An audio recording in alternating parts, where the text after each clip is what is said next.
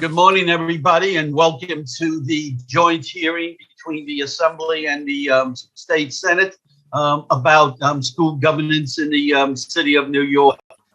This is certainly at least the third hearing we've had on this particular subject, and there is now a new administration in City Hall, and we will again look at it today. And we will certainly be weighing very carefully on what we hear today and the opinions of the people who have joined us. Okay.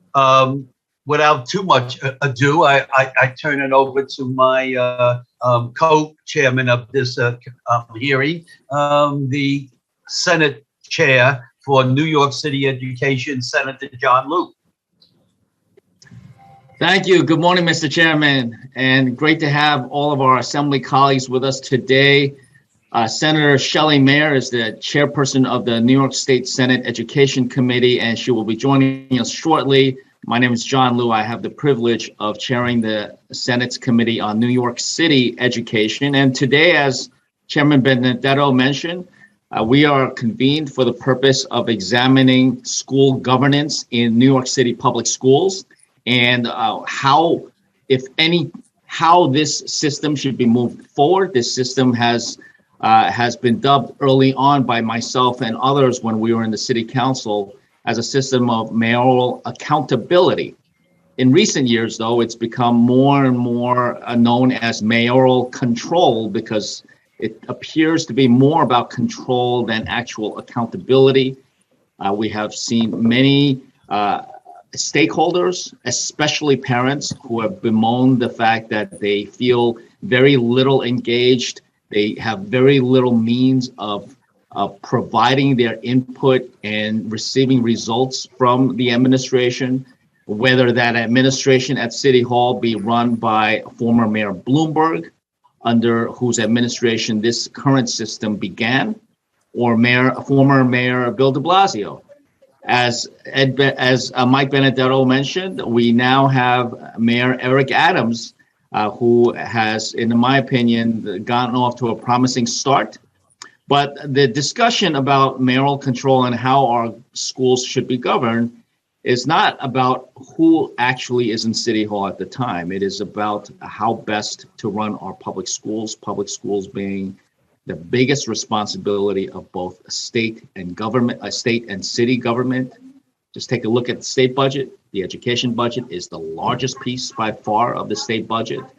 Look at the New York City budget. It is also by far the largest part of the New York City budget. So we want to engage City Hall to see what their feeling is about mayoral control. I'm guessing that they would like to continue the system of mayoral control, but the question then becomes what, if any, changes should be enacted as part of any kind of extension, if there would be an extension. So with that, I'm delighted to welcome the Honorable Eric Adams, the Mayor of the City of New York. Mr. Mayor, I hope you are traveling safely. We see some motion behind you. But be safe and welcome. Thank you. Thanks so much, Chairman Liu and Chairman Benedetto. As you have this awesome task of determining the direction of our school system, particularly with mayoral accountability. I share the frustration of how we properly ensure that we have the accountability that so many people are looking for. We all know for far too long that the system of our educational process has been a level of dysfunctionality. 65% of Black and brown children never reaching proficiency. And it has become the feeder of so many crises that we're facing in our city. And I think it's paramount that today we talk about the issue that is close to my heart, education. I've said it over and over again on not only the campaign trail, but as a borough president, as a state senator, and even as a police officer. The volunteerism that I participated in improving our schools and taking note of how many children that were incarcerated that couldn't read or write, or were dealing with issues such as learning disabilities like dyslexia. You know my story. I was born as a New Yorker and graduated from public school, and now I'm the mayor of the city of New York. And I know what a difference a quality education would make, particularly in our public school system. And that's why I'm determined to make sure our children get that education they need and the opportunity they deserve, especially, as I indicated, those Black and brown children that have been denied on so many levels. And the connectivity is not only in the classroom. We know over 100,000 children are homeless. Many of them are Black and brown children. If you are homeless, you're less likely to graduate from high school. So I must connect my homeless services.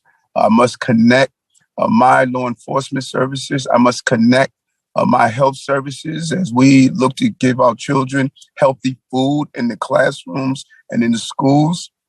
This is just not education. It is connecting all of the rivers that have contributed to the sea of failure in our city and is part of our overall plan. And Chancellor Banks was a decision I made to bring on board after 8 years of interviewing him throughout my entire time as borough president and throughout my time campaigning. I know he's the right person to do the job. I trust him. I know him. I saw his work during the Eagle Academy, and he personified parent participation. Going and attending some of his PTA meetings, seeing hundreds of parents on Saturdays as he built a system not around administrators, but around parents. He knows what it is to listen to parents. And he's the person to do this job and lead our school system in the right direction. But we need your help. Listen, it's not lost on me. I'm the first Black mayor in the city of New York that had the possibility of having mayoral accountability, and a public school student going through school with a learning disability, untreated until I got into college. The failure of an educational system to give me what I needed to be prepared for life.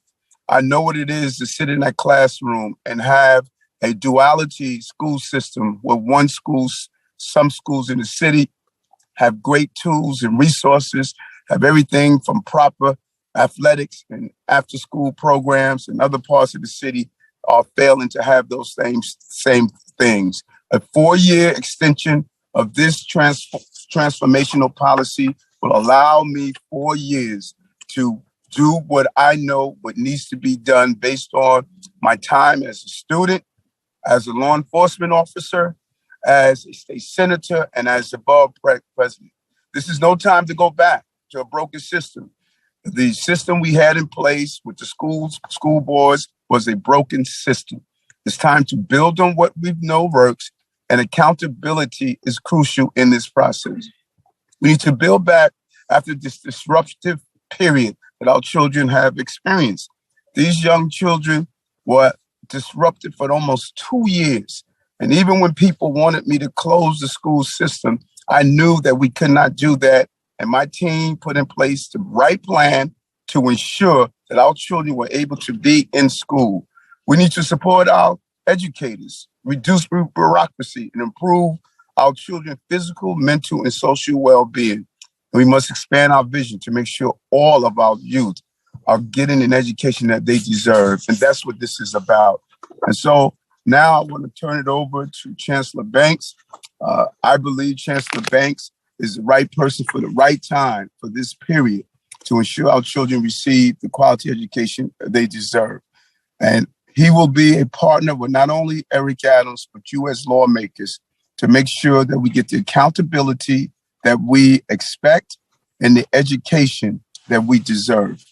Chancellor Banks, I'll turn it over to you. Thank you, Mr. Mayor. I want to note that we've been joined by our Senate Education Chairperson, Senator Shelley Mayer. Senator Mayer?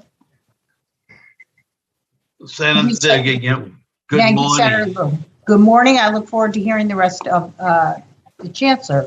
Thank you, Mr. Mayor. I will. And before we move on, I say thank you to the mayor for showing up here today, and we're sure we're going to have a lot of questions to ask of the mayor. Before we go any further, however, I do want to recognize some of my colleagues in the State Assembly who are here with us today. Assemblyman Epstein, Assemblywoman Seawright, Assemblyman Bronson, Assemblyman Otis, Assemblywoman Jackson, and Assemblywoman A. Metanis. Okay, thank you for showing up. And Senator Liu, maybe you want to recognize Sure. some of your senators. In addition to Chairperson Mayor and myself, we are joined by Senator Louis Sepulveda and Senator Robert Jackson. Thank you. And Chancellor, thank you very much for bearing up with all these little introductions. I think we're very eager to wanting to hear what you're about to say. So the floor is yours, sir. I'm sorry, Assemblyman Chancellor, before you get on, Assemblyman, I know there's a desire to hear my comments, but I have to hop off at this time because I have other engagements, pre-existing engagement, but Chancellor Banks will be here to answer any questions that you have. We understand that, and thank you very much, Mr. Mayor. We're honored that you even showed up here today. Chancellor Banks, go right ahead. Well, thank you so much, and good morning, Chair Liu and Chair Benedetto and Chair Mayor. It's good to see you all, and all the members of the State Senate committees on education and New York City education, as well as the members of the State Assembly committees on education. I really have the great privilege of serving as the Chancellor of the New York City Department of Education, and I thank you for the opportunity to testify on the governance of the New York City School District. First, I want to thank the hardworking employees and families of the New York City Public Schools who have overcome unprecedented challenges and changes in recent years. This COVID-19 pandemic transformed the world.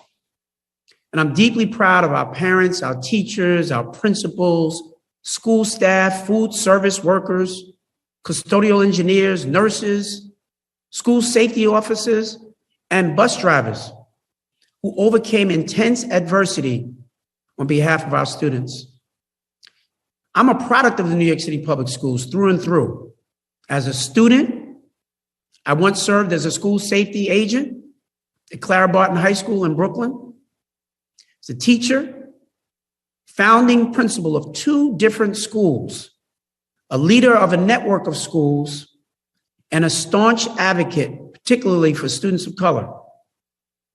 My views on education policy have been shaped by more than 3 decades of conversations and experiences with families, fellow educators, and students. Let me be clear. I remember the previous system. I lived through it. And I can confidently tell you that mayoral accountability is the most successful and effective system of school governance that we can provide for our students. It is not a perfect system, but it is the best system that I have seen, and I've looked at this issue all across the country. So let me thank you, first of all, for all of your actions on several vital fronts. Thanks to the New York State Legislature, every New York City public school now from every zip code is receiving 100% fair student funding, which amounts to over a $600 million increase in aid going directly to school budgets. Every New York City public school in every zip code now has the resources to hire a full-time social worker to better meet the needs of our students. You did that. When this pandemic hit, we put resources in place to ensure that every New York City public school student receives an internet-embedded device to supplement their learning experience. We have shipped hundreds of thousands of devices to schools, and families will continue to receive that support. And finally, we're adding additional community schools, which research has shown improve student attendance and academic outcomes. By next school year, we will have over 400 community schools. It's a huge increase in a very short period of time. As you are keenly aware, community schools integrate key wraparound supports from community-based organizations, advancing our goal of meeting the needs of the whole child. So let's turn to the issue of mayoral accountability and why I so strongly support its continuation. First, we have to recognize that it has in fact produced results.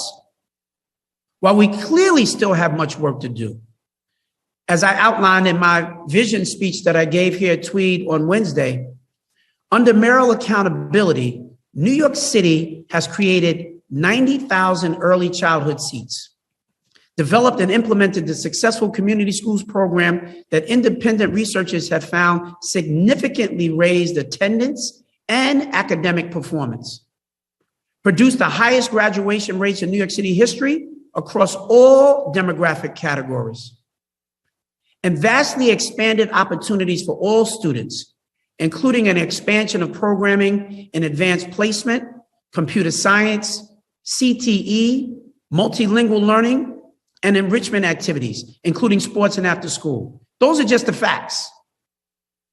In addition, mayoral accountability has enabled us to direct more resources than ever before to our schools.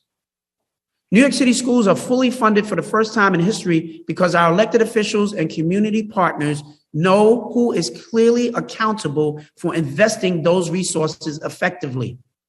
I'm deeply grateful to everyone here, including Senator Robert Jackson, for making that dream a reality. I strongly support mayoral accountability because it enables effective coordination of city agencies, as our response to the COVID-19 pandemic has demonstrated.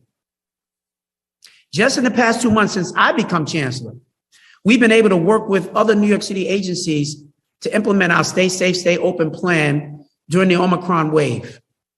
This success is a direct result of mayoral accountability. Throughout the past 2 years, mayoral accountability has provided the flexibility required for municipal agencies to quickly adapt to problems and coordinate a unified response to this pandemic. And in the months ahead, as we make a renewed push to get our students and families fully vaccinated, I urge you to keep in mind the role that mayoral accountability plays in making those opportunities possible. Most other U.S. school systems have not been nearly so ambitious or effective as we have at in-school vaccinations. And these pandemic-related examples are just the tip of the iceberg when it comes to coordinating with other agencies to best serve our students. Working with the New York City Police Department, the Department of Transportation, and the Parks Department, we not only ensure that the streets around our schools are safe, we collaborate to expand access to outdoor space and opportunities for our students during the school day. Providing services for our students in temporary housing requires constant coordination with multiple city agencies. And helping our families access healthy food, after-school programming, childcare, and other city resources is all easier thanks to mayoral accountability. The third reason I support mayoral accountability is its value in truly engaging effectively with our families. There's been some progress in recent years on that front that I believe we are poised to take to another level. Research shows that all the factors that determine positive student outcomes, family engagement is at the top of that list. And in this spirit, I want to share that while my team is obviously committed to the engagement mandated for the panel for educational policy meetings, we want to go further. I'm troubled by the fact that far too often parents are forced to wait until after midnight to be heard by decision makers. That is not real transparency. That's not real family engagement, and that's going to change.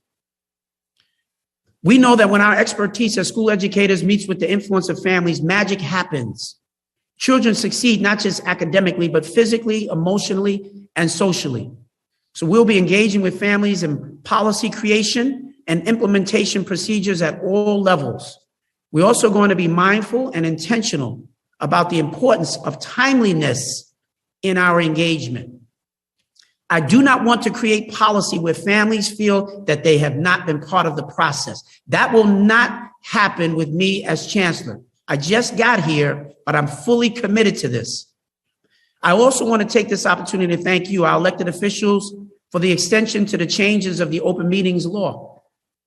This change has been important to increasing parent participation. We have witnessed a dramatic increase in attendance throughout many parent leadership meetings.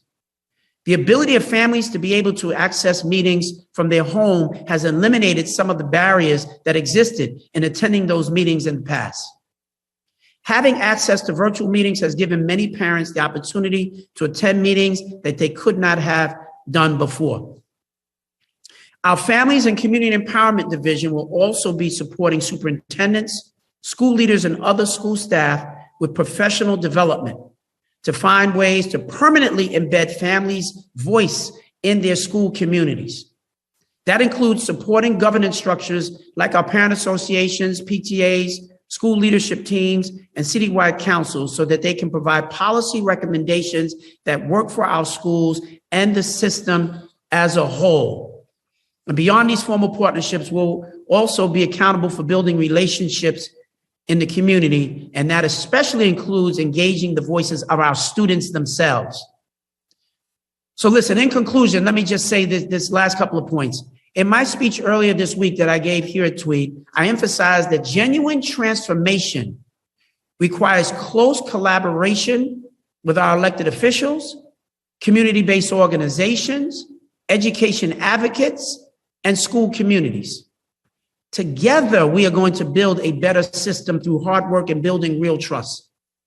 And with my plan and centralized city hall governance, I know that we can do this. And I look forward to you all holding the mayor and myself fully accountable. But I also want to be blunt.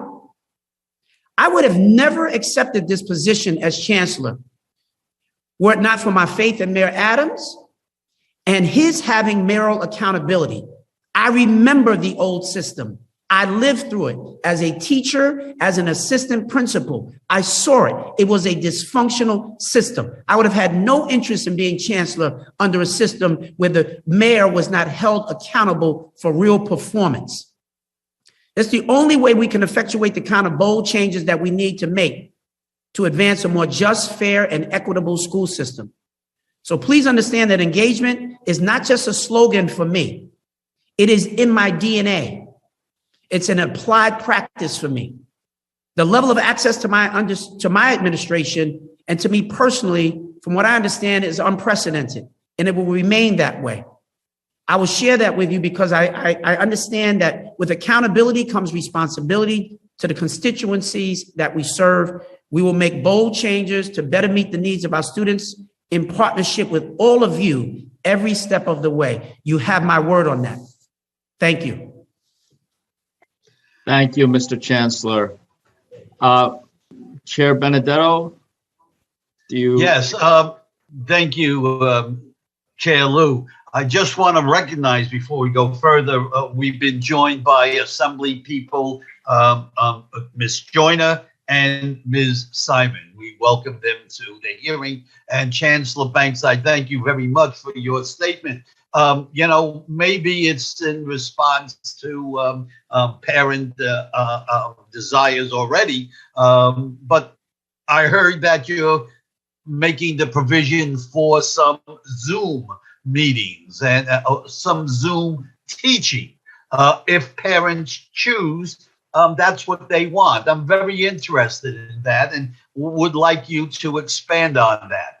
Yes. So one of the things that we announced is that we have a working group here that is also engaged with people outside of Tweed as well to help us to create a virtual learning experience for our kids. See, when I got here, what I was asked very significantly about was creating a remote learning option for parents.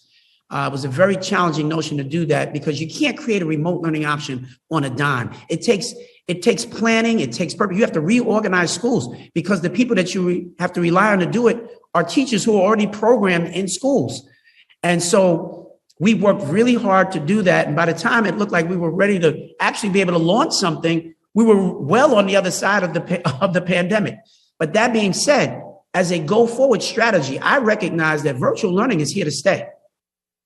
You know, God forbid we have another surge or another pandemic of any sort. But if it does, we have to be ready to transition to virtual learning and be able to have it operate at its highest level. But that takes full on preparation. I've only been here 2 months, but I have a full team that is leaning into this space so that we will be so much better prepared the next time. Beyond that, we have heard parents who have said, My child did very well in virtual learning. In fact, we'd like for my child to just learn virtually. Can we do that? So we are looking to launch for this September an actual virtual academy where the principal, the teachers in the school will all teach virtually. And that will help to meet the needs. I don't think that's not a large population of students, but it will help to serve the needs of those parents who have asked for that, number one. But number two, we think we can learn a lot from that process that can then inform more blended learning opportunities in our, during the regular school day, where there are times where you have an opportunity to go, maybe some schools may decide they want to be virtual one day a week. I want to hear this innovation from our teachers and our principals who are at the ground level with our parents and be able to respond to that. We have now entered, ready or not, we are now in a new world. And there's no reason why we can't take full advantage of all of this technology to teach and experience teaching in a very different way. I want to accept this wholeheartedly. And we're doing this because this is what I'm hearing from our parents and our families. And I want to be responsive to that, Mr. Chair. Thank you, Chancellor. Senator Liu. Thank you, Mr. Chairman. I want to say that we're also joined by Senator Toby Stavisky, Senator Alexis Wake, and Senator Brad Hoylman, and I know we'll be joined by others later. We kind of jumped right into this hearing, so I want to step back just a little bit to say what the ground rules are for this hearing. We have a large number of panels, including many of the most important people in this conversation, I think, who are the parents, and we'll be hearing from many, many parents later on. In the meantime, while the Chancellor is here, we will ask the chairpersons, including Chair Benedetto, Chair Mayor, and myself, to limit our questions and the time for responses to 10 minutes.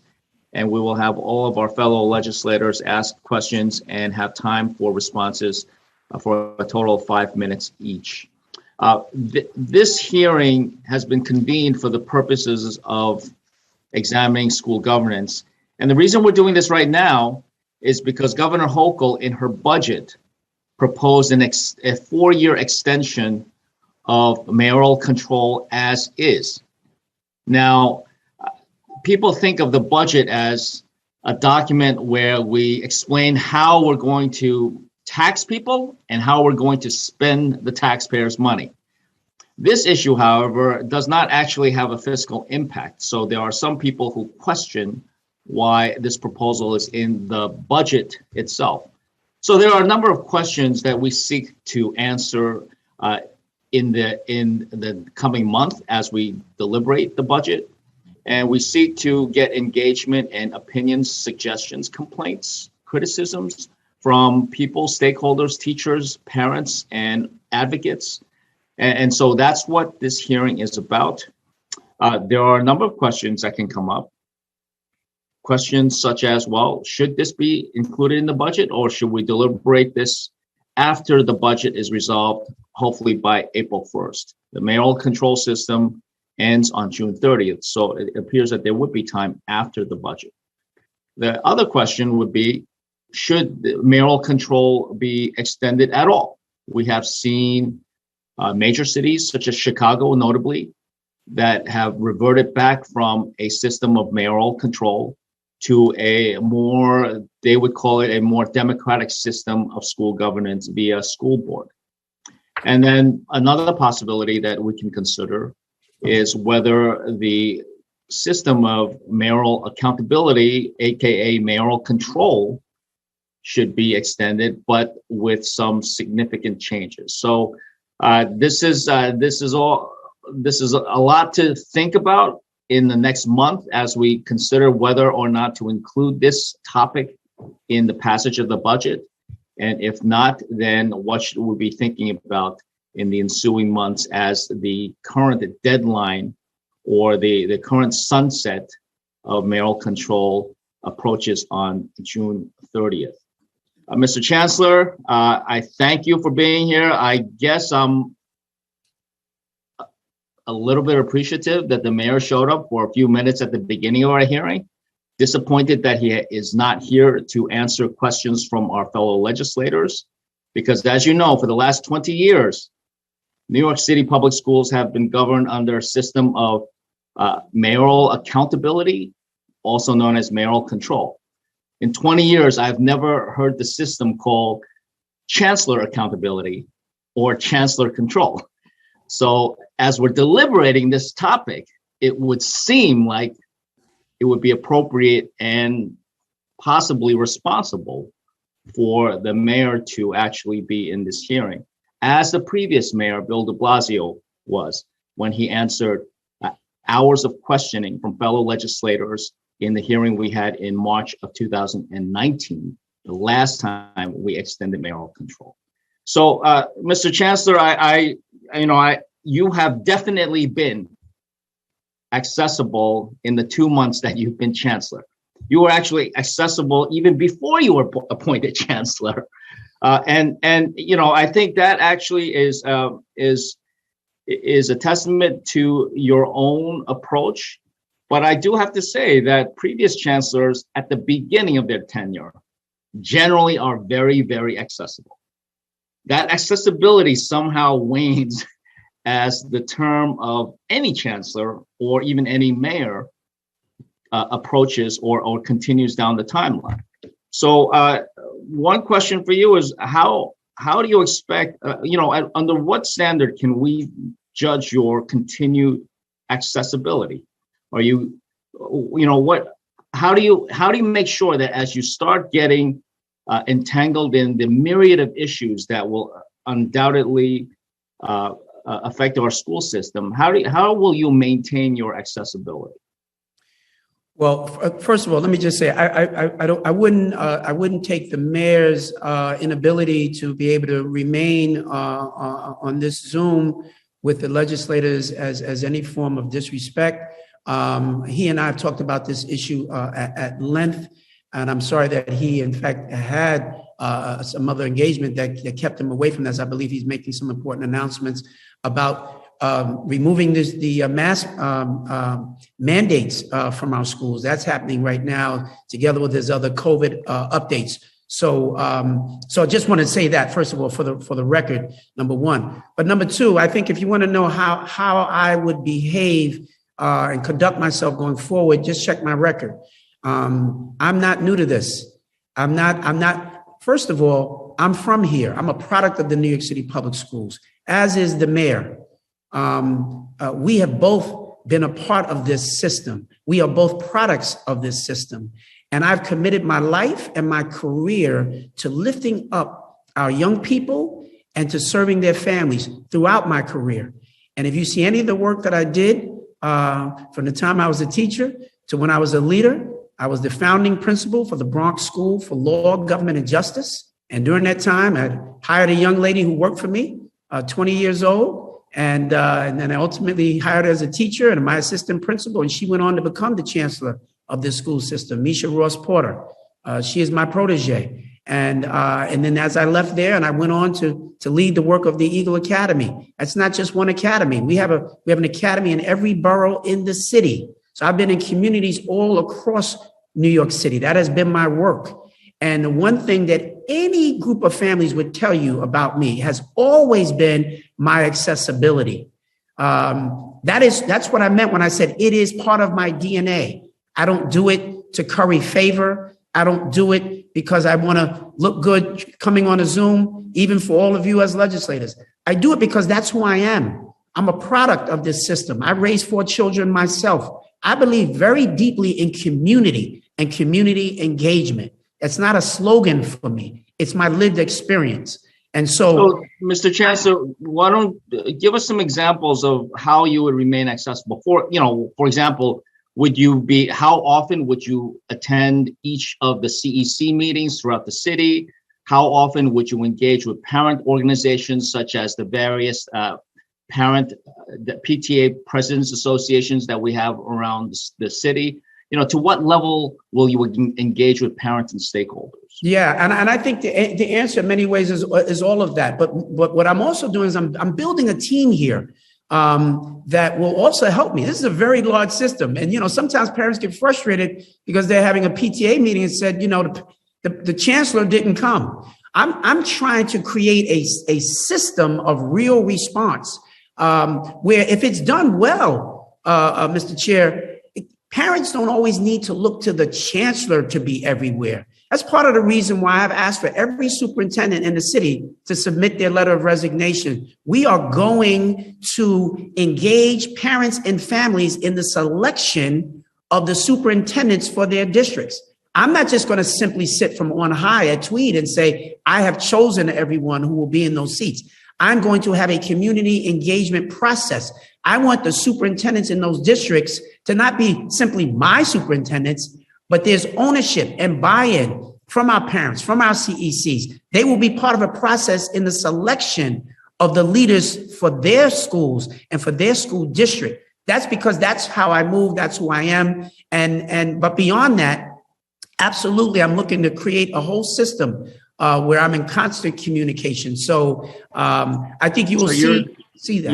Mr. Chancellor, you're suggesting that your selection of district superintendents will include input from parents of that district? I'm not just suggesting that, I'm stating that. There's going to be an absolute process. And with mayoral accountability, you don't have to do that. But that is exactly the way the mayor and I intend to move. We want to be fully inclusive of our community and our community voices. Now, let me just add a caveat to that, because sometimes we just speak broadly about parents and what parents want. Well, not every parent wants the same thing.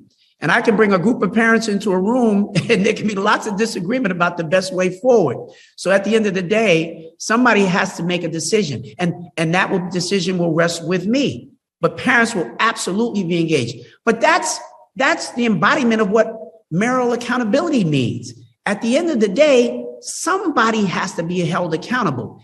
And the old system that I worked in, no one was held accountable. Everybody got to do whatever they wanted to do, and it was not a good system. Well, that's true. It's been just about 20 years since we left that old system behind, and I don't know that a whole lot of people want to necessarily go back to the old system, but what the governor has proposed, and I suppose what you and the mayor are advocating, is a continuation of the current system of mayoral control without any changes.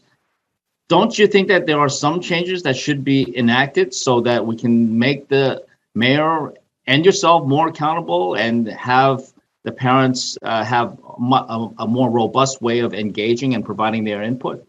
Listen, I'd be curious to hear what some of the changes might be that others would suggest. I've talked to lots of people. I've heard folks say that, the mayor should not have the majority of votes on the panel for educational policy. Well, for all intents and purposes, that means you no longer have mayoral accountability. If the policies that are being created can't be directly impacted by the mayor, that's not mayoral accountability. I've heard a whole slew of other suggestions that have been made. I've not seen any suggestions, and perhaps there are going to be some folks who are going to testify who do in fact come up with something, but I've talked to lots of people. I would just say, there is no perfect system. It doesn't exist. What we're trying to do is get to the creation of the best system that we can possibly have. And at the end of the day, and parents are disappointed with performance and they're disappointed with the way that our schools are being run, there is a caveat that's there, and that's called an election. And you can vote a mayor out. That's what accountability means. But I think once you begin a process, it becomes a very slippery slope where you begin to diminish that level of accountability. And listen, I understand it. If you've gone through a system in prior administrations where it seemed as though parents were not being respected and not being engaged, I understand why it would create this kind of response. But what I'm saying to you is that it is my deep belief that Mayor Adams and I, products of this system, all right, Mr. the level of engagement we have, you will see parents fully engaged in this process. By the way, Mr. Chancellor, did you and Mayor Adams grow up in the school system? Did we grow up in it? I'm just kidding. I'm just kidding. Yes, you've emphasized that many, many times already. I want you to know that because it's important. One last thing I'll add is that some people say that, well, giving a 4-year extension would almost take away a lot of the accountability, if not all of the accountability. So that's another question. If the mayoral accountability / mayoral control gets extended, perhaps it should be for a period less than 2 years. My time is up. I want to thank you, Mr. Chancellor, and hand it over in a second to our chairperson of the Education Committee, Shelley Mayer. But I want to say that we've also been joined by Senator Simcha Felder. Welcome. And with that, Chairperson Mayer. I'm happy to go, and Chancellor, nice to see you. I don't know if we're switching to the Assembly, Senator Liu, before I go. I think you are the chairperson of the Education Committee, and we'll hand it back to you. Okay, thank you. Chancellor, nice to see you, as always.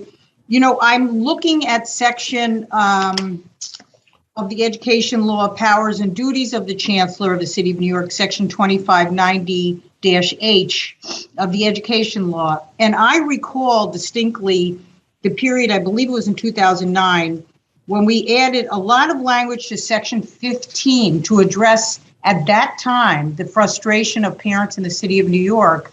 I was serving in a different capacity, and there was a different mayor and a different chancellor. But that being said, the issues existed, and we tried to put in language that ensured that parents have a voice. Now, having been with Senator Liu through many times during COVID, hearing parents throughout the city complain about their lack of input and opportunity to be heard, I wonder whether, given your position that, you know, sort of, we want this continued for 4 years, but what is this?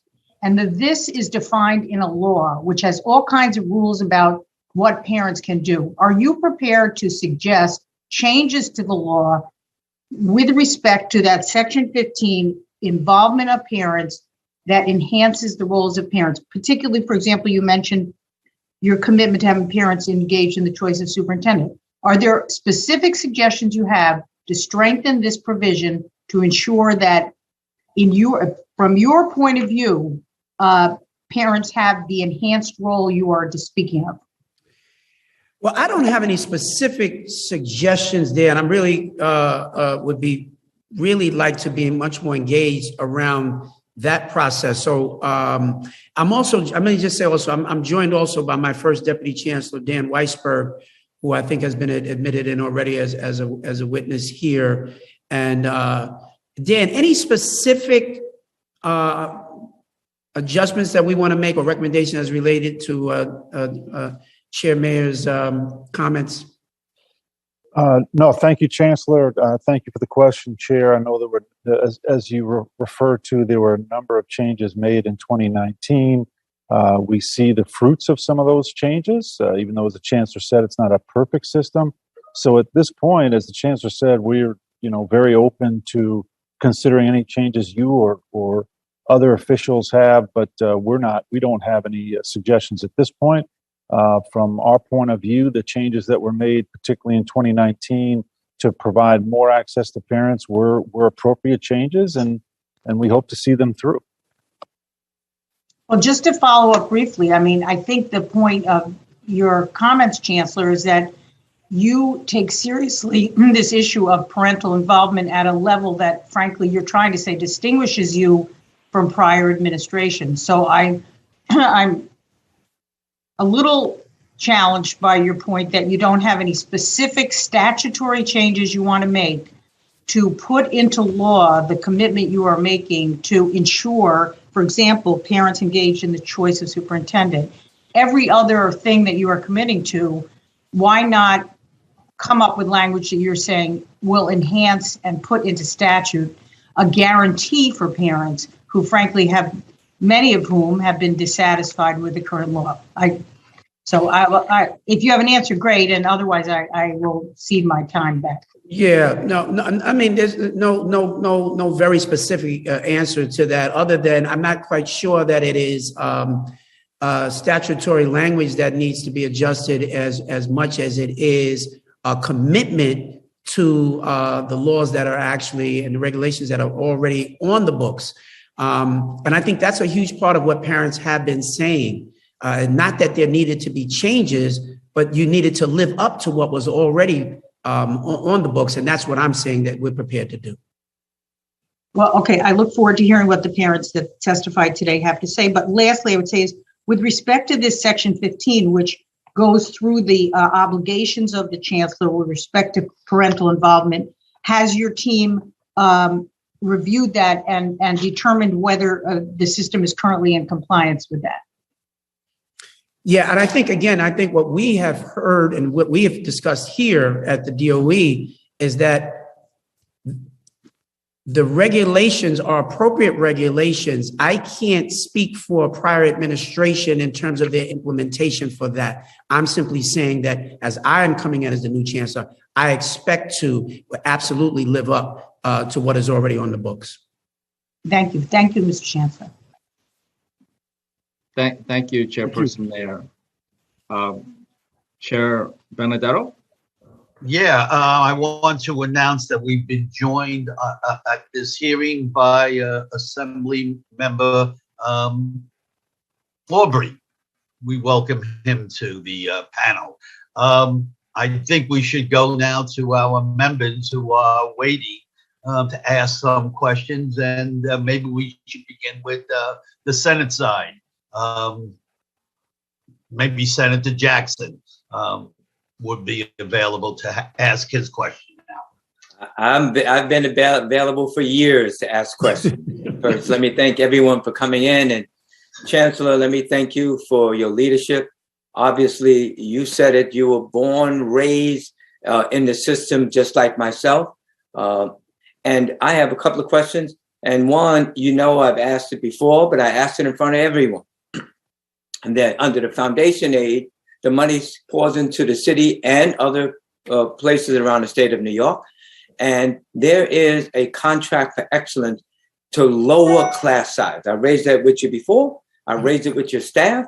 I raised it in the Democratic Conference. I have a bill that basically said you must put in place the class size reductions. And if not, then we're going to cut off the funds. Okay, right. Now you may say, what? Absolutely, because the contract for excellence is part of foundation aid, and that lawsuit that was filed was to make sure that every child gets opportunity to receive the minimally standard education. And as you know, when you talk about class size, New York City is the largest city in the entire state. The bill basically says for any city with 1 million or more, I'm not going to put that pressure on the rural areas. There's 15 other districts like Buffalo, Rochester, Syracuse, Binghamton, Albany. We can do that too, but right. I'm more concerned about New York City. So when are you going to start that process and get in place an agreement which calls for even a hearing with parents and what have you and so forth in order to reach the mandate? I take the position very, very, very seriously, and I'm sorry that I don't have a clear enough answer for you right now to tell you that, but fully expect to get back to you very soon on it.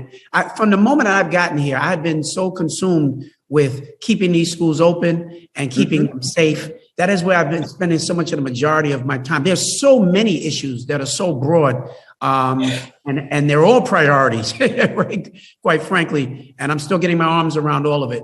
But Senator, just know that it is something that's very serious that we're dealing with. My first deputy, Dan, you want to weigh in a little bit on this issue, as we've been talking about this quite a bit, particularly around our ability to implement on it.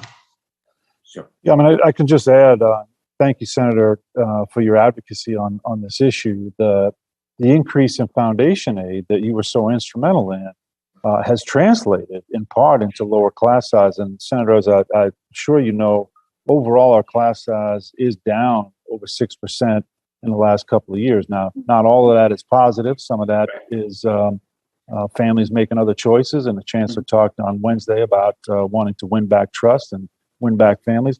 But a fair portion of that is because of the additional foundation aid and full fair student funding. That additional funding, a big chunk of it, I don't have a number for you here, Senator, but happy to try to get that for you, has gone into hiring additional teachers and therefore lowering class size. And we are starting to see the impact of that. But we will certainly work to get you any specific information you're interested in. Thank you. I appreciate that. And Chancellor, I understand the priorities of dealing with the pandemic and everything, but I'm just saying to you, we cannot. And so for 4 years, let me just say, I'm not in favor of 4 years. Let me tell you why. Because when it comes to, you say, hold the mayor accountable, don't reelect him. Education is just one part of many factors that people consider. But I'm saying, what about 2 years? And we evaluate where you are at 2 years in order to deal with another extension of 2 years. I'm not willing to give the totality of 4 years to anybody. Here's one example, and you know it. When under a previous mayor, he said he did a search and a mayor, the chancellor, I'm going to mention her name. You know who I'm talking about. She was hired, and then 3 months later, she was fired. I mean, that we don't want. And I know that you're not going anywhere, but the thing is, we need an accountable system. And so I'm not willing for 4 years. Talk about 2 years, and then 2 years after that, yes, let's do that. But I'm not in favor of just giving a straight 4 years to anybody. And because basically everyone is saying mayoral accountability, and that's a good thing. The mayor is accountable, and we have to hold his or her feet to the fire. But when you say if he doesn't have the majority on a PEP, that doesn't work. Of course it works. I mean, all you have to do is have less than a majority and put forward your vision so people can understand that, and you will get 1 or 2 more votes on a panel for educational policy. Come on. Anyway, I think that you're a great selection, and I support you 110%. Thank you, Senator. Appreciate you. Thank you. Let us now go to the assembly side. Ms. Maytana's had a hand up, but I see it's down now. So we'll go to Assemblyman Harvey Epstein.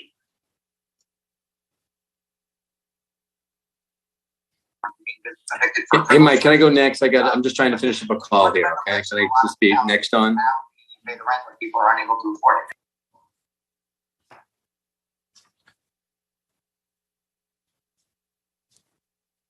Madam Education Chair, your mic is off. Assemblywoman Seawright, my apologies. You're up. Thank you, Chair Benedetto, and thank you, Chancellor Banks and your team. I would like to know how you're going to give parents and students larger input in deciding what is imposed on the school community. Well, one of the things that I said just recently, first of all, it's going to start with the selection of the leadership in the district. And so I'm not going to be imposing any leader on a district. I've just announced that we are, first of all, eliminating the position of executive superintendent. That was an added layer of bureaucracy that was added several years ago that I don't believe has added enough value to our schools. I think it has made our superintendents mid-level managers. And so there's no, when parents go to a superintendent, they should be able to get real answers. And many of them can't get those answers because the superintendents don't have the authority to make decisions. They have to go up the chain and get it from the executive superintendents. And so the executive superintendents will be going away. And the superintendents will be much more responsible to the needs of the parents in the community. Any of the questions and things that parents need, they should be able to go to their superintendent's office. It should be a one-stop shop. They shouldn't have to go directly to the chancellor for answers about everything that's going on in their district. They really should be able to get those from their superintendent. That's the reason why the superintendents exist. And I'm going to make sure that the superintendents have the resources, they have the supports, they have the bodies that they need to be responsive to the needs of their communities. And so the parents will be involved in the selection of those superintendents.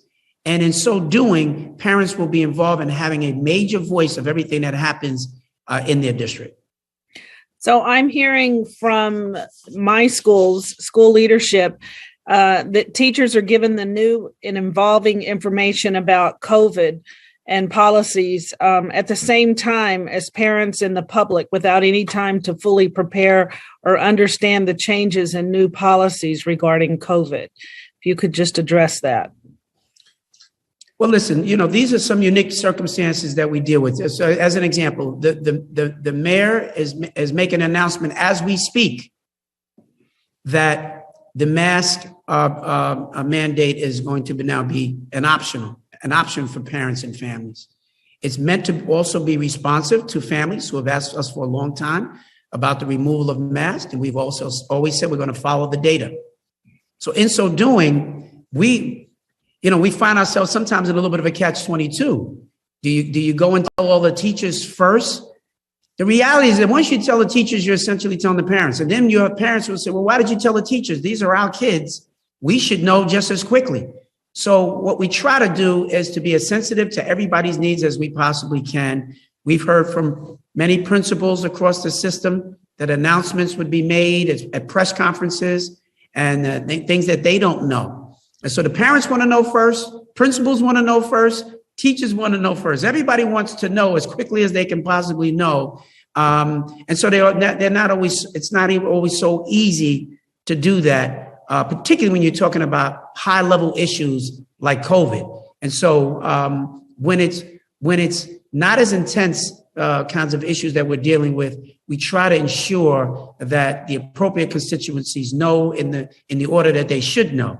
But it's when you're talking about stuff like what we're dealing with in this Omicron surge, we try to make sure that everybody is clear and as quickly as we possibly can and is getting as much information as we possibly can. And then we have to work together as a community. What I'm trying to work to solve for is I don't want it to be principals and teachers versus parents or parents versus, superintendents. We've got to create a system where we're all working together. And everybody's been operating far too much in these silos, as though, the parents are their own silo. And we should all be school communities, and communities work together. And that is what I'm going to be doing my best to ensure that fabric of togetherness works together and not as opposing agendas going at each other's throats. That's not what a school community should represent. Thank you, Chancellor. Thank you. Senator Lou on the Senate side. Yeah, we have Senator Louis Sepulveda. Good morning. Can you hear me? Yes, we can. Yes, we can. Good morning, Chancellor. Morning. Although, can you hear me? I can hear you. All right. Good morning, Chancellor. Although I have nothing but love and respect for my colleague, Senator Jackson, I believe that one of the fundamental responsibilities of the mayor of New York City is to educate our children along with your office. And so I believe that 2 years is insufficient to really establish or get results of the changes that you're trying to implement. So I'll state here for the record that I am in favor of 4 years. And I will continue to advocate for 4 years so that you and the mayor have the time to really establish what you want to establish with our kids. I have probably in my district one of the highest dropout rates in the entire state of New York. And certainly to me, it's important on a good year, the area that I represent, the 32nd district in the Bronx, soon to be the 34th, has 75% graduation rate. And most of the city hovers over 85, the low 90s. And so my dream is to make sure that we get those same numbers in our district. I'm certainly in lockstep with the policies that you and the mayor are trying to execute, and I will provide as much support as possible. But I want to note that while I'm encouraged with your appointments, I hope that you continue to provide opportunities to Latinx leaders at the Department of Education. I know that you understand the importance of students, both at the administrative level and the teachers, the importance that students get when they have people that look like them, teaching them, being administrators, that does nothing but increase the graduation rates. It has excellent example, as you can see, throughout the country. I know you're working to make changes at the superintendent level, and I ask you to keep Latinx leaders in mind when you make these changes. And I hope that you can commit to a meeting with me to discuss this very important issue for us. Absolutely. I'll commit to you right away. I appreciate all that you have said. And, one of the things that I announced the other day really was a reimagined student experience. I'm not here to play around on the margins. I think that we do school fundamentally, our approach to school is fundamentally flawed in many ways. Far too many of our students who are in our classes have no idea what this schooling, what it is in fact supposed to lead to. That's why we've launched this Career Pathways Initiative. We're going to support more career and technical education opportunities. And even for those that are not career and technical education schools, creating a deeper prism for young people to understand why we want them to go to school in the first place. Far too many of our kids just go through the routine. They just go to school. Yes. They have no idea what the world of work looks like, what the 21st century economy looks like. And quite frankly, many of our teachers don't know enough about it either. And we're going to look to solve for all of those things. We're going to look to engage with the business community in ways that the school system has never seen before. Because young people, particularly when they hit middle school and high school, they start to disengage if you're not creating a really relevant school experience for them. A civic education and a civic experience. There are far too many people of our students, they have no idea what all of you do. Very little. And they need to. And that's why so many of them graduate and they become Americans who never vote, never participate in the democratic process, because we've never built that muscle in the K-12 space. I intend to change that. And I think when you do that, you make school much more exciting. I'd love to have all of you in our schools talking to young people. I want all of our kids engaged in debate, and I want them studying the relevant issues of the day, much the same way that you study and you debate them, in your caucus and on the chamber floor. That's what school should be like. Exciting, real, relevant, meaningful. That is not what we're doing. We're not preparing our kids to take their rightful place in the democratic process. We have taken them through a routine of going to school. And that is not enough if you really want to excite and inspire young minds. You've got to be real with them, and you've got to let them know what the real world looks like. Expose them. They can't dream of being what they can't if they can't see it. And so there's a lot of things. I want to see student government in every school across New York City. Chancellor, I couldn't agree with you more. I've traveled in schools in my district and done civic classes to teach the kids about the different levels of government. But before my time runs up, if you can permit me to ask you one question. Yes, sir. So what are some of the things that you think need to change about the PEP process going forward? You know what? I just spoke with several members of the PEP. And we've got to work together to figure out how to change that process, because I did my first PEP meeting as chancellor. I've watched many in the past, but my first as chancellor. And I considered the process a disrespect to parents. The whole meeting is spent with parents waiting for hours to get 2 minutes to ask one question, and they don't even get a response to the question. They're just basically posing questions for hours on end. And when they're done, there's no discussion. There's no back and forth, even amongst the PEP members. And we just have a vote. I think it is a very disrespectful process. I think if we put our heads together, we can absolutely come up with a better format to have parents having to stay up and students till 2 and 3 o'clock in the morning. It's tantamount to what I just said about having kids just go through the routine of school that doesn't have real relevance. You're just there, you make your speech, you ask your question, and then it's like, are you done? We leave. People are not listening intently when somebody's on at 2 o'clock in the morning. It's not fair to parents. So I'm not going to suggest to you that I have the response of how we should do it. I'm simply saying it needs to be done differently, and parents need to come together to figure out a different approach so that their voices are heard in a much more significant way. Now, if I just wanted to play Chancellor. Thank you, Mr. Chancellor.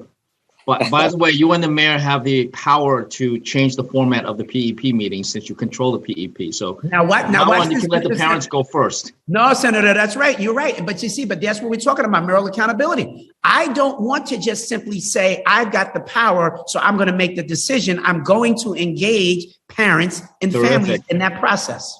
That's terrific, Chancellor. Thank you so much, Chancellor. And I look forward to seeing you in my district with me walking throughout our schools. God bless. Let's do it. Okay, let's move on here to the assembly, and Ms. Maitanes is back to us. So go right ahead, Ms. Maitanes.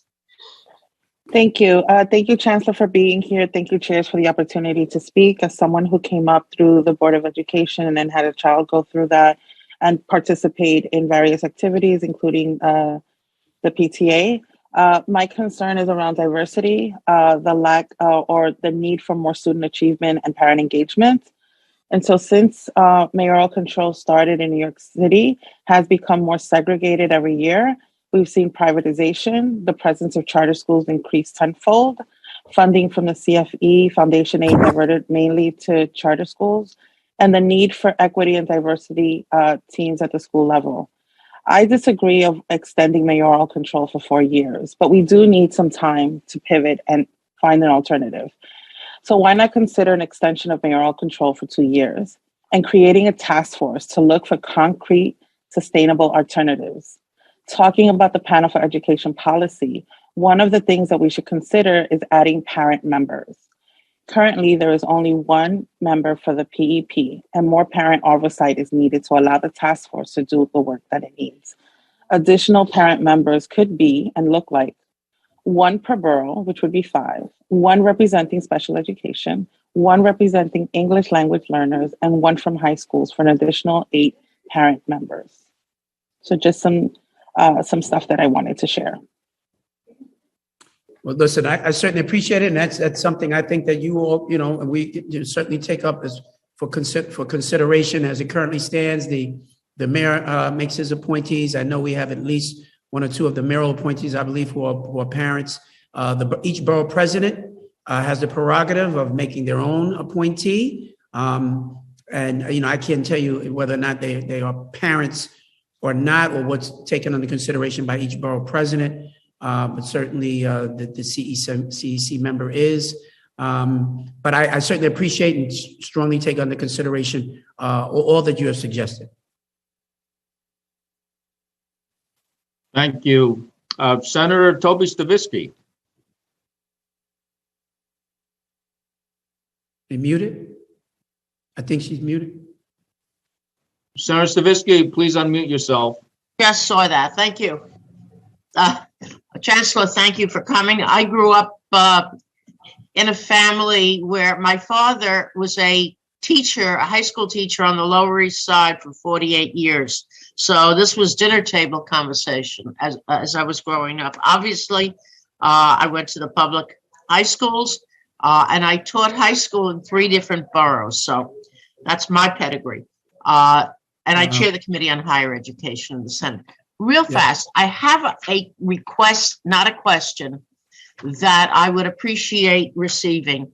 And that is, incidentally, I love your phrase, mayoral accountability. It has a different connotation, and I think it's a positive one.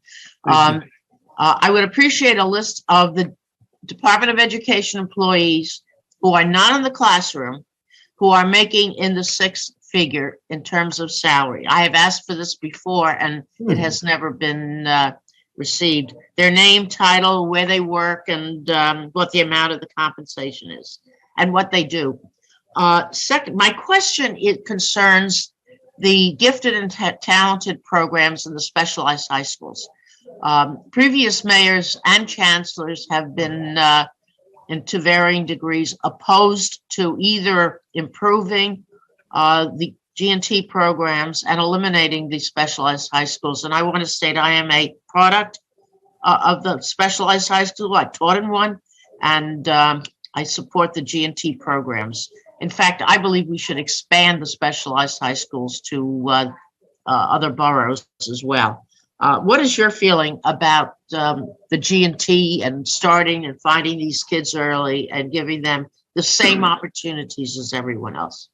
Well, certainly appreciate both of the questions. And I don't know that I've ever received the request for the salaries and the. Oh, this goes back years ago. Okay. Well, let me look into that for sure. Thanks. In response to you. And the mayor and I were very clear about our feeling, particularly on G&T, around the expansion of G&T opportunities for more of our students. But it's interesting that what we have is, in many ways, is not a G&T program. What we have is an accelerated learning program, but it's really simply a screen program for like really smart kids. Right? Because many of the teachers who are actually teaching in our G&T have not received a real level of training for teaching G&T. And there's a required kind of curriculum for preparation in the teaching of G&T that we're going to absolutely implement. We're going to do G&T in the way that is absolutely supposed to be taught. And so we've already got folks here at the DOE who are working on that and making G&T what it is supposed to be. And our expressed desire in expanding G&T opportunities. And so that's been a big body of work that we're also focused on. Again, you're going to hear in the coming days about where we are on that. Senator Lou, you may hear soon also in this high school admissions. We're taking another look at that as well, and in response to what we've been hearing from our parents across the communities. And the mayor has been very clear that he wants to expand specialized high schools. So we're not going to be changing the admissions criteria for specialized high schools, but we're going to expand on the number of specialized high schools. So all of these are the things that we're working on to try to create innovation, new programs, expand on good things that will keep our parents, first of all, who are already with us, and give them a reason to stay in the school system, but also to entice many of our parents who have left the system. You know that during the past 5 years, we have lost 120,000 families from the Department of Education, from our New York City public schools. That's an enormous number.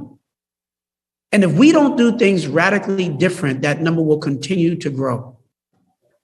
And I think that expanding on G&T, expanding on specialized high schools, expanding on anything that's special that can bring parents back and keep our parents that we have is something we're going to be committed to doing. But we're also looking to just make sure that the schools that we currently have are high quality schools.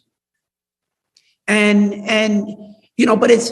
that's easy to say. The work is in how do you make those schools better?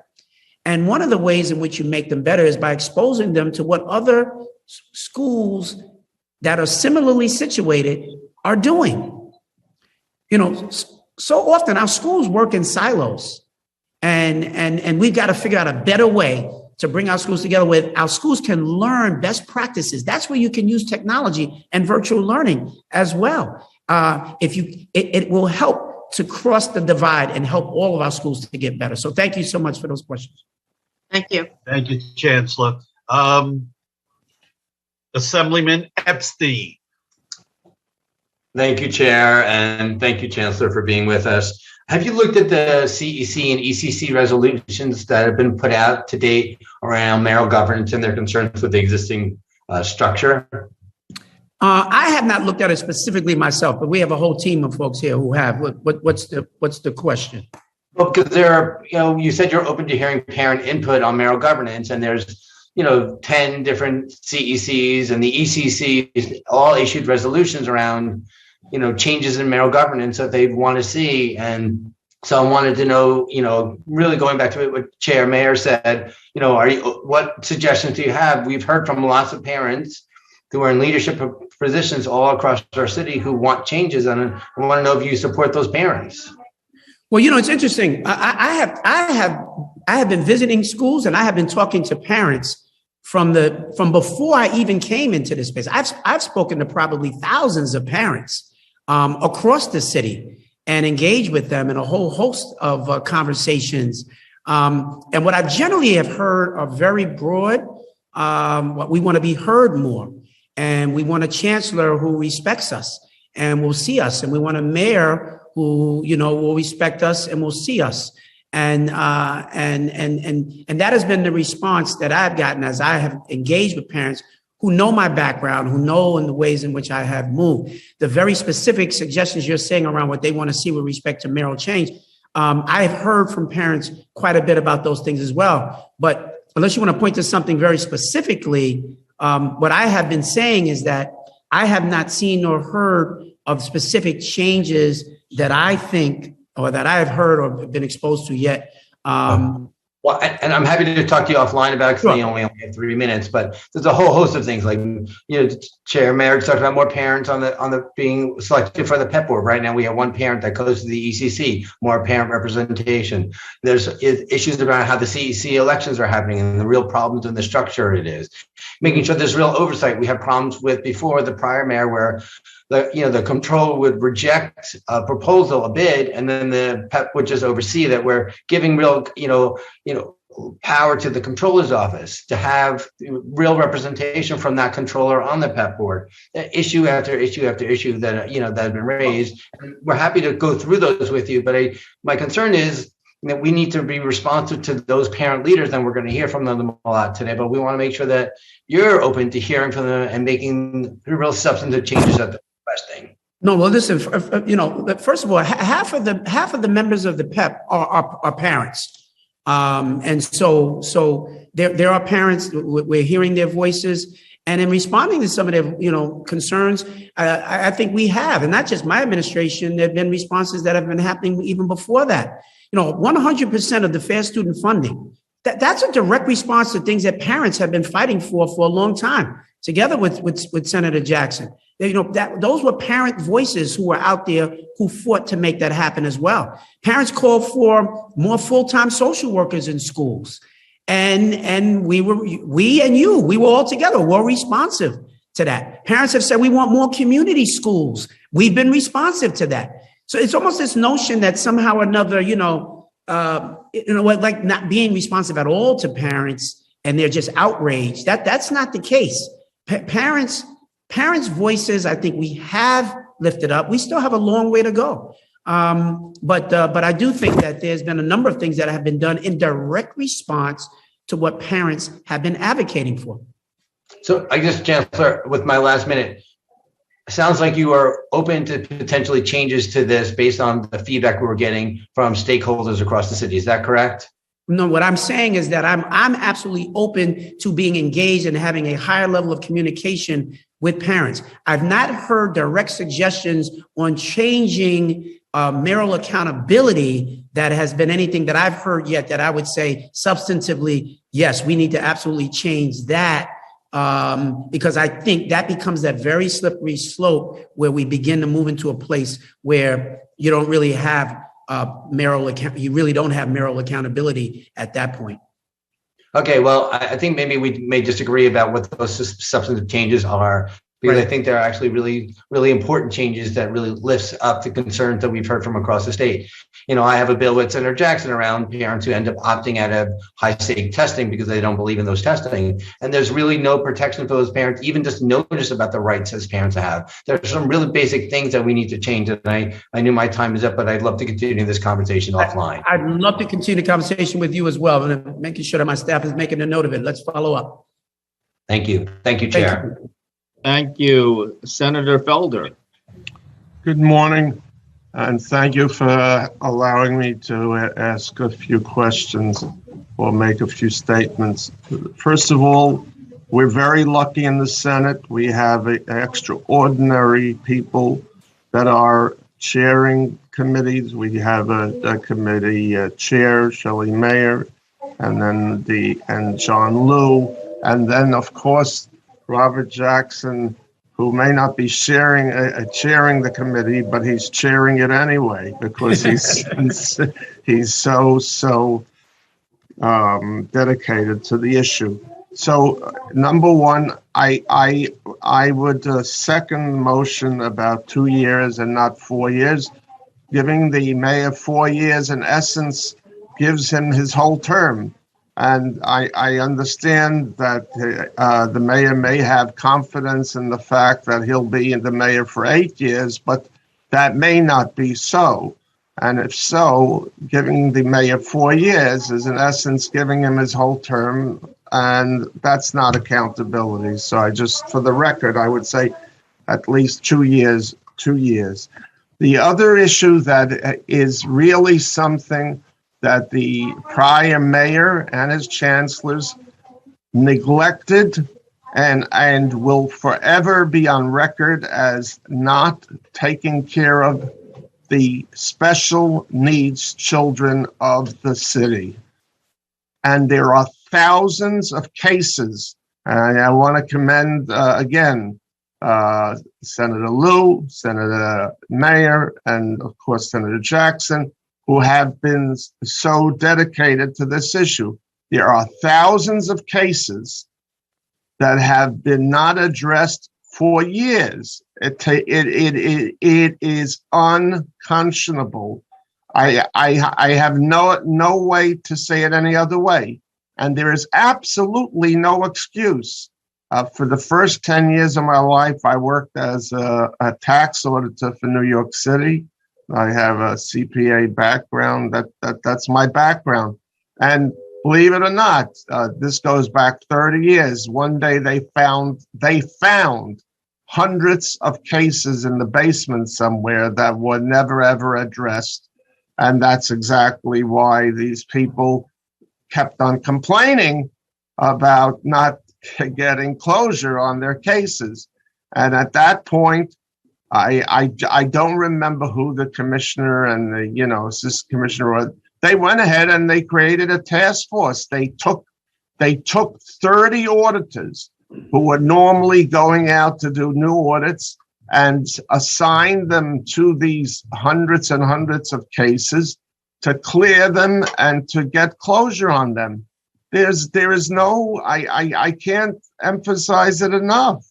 The system is broken for the special needs children, and it's just growing. The cases are growing, and there is no excuse. I am begging you, I am only begging you because I believe that I have confidence that you can fix it.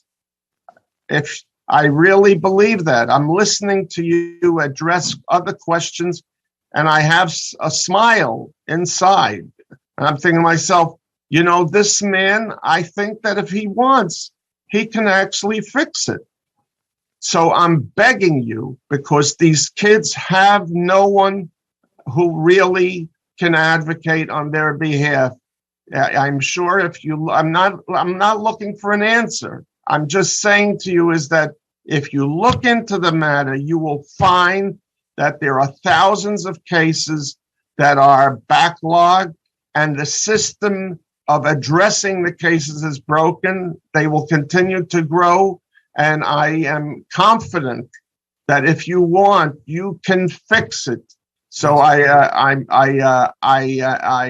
want to thank you in advance, because I look forward a year from now, when we do this again, hopefully, for me to say to you, you know what, we couldn't fix all of it, but I had confidence in you being able to do it, and I am not sorry that I did. And I thank you very much. I thank you so much for that. And I will tell you, we've already started. But before I came in office, Michael Mulgrew said to me, the very first thing you've got to deal with is this issue. Otherwise, they're going to put a federal monitor. You don't want that. And we got to work on it. We spoke with Dr. Betty Rosa, the State Education Department. They said this is a major priority. Dan and our team have been working on this in huge ways. Dan, would you just weigh in a little bit? Because we've made some progress in the 2 months that I've been here. And so Dan, would you just speak to a little bit about some of the efforts that we've already made and what we've already accomplished? Yes, Chancellor, absolutely, and appreciate the question, Senator, and we absolutely are committed to solving this problem, not just making it a little bit better, but solving the problem with the backlog. So I know we don't have a lot of time to go through the particulars. We're happy to sit down with you, but we are in the process of hiring over 100 permanent and temporary lawyers specifically to clear the backlog. We're working with the state to make sure the hearing officers are available to hear the cases, because if we don't have hearing officers, then we can have as many lawyers as we want, and the backlog won't get cleared. So basically, we are committed to providing specific resources and substantial resources until that backlog gets totally cleared, and we're already starting to see some movement in that. But certainly agree with your hope, Senator, that a year from now we'll be able to talk about very, very significant progress. And not just resolving the backlog, but getting in front of this and making sure that these kids get the research, get the services that they're supposed to get, so we don't ever have a backlog. There's a lot that's happening here that I'm still, getting my arms wrapped around. It's a lot of challenges, but fully committed to getting there. Thank you so much for that, John. Let us go now to Assemblyman Steve Otis. Thank you. Thank you, Michael, and congratulations, Mr. Chancellor. Hearing a lot of good comments from colleagues, the interest of parental engagement and how that happens, and in your own comments that's important to you. I think that the question for parents has always been, who do you speak to? And does it count? Because what we don't need is parents speaking to people that have no say in the issue that they're speaking to them about. So could you give your vision as you're going to move this system, the role of the principal, the superintendent, the CEC, the PEP, and the chancellor's office in engaging in an honest way with parents where it really does count? No, absolutely. Listen, and that started, when I was a principal, to me, most of the issues that any parent had to deal with as related to their child were issues that I was either in a position to resolve for them or otherwise to get them the help and the support that they needed. Former Chancellor Joe Klein used to say, parents don't send their children to a school system, they send them to a public school. And I believe that. We have some parents who are involved on a much broader level, but most of our parents, they just got their little boy, their little girl, and they bring them to a school, and they just want them to have a good school experience and make sure that they're safe. But parents also want their voices to be heard as it relates to how these schools operate and how our districts operate. And that's why I'm going to be giving, more support to our schools and telling us, I announced this the other day, I'm going to be creating a level of autonomy for many of our really successful principals so that they can operate without the bureaucracy of Tweed sitting on their heads. They've got amazing ideas around how to better engage parents and how to create better experiences for our kids. I'm sure all of you have at least a school or two in your own district that you can point to. That's amazing. The goal is to make all of them amazing and to have them share with each other. When I was a principal, I used to have my principal meetings on Wednesday nights at 6:00, and I'd get 25 parents that would show up, and people would say, I guess parents really don't care. And that's not true. And when I became the head of the Eagle Academy, I came up with an idea to just do parent meetings on Saturday mornings. And all of a sudden we'd have standing room only of parents. And principals would say to me, I didn't even know you could do a parent meeting on a Saturday. I said, I don't know if you can or you can't, but I did. And we were just thinking out of the box. Just do something differently. We'd put food out and we'd take care of the kids and the parents. And in fact, Dennis Walcott came to a meeting when he was chancellor. He said, I've not seen any school in the city have like standing room only for a regular parent meeting. And I said, it's because of all the things we do. And we bring in community vendors and everything else. So we engage the community in the parent process is exactly my point. I want to ensure that I'm going to hold each superintendent accountable for how they are engaging with their families. If families feel the need that they have to go past the superintendent to come to me, to express their concerns. That will be a problem.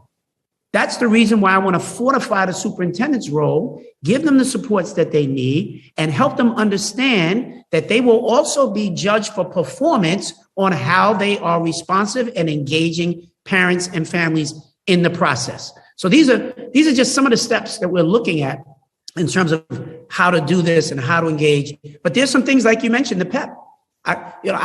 One of the ideas was asked earlier, what would I do differently with the PEP? And I said, I want to engage other families. But if I came up with an idea, I might say do PEP meetings on Saturday mornings, much like I did parent meetings when I was at the Eagle Academy. I'd much rather start a parent meeting at 8:00 in the morning and people can come, or if they want to come on virtually. And if the meeting runs long, then it runs till 3 or 4 o'clock. But it doesn't run until 3:00 in the morning. But people have to go to work. Kids have to go to school. It's a disrespect, and it's a completely ineffectual way to engage parents. But that's just one idea in my own head. I'm not going to put that on everybody. I'm simply saying it's an idea. Other parents will have other ideas. Let's put them on the table and let's come up with the best way forward. So those are just some thoughts. Good luck. And I appreciate the fact that your vision places value on the importance of that engagement. So that is a great start, and good luck in making that vision a reality for the whole system. Thank you so much. Thank you, Mr. Chancellor. I've been in the education space a long time, and I do not recall any chancellor having any public meeting on a Saturday. So I look forward to a town hall that you will set up sometime soon to engage parents on a Saturday or on a Sunday for that matter. Well, a Wednesday night at 6:00 are good for school personnel. A Saturday morning is better for parents. So if you really want to get the parents, you got to meet them halfway. Looking forward to it, Mr. Chancellor. That's the kind of chancellor that I'm going to be. Anybody's memory. Thank you. Senator Hoylman. Thank you, Mr. Chair, and thank you, Madam Chair, and our colleagues in the Assembly. I will echo the sentiments from some of my Senate colleagues that we have two amazing leaders in public education in Senator Lieu and Senator Mayer. So I wanted to thank them for guiding this ship in our House. Good to see you, Superintendent. Just on the outset to say thank you for your focus on dyslexia.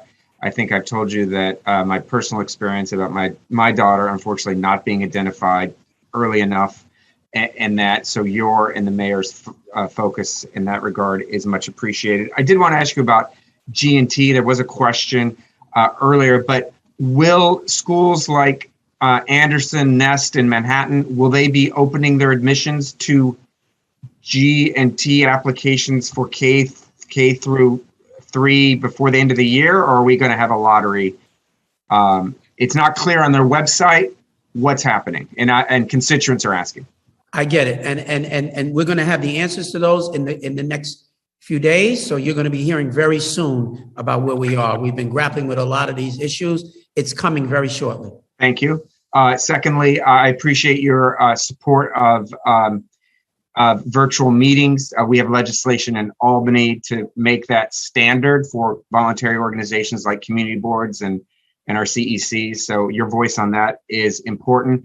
And connection with your Albany agenda, other than mayoral control or accountability, what else in Albany are you looking for in terms of legislative support that we should know about now?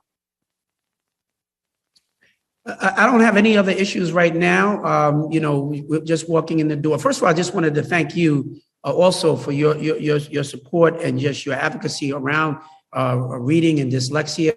Having joined you at the Windward School, we're going to be partnering with Windward in our efforts around dyslexia, and also changing our approach to the teaching of reading across all of our schools, which I believe has been fundamentally flawed. And we want to be much more in line with something like the Windward model to the large extent that we can. So thank you for that. And just thank you also again for all your advocacy around 100% student fair student funding, really critical. But I think that are you going to seek any changes in the law on charter schools, for example?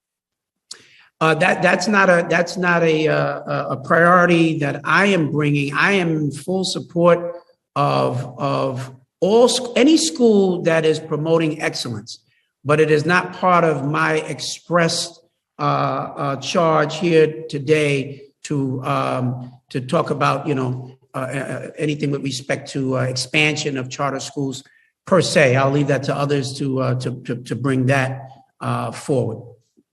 Thank you very much. And then finally, wanted to ask you about implementation of the funding that we receive thanks to our federal partners in terms of social workers in our public school system. Do you have thoughts on how that is going to materialize? Yep, I think we've hired hundreds of more social workers. Every school now has the funding to hire a school social worker. And that is expressly due to the efforts that this body enacted. And we can't thank you enough. So still making hires, have hired hundreds already. And I think that they will be playing a major role, particularly as we're coming on the other side of this pandemic.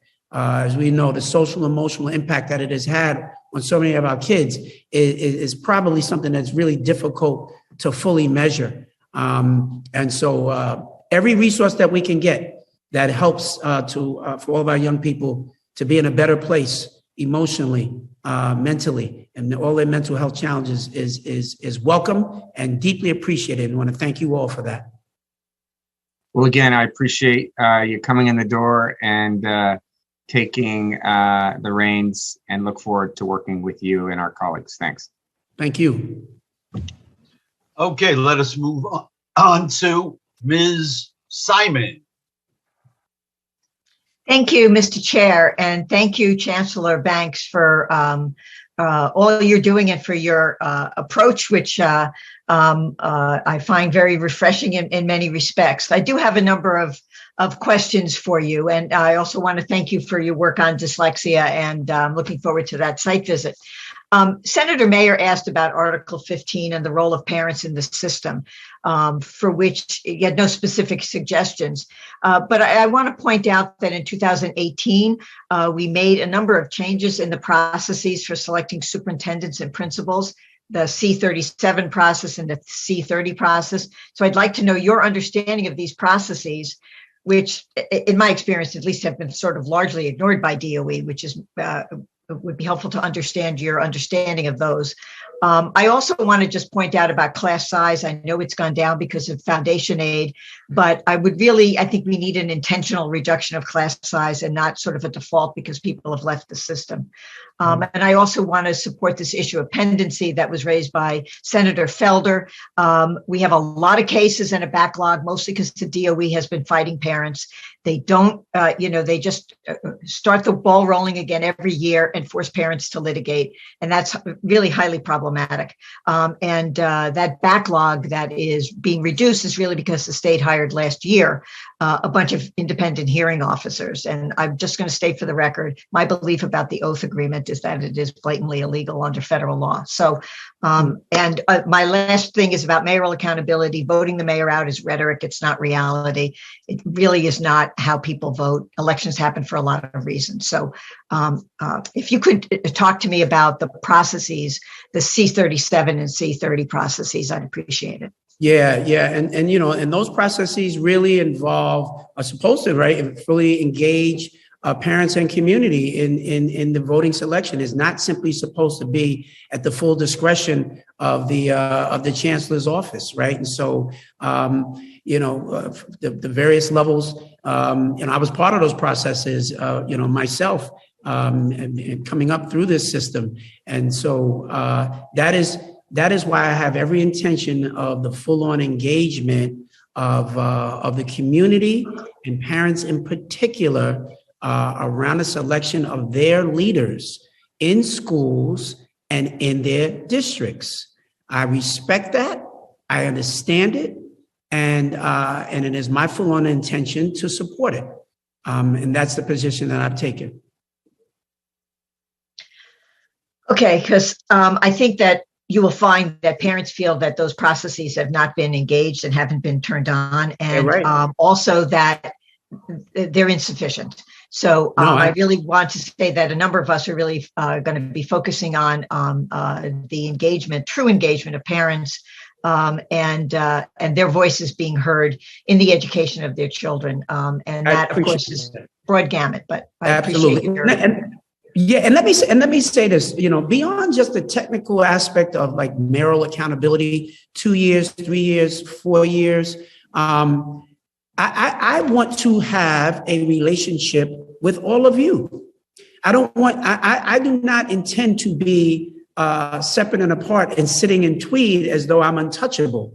It's part of the reason why I have been reaching out to so many electeds across the state and in the city council, is to build relationship. And so to the degree that you have questions, you have concerns, we don't have to wait until there's a hearing. You can come to me directly. Any one of you who are elected officials should be able to get to me directly, and I will absolutely respond to any concerns that you're raising. I can't always respond immediately, but I will hear you. I'm not the person who you will say, we've been reaching out, we never get a return phone call. That will not happen with me. And so for me, that is also a level of accountability. I'm offering myself up for that on a very personal level. I don't know if I should just put it out here on this chat. Let's set it up. Let's set that up. To give every one of you, you can have somebody from your office reach out. Every one of you can have my personal cell. You can reach me. And as you hear great ideas and things that we should be doing, or you're hearing about real concerns in your community, let us know. I want to be responsive. And I can't offer up myself any more clearly than that. Joanne, you can call him on a Saturday also. Well, that's good. We have to deal with legislation, and so, it's hard to legislate relationship, right? So I think we very much appreciate that. But a part of what we have to do is actually figure out what it says in the law and how the law can then help support and give support for that relationship building, which it clearly needs to happen as well. That's right. Thank you, Assemblywoman.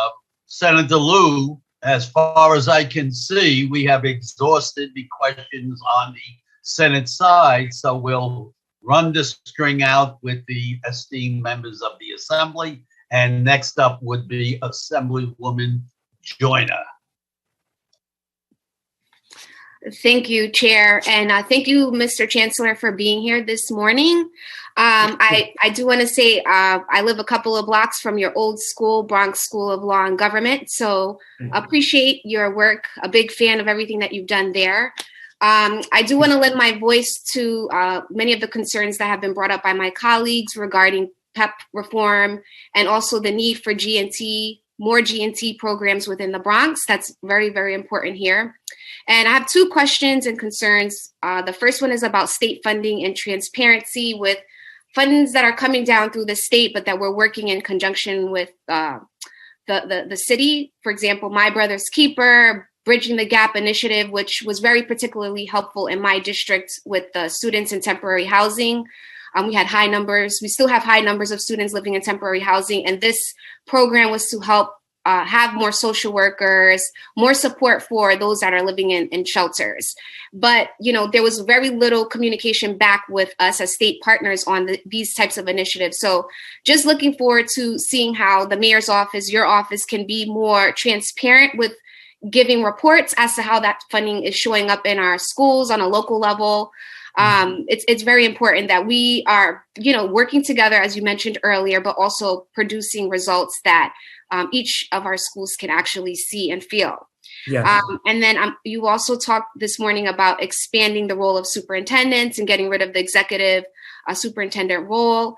I'm looking forward to hearing from you. What's your plan with expanding the role and authority of CEC, strengthening their roles within our school budget, their voices on instructional priorities within our schools? For example, New Settlement PAC in my district was very instrumental with pushing the cultural responsiveness education platform within our schools. So I'm looking forward to hearing from you of how do you plan on engaging parent advocacy groups and also the CEC on many of the initiatives that are happening within our schools. Thank you. Certainly appreciate that. On your first point around, level of transparency around some of the funding, Dan, I want you to just speak to that a little bit because, these are a lot of things that were done or not done before we got here, and certainly open to learning more about how we can be much more open and transparent around those issues. Dan, you want to share anything on that at all? Yes, happy to, Chancellor, and thank you, Assemblywoman. I appreciate the question because I can say this as a public school parent. It's very difficult to find information, whether it's on school websites or our Department of Education website, which I think the Chancellor has justifiably called terrible from the point of view of transparency. We are required by federal law to give detailed information on school funding. I would like to hear from you specifically about the program information that you are looking for, that you think it's important. This would be a great time to sit down and meet with you because now's the time when we're trying to do engagement to figure out what would be valuable to parents, to students, to elected officials that we can make sure is on our own websites and school websites so that you all can have the information that you need. But, I would say at this point, just looking at it at a preliminary level, it's the information, the transparency is not there. And it's something we're committed to address.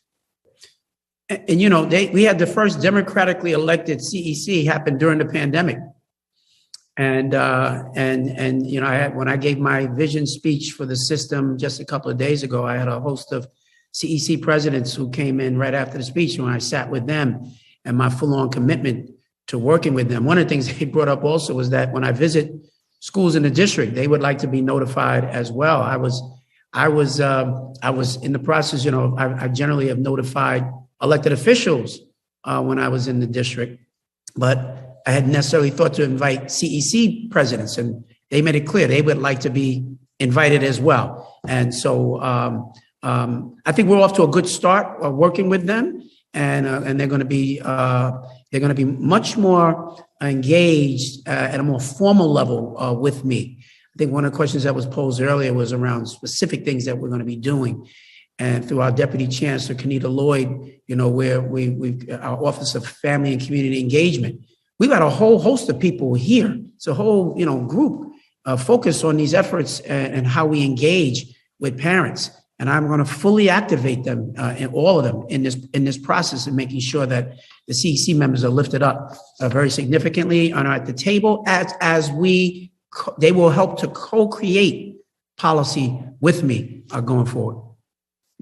Okay, I look forward to the follow-up. As you know, we put in historic funding for education this past year. So I'm looking forward to the capital upgrades and also seeing many of these initiatives fully spelled out and involvement with our parents and our local educators. So thank you so much. And one of the things, also, Assembly Member, I'm having a meeting with the mayor's office today because I met with an Assembly member just a couple of days ago who said to me that they put in over $2 million toward their schools in their district from several years ago that have never materialized in the schools. So this whole procurement process, trying to figure out where the black hole is. And it's suggested that some of it is on our end and some of it is on your end in terms of why these dollars don't get to where they're supposed to go for years. It's why people lose faith in government generally, not just the Department of Education. And so there's a lot of stuff that we've got to fix. Trust in schools does not rest purely on the chancellor as one individual. We are all part of a much broader system, and we all have a role that we have to play in order to ensure that our families feel fully engaged. And that's not just the responsibility of just the chancellor.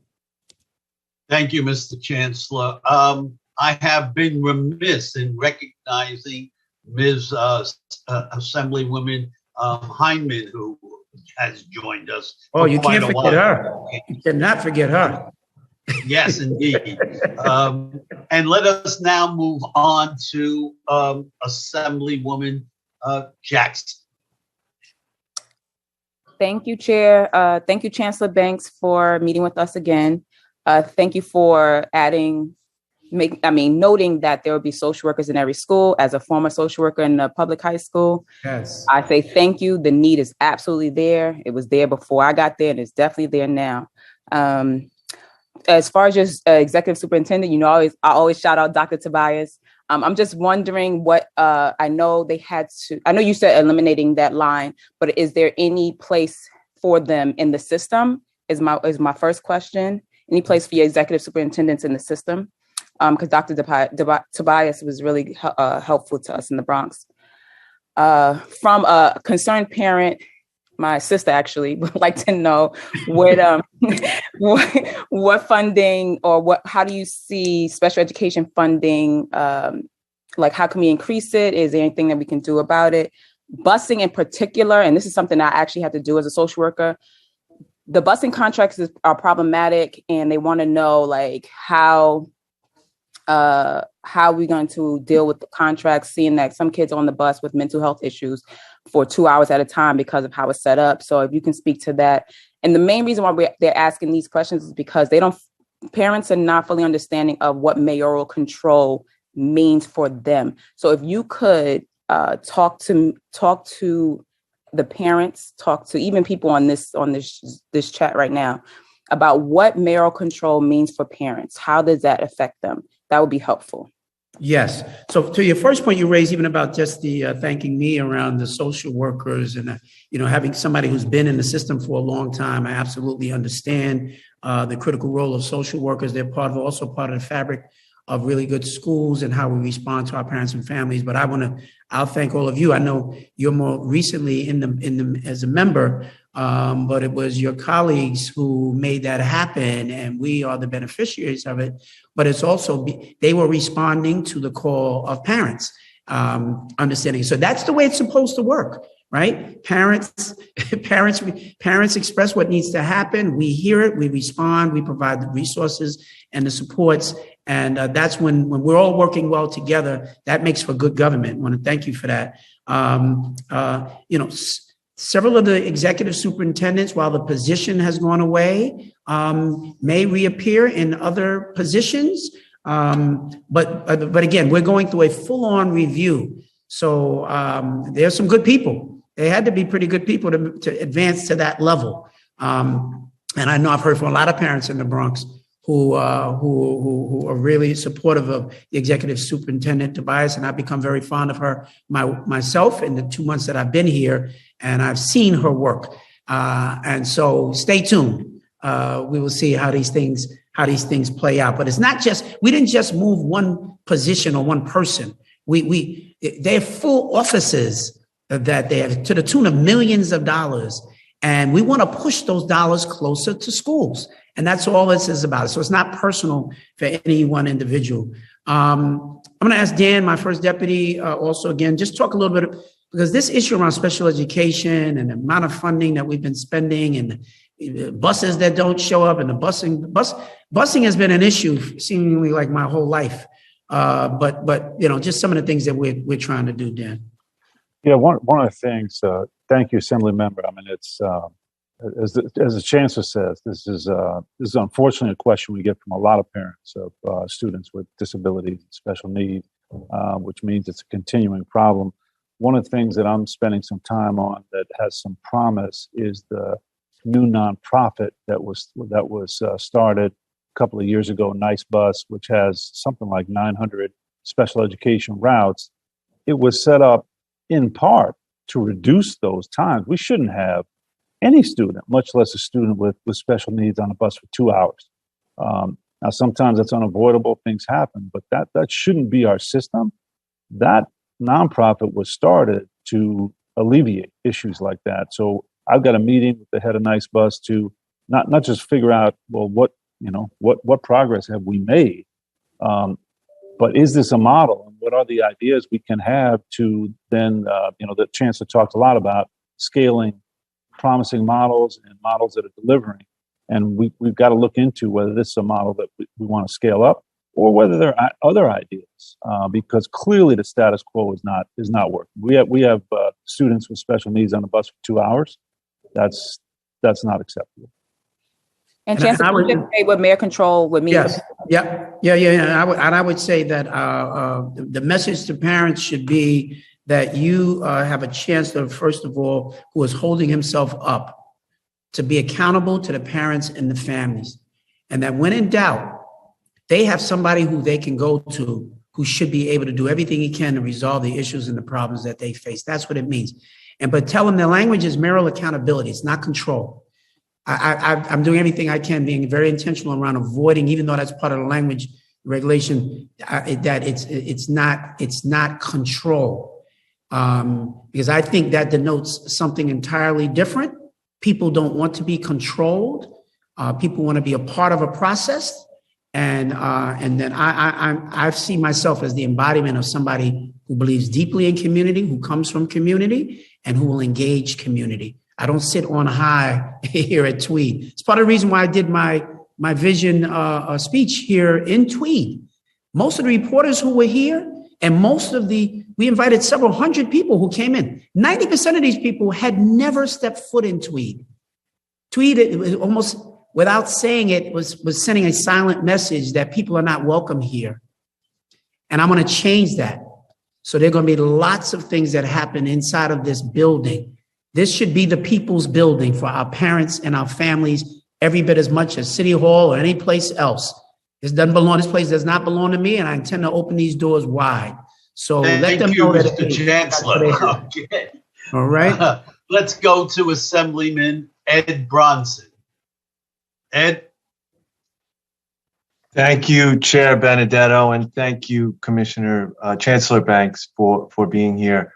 I represent Northeast Queens, and even though, and my concerns are the new high school admissions criteria, right. And even though I don't represent the school, many of my constituents go to Townsend Harris High School. Sure. And I've had the opportunity to visit the school on numerous occasions. Just recently, I visited and observed a class that was, it was in conjunction with Queens College. It was a college credit class. And I was thoroughly impressed with the level of achievement of these students. Sure. And I have concerns that the new high school admission process might, change the dynamic of a school like that, where these high achieving students have an opportunity to collectively work together to reach their highest potential. So I guess you spoke earlier about, possibly revisiting the high school admissions criteria. I just want to hear a little bit more about that. And then as long as I have you and I'm discussing that program, that college program is funded by the city. And I was just wondering if you plan to continue to fund that joint program between Townsend Harris and Queens College, where seniors could get college credits. Well, let me say this. I have heard loud and clear about this high school admissions process. And it was it's a new admissions criteria that some have essentially called a lottery. I'm looking at it now, we're running up on a deadline. It's a process that I kind of inherited as I got here. I didn't have a long time to fully absorb all of it. And I know decisions had to be made for parents to know what's going to be happening for next year. But we'll certainly have some real clarity. And if there's a change that's going to be made, you'll know about that over the next couple of days, by very early next week, Monday or Tuesday, exactly what position we will take on that. But I have heard from the community, I've heard from elected officials and others about that. And with respect to the particulars on that program with Townsend Harris and the local college, I don't have all the information in front of me to know more about it. But just other than knowing that I'm trying to be as committed as I can to maintaining good programming. I'm not trying to chase people away from the system at all. And so if it's a program that's working, that's been one of the pillars that we said we want to support. We want to scale, sustain what works. And so that's what we're going to be doing. Okay, so just let me put in a plug, because I went and visited that day and I was thoroughly impressed, and I hope you continue that program, and thank you for your answer. We'll take a strong look at it. Thank you.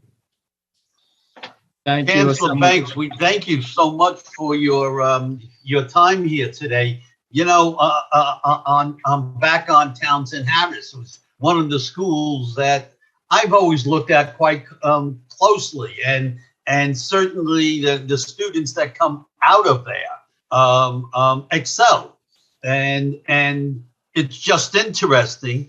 The admission policy doesn't happen with a test, does it?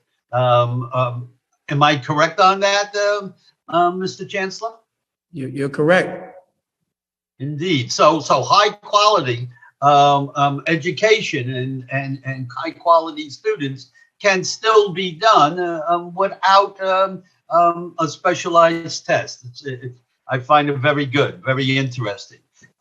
Listen, Chairman, I have nothing more to say, Mr. Liu. Mr. Chairman, we should also note that our colleague, Assemblymember Neely Rosick, is an alum of Townsend Harris.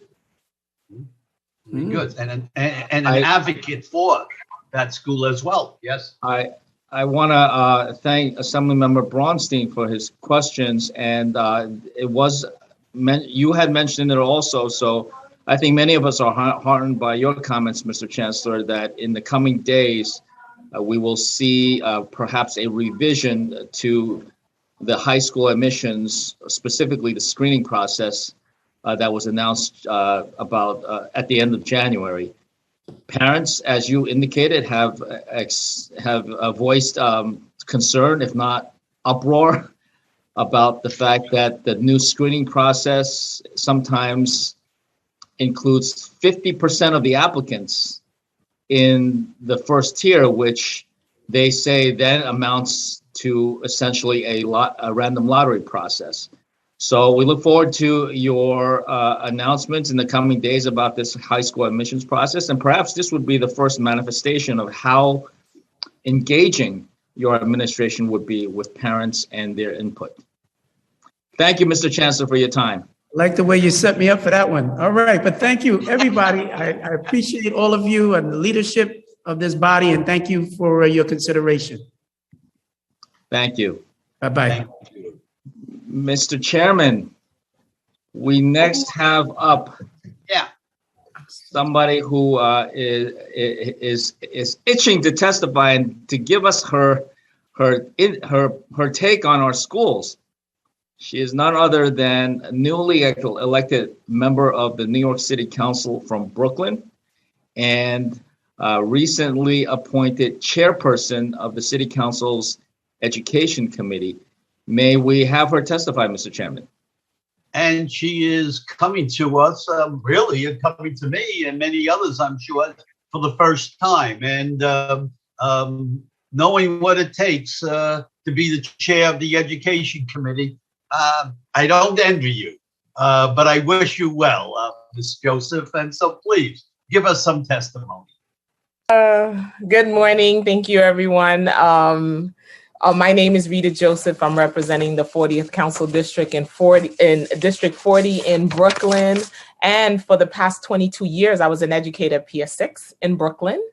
So I'm coming with a lot of experience, a lot of voices. So I worked under mayoral control under the administration as being an educator for 22 years. I've listened to the advocates, and I've listened to the parents, and I've listened to the students, and they put me in the hot seat every chance they get. So here's what they want. What they want is simple. They want to participate. They want to have a voice. They want to be heard. And that's the students as well. Yesterday, I met with a group of students, 20 students. They put me in the hot seat to make sure that I can be their voice. As I was running for city council, and I always promised my students that I would be at their voice at City Hall since they could not vote. So I am their voice today to say they want to be heard. They want to be seen, just like parents. Parents want to be part of the process. They don't want to be told. Just like I had a conversation with the chancellor about the high school process. When was the parents informed? In December. That wasn't acceptable. Why? Because parents forget. We're still in the middle of a pandemic. I told them there should have been webinars done for the parents, language access. There should have been tools. There should have been FAQs to walk them through the process. That was not available. And as it was an uproar. You were nice, Senator Liu, to say almost an uproar. It was a riot on my end because parents were emailing and calling and texting and saying, we don't understand what's happening. How do we do this? And I kept on filtering it to the public DOE. I wanted to be able to answer questions for them, but I couldn't because I didn't have the proper tools to do that for them. So that's one of the things I spoke to the chancellor about. My colleague Chantel Jackson, social workers. That's what my students said they wanted yesterday. They need social workers to talk, to decompress, to unpack the trauma they went through COVID-19. They want to see that more than anything. They want to see less school safeties, more social workers, more nurses, more guidance counselors to walk them through these processes. So that's what I've been hearing on the grounds from my young people, from my high school students who met with me yesterday and said, we want to hear your voice. We want to make sure that you represent us today. So I'm here today on behalf of parents, students, educators, and don't forget us as educators at the table as you make decisions. Continue to include us in the conversation as educators. We always decide for us, not with us. We would love to see us at the table, young people, parents, and educators. So that's all. I'll be submitting more in writing, but that's all I have to say today. Thank you, colleague. Wow, an education chair who is brief and to the point. John, yes. Shelley, this might start something new. Yeah, I mean, Rita Joseph is a school teacher, as was her predecessor, Mark Traeger. So I think this is a really good trend that we have actual educators chairing the education committee in the city council. Thank you. Thank you. I want to take a second to welcome Assemblyman Danny O'Donnell, who has joined us. Okay. Madam Chair Mayor, you have something you want to say? I just want to acknowledge and appreciate Chair Joseph, who reached out to me as Chair of Education Committee and brought the level of passion and intensity that she showed here in her brief comments with commitment to the kids, the parents, and what actually happens in the classroom. And I know you will communicate that directly to DOE, but on behalf of, I know my colleagues, we appreciate the intensity of your interest in what actually happens and how these policies translate into something tangibly benefiting students and families. And so I just want to acknowledge and thank you for that. Thank you so much. Chair Joseph, it would be helpful and enlightening to us to hear your views about mayoral accountability / mayoral control and whether it should be extended, and if so, for how long? And if extended, should it be extended without changes as is, or what kind of changes, if any, should we consider? So I don't know if you've fully formed your views on that. If you have some, we'd love to hear them. If not, please let us know in the coming weeks. I have some. I would love to see mayoral control or governance, however they want to call it, to a year with room for change, and come to us when the year is up so we can evaluate, give parents a little bit more power to be at the table to make decisions for their children. Involve students as well, but I would love to see a year. I was under mayoral control from 2009 under the Bloomberg administration, and it was rough and tough. So I would love to see a year with room for growth and change. Thanks so much. And I will be submitting more detailed in writing. Thank you. We look forward to it. Yes. All right. Well, Chair Benedetto, that was a terrific appearance by our city council chair. And I suppose we now are ready to move on to our next panel. Yes, but before we do, let me announce more assembly people still joining us. And we are graced with the presence of Assemblywoman Natalia Fernandez, who has joined us. Okay. And who is next up? Mr. Liu. Our next panel consists of our industrious labor leaders the head of the United Federation of Teachers, Michael Mulgrew, and also the head of the Council of School Supervisors and Administrators, Mark Cannizzaro. And I think we can start with Mark Cannizzaro, President of the Council of School Supervisors and Administrators. Mark, nice to see you. Nice to see you as well. Good afternoon. So I'd like to thank you for this opportunity to testify before you today regarding mayoral control, something that we have testified regarding over the years. If you see my written remarks, you'll see that the overwhelming majority of our recommendations are consistent in what we have recommended over the years.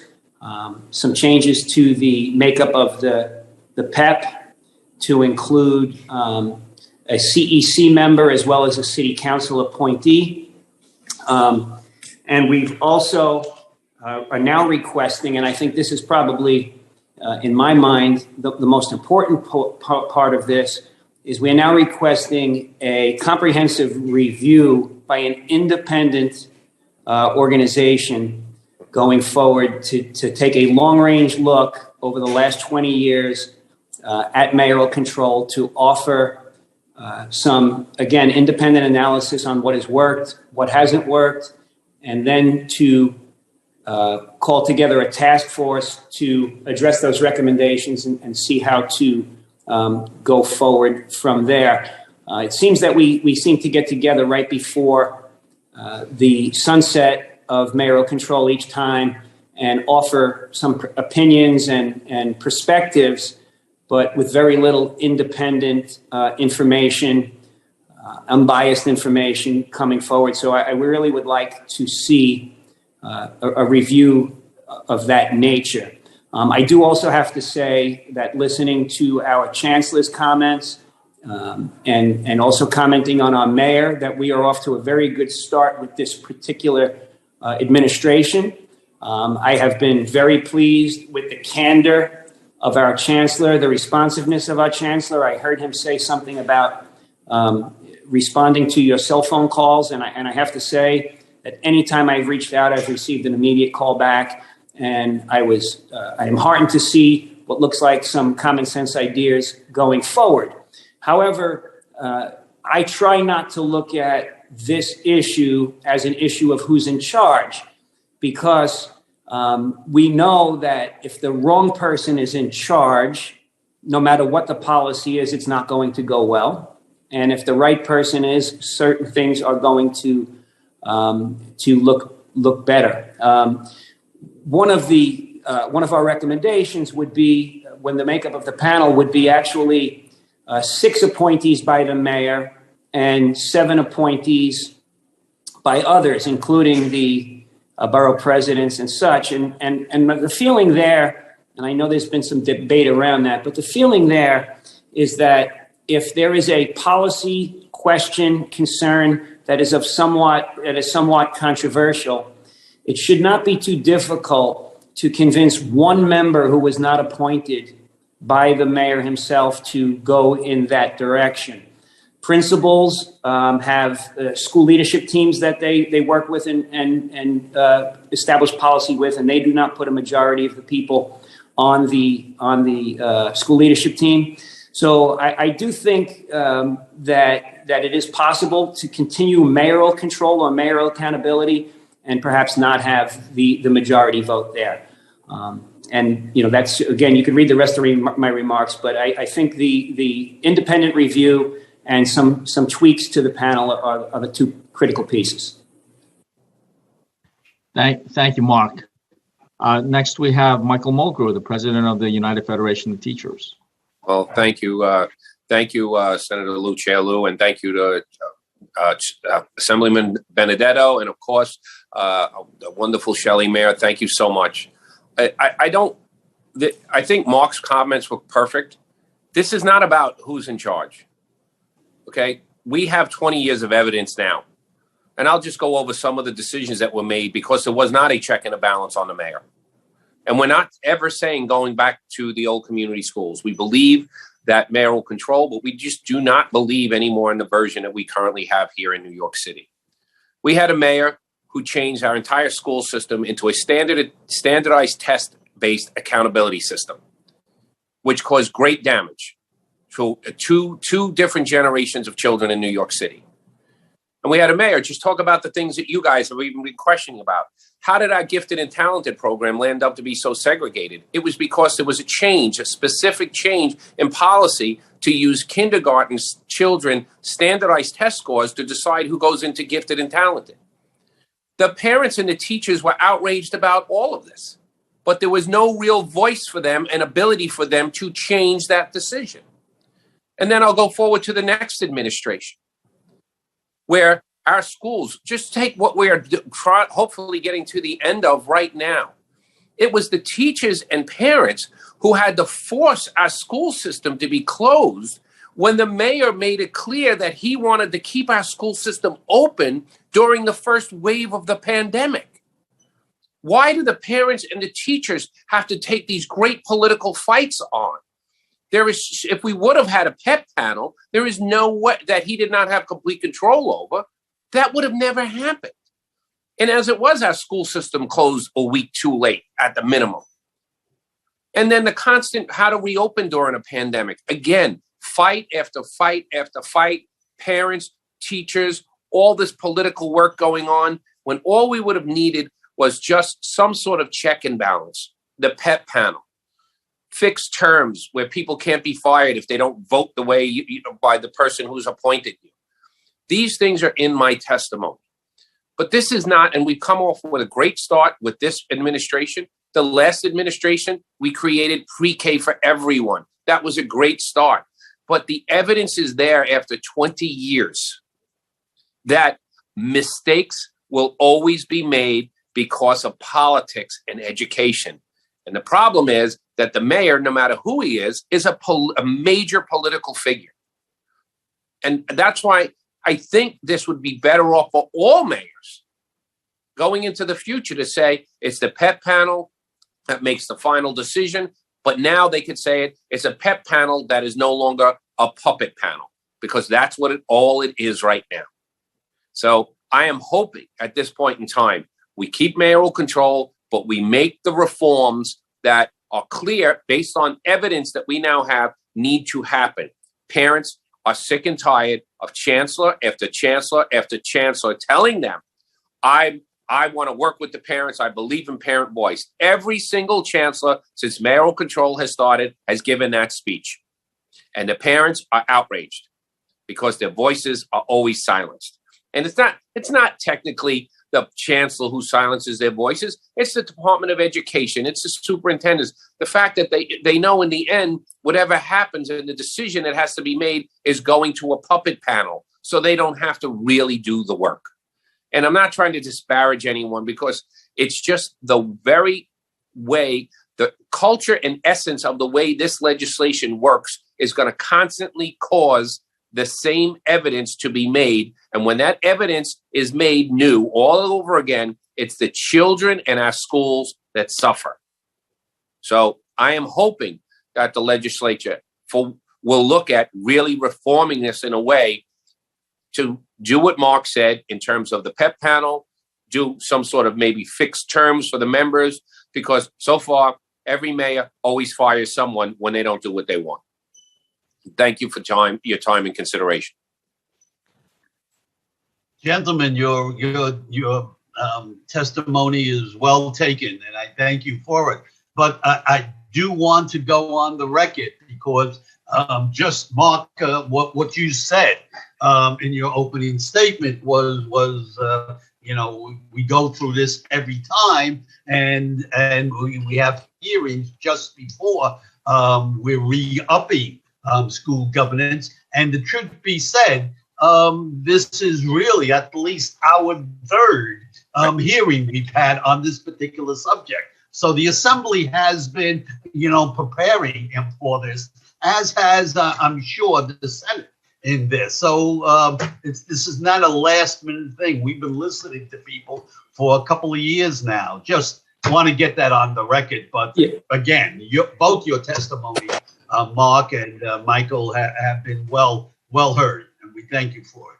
Yeah, and that's well taken, Assemblyman. I think the gist of it was that we're looking to have some real independent data to speak of going forward, more so than right. Mr. Chairman, I'll note that this is the second hearing that we've had in the Senate, particularly since Democrats gained majority of this chamber. I don't believe that the Senate had any such hearings prior to the Democrats taking majority for a very long time. I believe you're right. Yes, and I really appreciate the testimony of our leaders of actual educators in our schools, the teachers and the principals. People will argue that, and the mayor always argues, no matter who the mayor is, that if a majority of the PEP is not appointed by the mayor, then the mayor effectively has lost control. The mayor will also argue that if the PEP members cannot be selected and terminated at will, then the mayor also has effectively lost control of the school system. Is it so black and white, or can the mayor really retain control of how the schools are run, even if he does not have the majority of the appointments? And if he once he or one day she appoints PEP members, that he can no longer remove them. And by the way, I should note for all of our viewers that the PEP is just a special name for what essentially is the school board of New York City. Yes, so I believe the mayor actually still has the majority, the great deal of control over the school system, the policies, all of the different things, different decisions about where we want to head, civics instruction. The chancellor gave a phenomenal speech the other day. Things in that we would all support. These are things they're bringing to the table. They bring the discussion to the table. And we're talking about not convince. Mark's idea on the PEP panel is you have to convince one person. One person. And there are many other cities that have mayoral control where that is the situation, and it is mayoral control. And the mayors feel very much in control of their school systems. So this whole myth, and I'm saying that word to be nice, this myth that if you change anything about this, it's no longer mayoral control, is ridiculous, because that would mean all of these other cities that have mayoral control don't have it. And they would argue with you that that's not true. But I mean, just think about, go back to gifted and talented.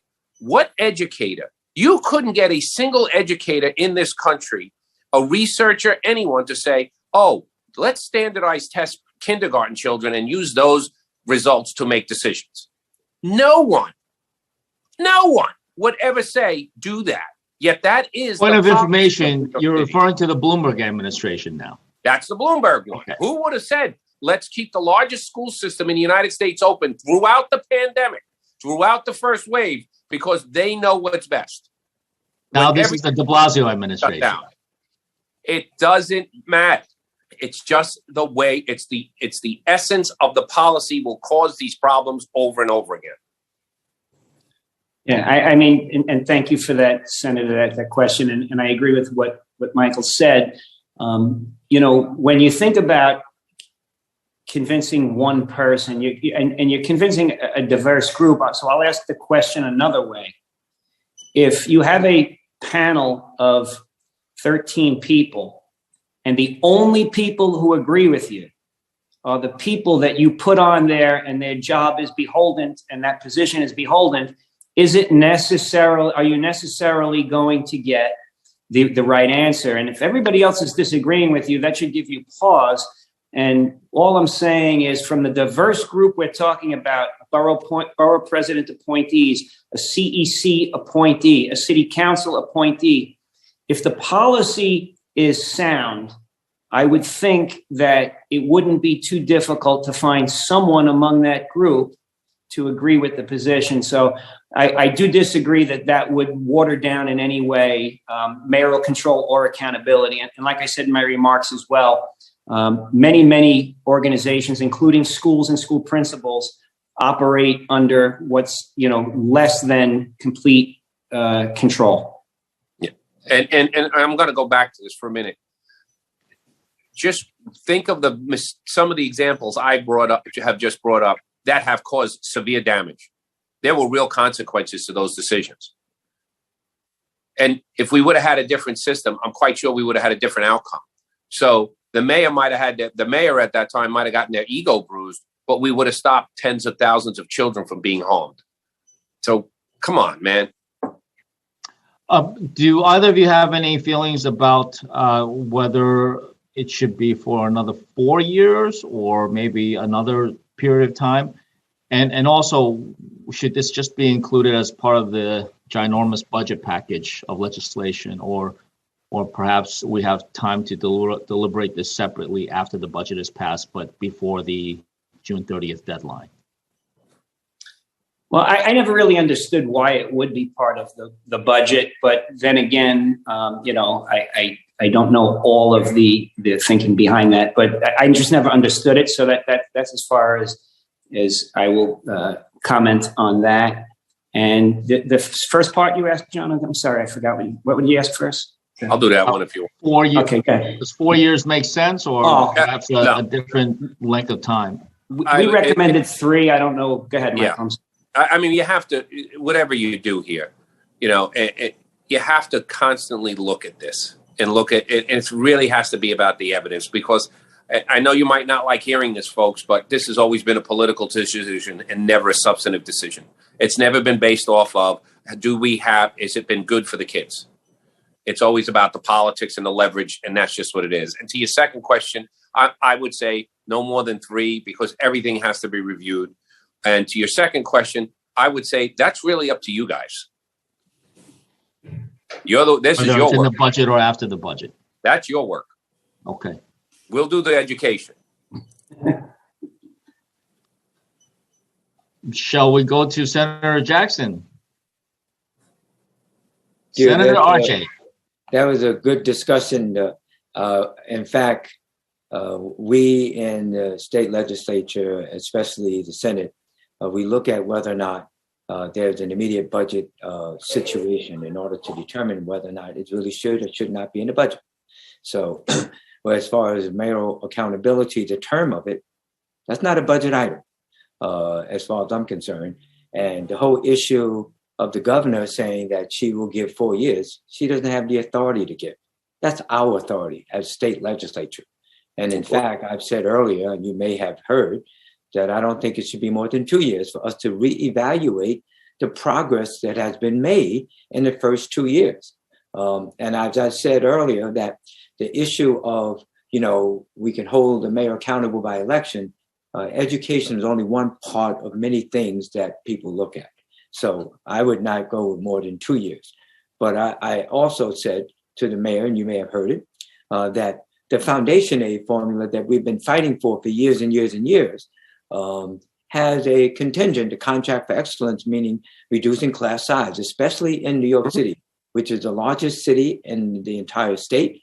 And as you know, have the most number of children. And what I've said, we have a bill that basically said you have to come up with a system to reduce class size. And if you don't do that, then we will hold back the monies that you're supposed to be getting. I mean, that's accountability. So obviously they're going to be working on it. But I hope that I also have the support of the unions, because the bottom line is that, especially during this pandemic, small class sizes makes a big difference in educating our children with all of the barriers that they have faced during this pandemic. And that's why I have a bill basically saying that there should be a social worker and a psychologist in every school in the state of New York. These are some of the things that we have to do to ensure that our children receive the best education they rightfully can. So I ask of you, has mayoral accountability created barriers for you to represent and support your members? That's the question I ask for you. And if you want to comment on the other 2 things that I mentioned, please do. Mark? So as far as class size is concerned, yeah, we certainly support reduced class size wherever and whenever it's possible and feasible. The only thing I do ask as support back is that that schools remain at 100% fair student funding based on the new class size. So that would require a tweak to that formula as well. Of course, there are other space issues and all those other logistics that would need to be worked out. I don't know that mayoral control stood in the way in any sense. I just think that we need to take a look at this. We need to be funded for this, and then there's the space issues. But I don't think that there's an educator out there that doesn't recognize the advantage of smaller class size. And I would say, yeah, it has hindered us, Senator Jackson. Let's take the example you just brought forth. We've had 20 years of mayoral control. Has any mayor tried to reduce class size? Yeah. It's the number one issue with the parents of New York City. Mm-hmm. The number one issue for 2 decades. Has any mayor tried to reduce the class size? The answer is no. And we go back to the policy itself. When you're the mayor and all of these other issues and stresses and things from all over the city get intertwined in final decisions, which they should not be when it comes to the schools, this is what leads to the problems. And it's not, I sat with the mayors who had this control. I know that they actually believed that they were making the right decision. But when I heard their rationale, it always had a lot to do with other things outside of the schools. It's not like they were trying to get one over. They actually believed. And if there was that check on them, then we would have had a better outcome. Why did we have to go through, I don't know how many iterations of teacher evaluation, all because a mayor of New York City wanted to do everything on test scores. And that landed up in your lap. I think we've had 6 different iterations. Mm-hmm. Yes, that's a problem for us when we represent our members. Well, I just wanted to say that enough is enough as far as I'm concerned. And that's why the bill basically calls for any school system with more than 1 million people. And obviously, we're only talking about New York City. But there were 15 cities in the Foundation Aid Contract for Excellence: Buffalo, Rochester, Syracuse, Binghamton, Albany, Yonkers, these schools. But quite frankly, the issues and concerns are different. New York City had the most students. And now everyone is saying that the number of students that were enrolled in the system has been reduced. It should be a lot easier to address the class size reductions. Let's get it done. And that's why I'm saying the bill basically says, it has to be done. You have to come up with a plan, and we must stick to it. And if not, then pressure has to be brought on the system to do it. And that's the mayor, Eric Adams, and the chancellor. And I truly believe that the chancellor is there to do a good job. Yeah, and I truly believe the mayor is also. But we must hold them accountable. And that's what I'm talking about. Senator Jackson, thank you very much. Sure, I want to thank them for their leadership.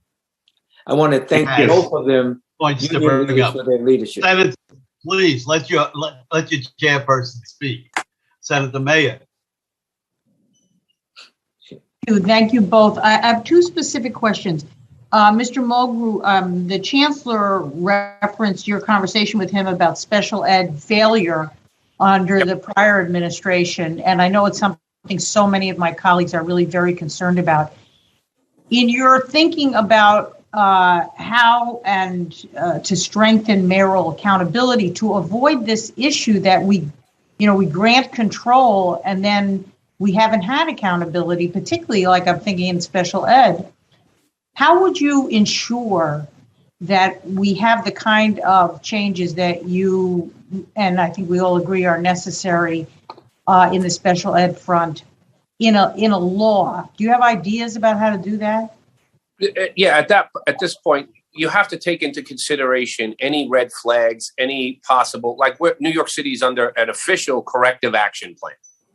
Okay, we're under an official corrective action plan due to compliance with special education.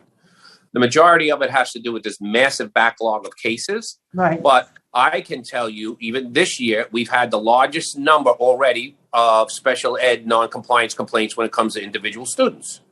So that's never part of the conversation with mayoral control. So you have to look at those things. Why does New York City have the largest class sizes when it receives money through Contract for Excellence to lower class sizes? You know, there's a whole list of things that should be looked at in terms of if New York City cannot handle the basic compliance issues.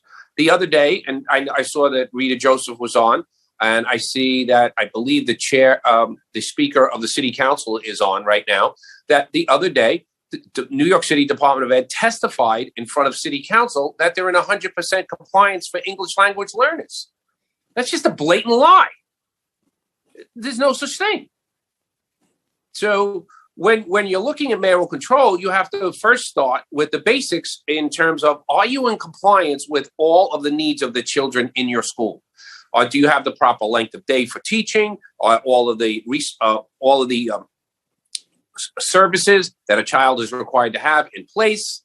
I mean, there's basics that have to be looked at. And right now, if you looked at those in New York City, when it comes to our English language learners and special needs folks, you're going to see that it's dreadful.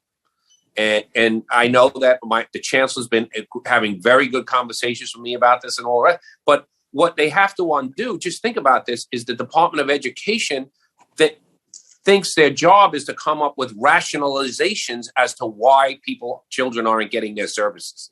When it should be them saying, our job is to make sure we're doing everything that every child's getting the service. But they never even ask, how do I give the child the service? They just quickly come up. I think they have a book of excuses or rationalizations as to why this child's not getting this service. And that should not be happening. But again, nobody's watching. The previous mayor knew this. His administration knew this. We were public with this. We were banging them constantly on this, but they didn't matter because they had mayoral control. Well, I would note that it wasn't be considered. I just want to know that it wasn't until Senator Lieu introduced a bill that really was going to push them over the line that we were able to get a voluntary agreement between the cities. So I thank you for addressing that. And the other thing is, Mark, in your testimony, you haven't, what I think is an interesting proposal that the CECs should be able to approve any proposed charter in their community school district. That vote could be reversed by a majority vote of the central board. I wonder if you could speak to how that change would be important from the point of view of students and families and staff and teachers and supervisors. Yeah, sure. I mean, I've spoken to many parents, especially CEC folks, who have objected to a charter being placed in their district. And quite frankly, I've also spoken to some who have, tried to get charters placed in their district for different reasons. And I think that they should at least be able to have a say, loud and clear, on the record, what their position is to include or not include a particular charter in their district. And they should be able to present reasons. And I also give the option there, again, provided that the panel is of the makeup that we suggested, that the panel could overrule, but there would be definitely some accountability there to have to explain their reasoning and why, in opposition to what the CEC felt and said, and representing the families in that district, why they would be overturning the decision. I just think we talk about raising up parent voices, and I think that raises up parent voices. Thank you both very much. Thank you for your testimonies. Thank you. Thank you, Senator. For questioning, Assemblywoman Alicia Hindman, please. Thank you, Chair. I'm going to try and find a question in what I'm saying, but I have 5 minutes, so I'm so excited. It's usually 3. It's good to see you both. I entered the public school system with my child under Bloomberg, and that was all I've known was mayoral accountability control. And I represent a district that is predominantly Black, Latino, and Asian. We have no G&T programs. We have no specialized high schools. We have no screened programs. I'm talking about the K-12 model. We have 5 charter schools because charter schools are so good. We've had chancellors Klein, Black, Walcott, Farina, Porter, and now Chancellor Banks.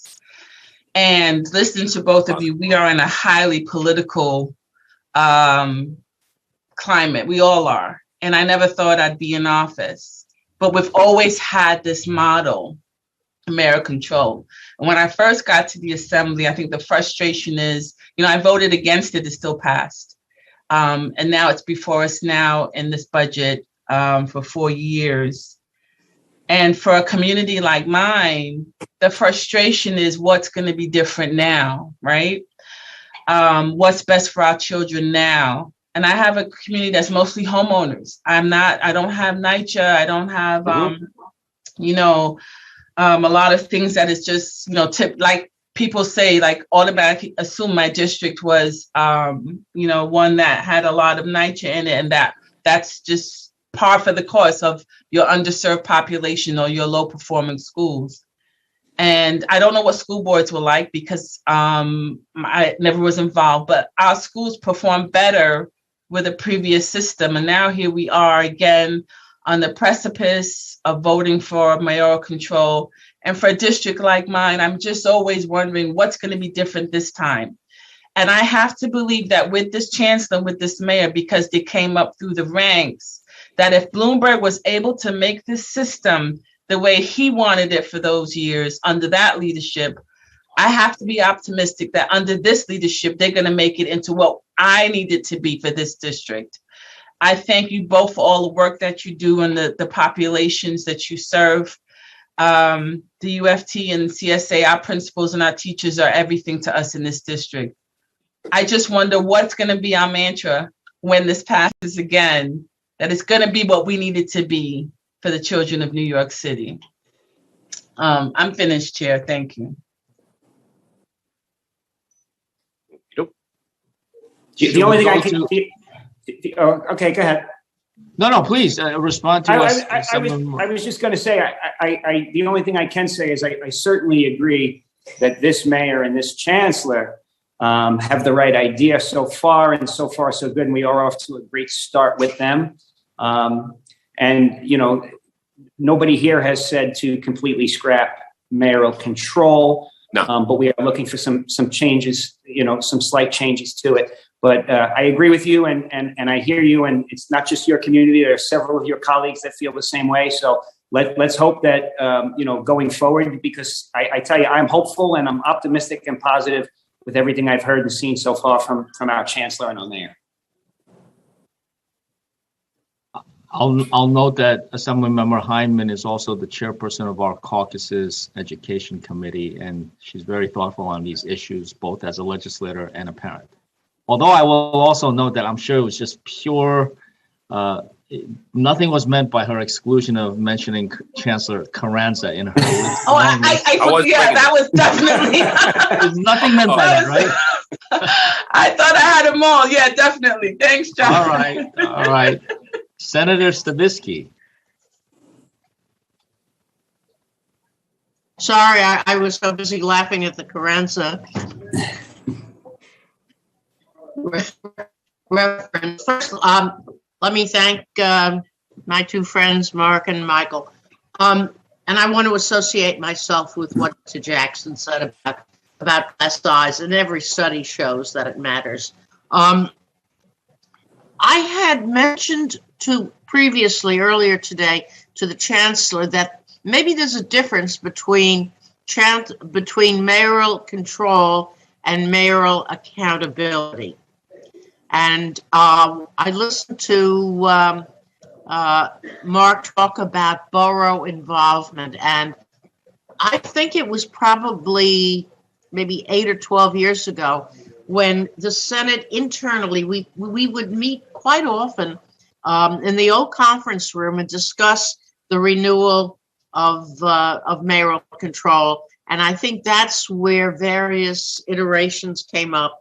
And I was always a strong supporter of giving the boroughs more say in the matter, because when you give a little more power and oversight, really oversight to the boroughs, you're really giving it to the parents and the local officials. So I think that's important. The other point I want to make, and ask for your reaction, is that it was suggested that a task force be charged with evaluations. I think the mayor's office or the chancellor's office should also provide reports on what they're doing and have they reached the goal that they are wishing to achieve. You know, what's happening in the classroom, to me, is what counts, not anything else. So I thank you both. And how important, and I love the comment incidentally about the puppet panel, because puppets are controlled from above with strings. And I get that feeling too often in government. To me, it's accountability. One or both of you like to comment on the importance of class size? Okay, Michael. Look, I know the answer, but it is one of the foundational components to a child's getting a phenomenal education. You talk about, I love when they say, well, parents are voting to leave. Well, we have the largest class sizes. Parents understand this. Everyone gets this. You go to any massive research institution, they will tell you the class size matters. It's all there. Look, I taught for 12 years. I had up to 34 kids in a class at a time. And then at other times, I was lucky enough every once in a while in a semester, I would get a class with 18 or 20 children. It's like Shangri-La. But it's not Shangri-La because you do more work, because now you're spending more time with individual children one-on-one or in small group instruction. And that drives you to go even further and further. So the direct impact on the student is immeasurable. And that's what you see the teachers do. I was in a school this morning when you started your testimony, where I saw two teachers in a classroom together. They took their two classes, brought them together. They were in a very large room. They brought them together because right now, due to the pandemic, the level, let's just say the developmental level is not 1 or 2 levels apart. There's 4 or 5 now in a classroom. So there's a massive distribution of developmental levels. So the teachers did this so that one of the teachers could do the big group instruction and the other teacher would go from small group to small group to small group. They had to figure out how to do this with the support of their principal, because this is what they needed to do. Because if not, they were not going to get the time that they know their children need right now with that small group one-on-one instruction. And that's probably the easiest example I can bring forward as to why this is so important. And if a child gets a teacher for a couple of days a week where they spend just an extra 15 minutes with them, that's going to have a profound impact on the outcomes and the life that child's going to lead. This is so frustrating that we're still arguing about class size here in New York City. Everybody else gets it. And I'll just add to that. Everything Michael said, I agree with the academic piece. And then there's the old teaching adage that you can't teach them until you reach them. And teaching and education is about relationships. And when you have a smaller group of students to get to know personally and well, you're going to be more successful, in addition to just the obvious logistics of educating and paying one-on-one attention to their academics. It's the personal relationship also that's key.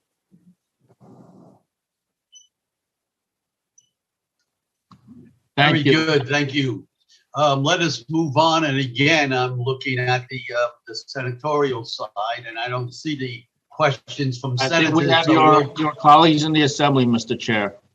We are an inquisitive group, and we will finish with them. Before you move on, Mr. Chairman, I just want to say that this hearing is going on 3 hours now. We have at least another 5 or 6 hours to go. So if any legislators or staff are hungry, and would like a slice of pizza, drop your email address in the chat and I'll email you a slice.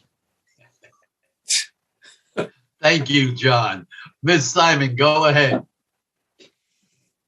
Thank you. Thank you very much. I really appreciated hearing both of your comments. I can't think of anything that is more critical than class size, which is, as we all know, we all agree. I think one issue is going to be space. That's a big issue. Real estate is profoundly impactful here. I'm curious because one of the things I find in my district, which has a tremendous amount of building and is, very dense, is the fact that every time somebody wants to build a tall building, they say, we'll put a school in. And in my experience, that school never is going to make up for the kids that are going to be coming into that building, let alone the shortfall that we already have. Plus, they're often in places where it's very dangerous for kids to cross the street, for example, because it's really about schools where the developers are willing to give them to you, not necessarily where we need them or of the size we need. And I think Dock Street is a particular example, which really should have been for a larger middle school if we had 2 floors instead of just the 1 floor they were willing to give us. So I would like to have your thoughts on that if we can. And also one of the issues I find that has been a problem in the last few years, administrations, and I do recall the Bloomberg administration saying class size didn't matter and people arguing with me on the street about that. They actually were putting forth that bigger classes were better if I put 2 people in the classroom. Yep. Kind of thing. But, and that is also this sort of lumping of English language learners with special education. And certainly a kid who's an English language learner may need special education, but there's been too much of a kind of alignment of those, and those needs are very different. I'm curious what your view is on how we can do that better. All right, Mark, I'll start. Look, we put forth legislation last year based off of health code in New York City to lower the class sizes because we now have an inventory of every square foot of every New York City school space. We could. If the mayor decided today that he wanted to lower the class sizes in New York City to the levels that were in that legislation, more than half the school buildings in the city could be in compliance right away, immediately. Then when it comes to the capital plan, what we already have, the money already allocated into our capital plan could take care of the rest, the other half right now. So it would be within a 5-year period, we're done. But again, everybody's like, yes, we want to do small class sizes. Yes, we want to do small class sizes. That's all we hear. We want to do small class sizes, but they don't want to do small class sizes. And in terms of New York City itself, because it's really a city issue, we're insane because there should never be residential development without you looking at the basic in terms of for infrastructure, all infrastructure, but for us, just the school seats. So I know for a fact that your district is completely overcrowded. We have districts now that are overcrowded with massive residential projects inside of them. So, nobody's saying, we're going to put in a 400-seat school, but you're going to have 10,000 children moving into that district. So good luck. Again, New York City needs to, and that's why if we put in if the city did legislation on this, they would always have to be looking at all of the factors when it came to school seats, because it would be required in the legislation for the class size. And I know developers would get upset, but I also know that there's plenty of developers who would be more than happy to build residentially in New York City and take care of class sizes. It's just the ones currently doing it seem not to want to do that because they like making their 50% profit. So just to add, I was the principal of a school that probably would not have had the space to significantly reduce class size in the particular building that I was in. However, we did target the students that needed the attention or the greatest amount of attention and put them in lower class sizes. And we did that particularly in math and reading to try to bring them up. So I think that we need to understand and understand that, things do cost money and that there are space issues, but it doesn't mean that people can't be creative and do the best they can within their building and not expect everyone to move into some sort of compliance immediately, because that's not realistic. But if we all targeted the best we could and also paid attention to the students that would benefit the most from the reduced class size, we would start to make a difference. And hopefully over time with the right, building plans and urban development plans, we'd be able to go further. But, it's a big issue. Go ahead. A real quick. I know that there's occupancy data that we are told, and there's always disagreements about whether that data is correct. Are you familiar with that? And is there some way that could be tweaked to be more effective in communicating? Whether or not, because everybody says this building will, we have the X capacity, and people disagree about the capacity. And there's some sort of formula that's used with the Blue Book or whatever that we are always told needs to be changed. So do you have views on that and how we can address that? Yeah, I do. Okay. We've never had the actual square footage of each school in New York City until now. And the pandemic caused it because we literally had to measure every instructional space due to social distancing. And we found out very quickly that what we were coming up with at each school did not match the Blue Books. So for your purposes, you should be pushing very hard on New York City to redo the Blue Books at the whole Blue Book process needs to go away. It doesn't work. We all know it because we wouldn't be in this position. But there is an opportunity that's going to slip through the fingers of this city because you literally have the first time ever actual square footage of every instructional space in every school in New York City. It's not nice to talk about publicly now because it basically blows up the myth that we would love to do class size, we just don't have the space. Well, that's not true. There are places where we don't have the space, but the majority of schools in New York City do have the space. Thank you. Thank you very much. As it looks right now, to close, Assemblyman Epstein. Thank you, Chair, and thank you both for being here and for your testimony. I really appreciate your being so thoughtful on this issue, and I think there's some great recommendations. I'm wondering just on your idea around comprehensive planning for future development. I mean, I think we're in a situation in New York City where we have an as-of-right development structure, so a developer can just put up a building anywhere as long as they're within their FAR. So it would require really changing our zoning rules. I'm wondering if that's what you're advocating for, because I do think that's a piece of what you're saying. Well, what I'm saying is that you sound, you clearly have more expertise on this than I do, but it would have to be what would be the best strategy for making sure that any development takes into consideration school capacity, and that whatever it is the right place to change it, because there's multiple levels. Is it a zoning issue? Is it some other part of the process? Where would it be that this has to be studied, looked at, and a determination may be made? And that may require that the developer has to provide school seats, which we've had them do in the past, but only because of political pressure and never the amount of seats that were needed. All of Hudson Yards has 240 seats created for it. All of Hudson Yards. And they only did that after the initial plan was approved because of some parents and our unions. And it was just like, all right, we'll give you 240 seats. They need a couple of thousand, but they gave us 240. Well, that's really helpful. Just on the fiscal oversight that we need, what do you think the best strategy is? Obviously, getting the comptroller office to have more authority over, financial decisions that the PEP board is making and the DOE is making. Do you think beyond the controllers, giving them real teeth, there would be better fiscal oversight that we could see?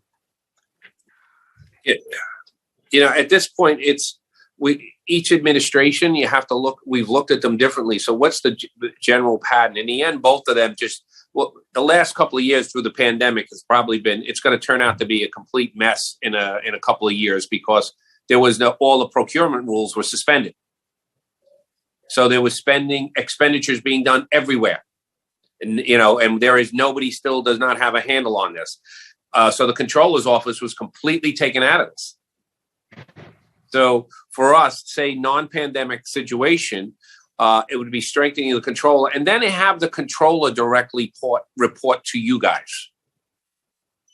Not the Department of Ed, not the mayor's office. Have the controller, I would think, have that controller, and I'm looking at someone I know has some expertise on this.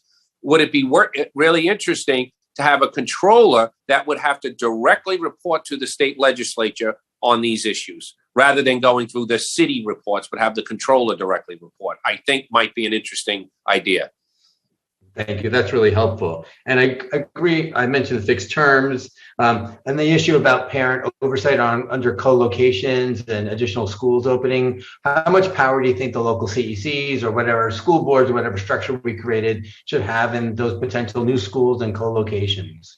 I think they should have much greater voice than they have now. And there's been some really, really ugly community fights that should not have taken place. But it was only because they knew in the end it was the PEP panel that had the vote. And then we have to sit or be there in person or watch on the news as they report about parents, teachers being at a PEP vote, yelling at the panel. And, the people on the panel saying, well, I don't believe why people are treating us this way. Well, they're treating you that way because they know they really don't have voice. And that's what happens when you completely silence people in the process. And that's what has happened because of mayoral control. And the last question I have, because I know we have less than a minute, is, we've heard the chancellor mention that the last 5 years we've seen some families leaving. Do you know, I didn't get a chance to ask him, but, the income of those families, are we losing middle-class New Yorkers, wealthy New Yorkers to New York City? Are we losing lower-income New Yorkers? Do you have that data at all? No, because under mayoral control, the last mayor never supplied it to anyone. Yeah, I think it would be great. For years, nobody got it. We need the data because then we can make decisions based on the data. So there's real accountability, right? Well, the reason you guys don't have any of that data is because you told the last mayor he didn't have to give it to you. Thank you very much. And thank you, Chair, for letting me speak. And John, that's vegan pizza for me, right? It's vegan, right? We'll work on the vegan. Mark and Mike, we thank you very much for being here and for your testimony. It was certainly well taken, and I think everybody is quite appreciative of it. Thank you. Thank you all very much.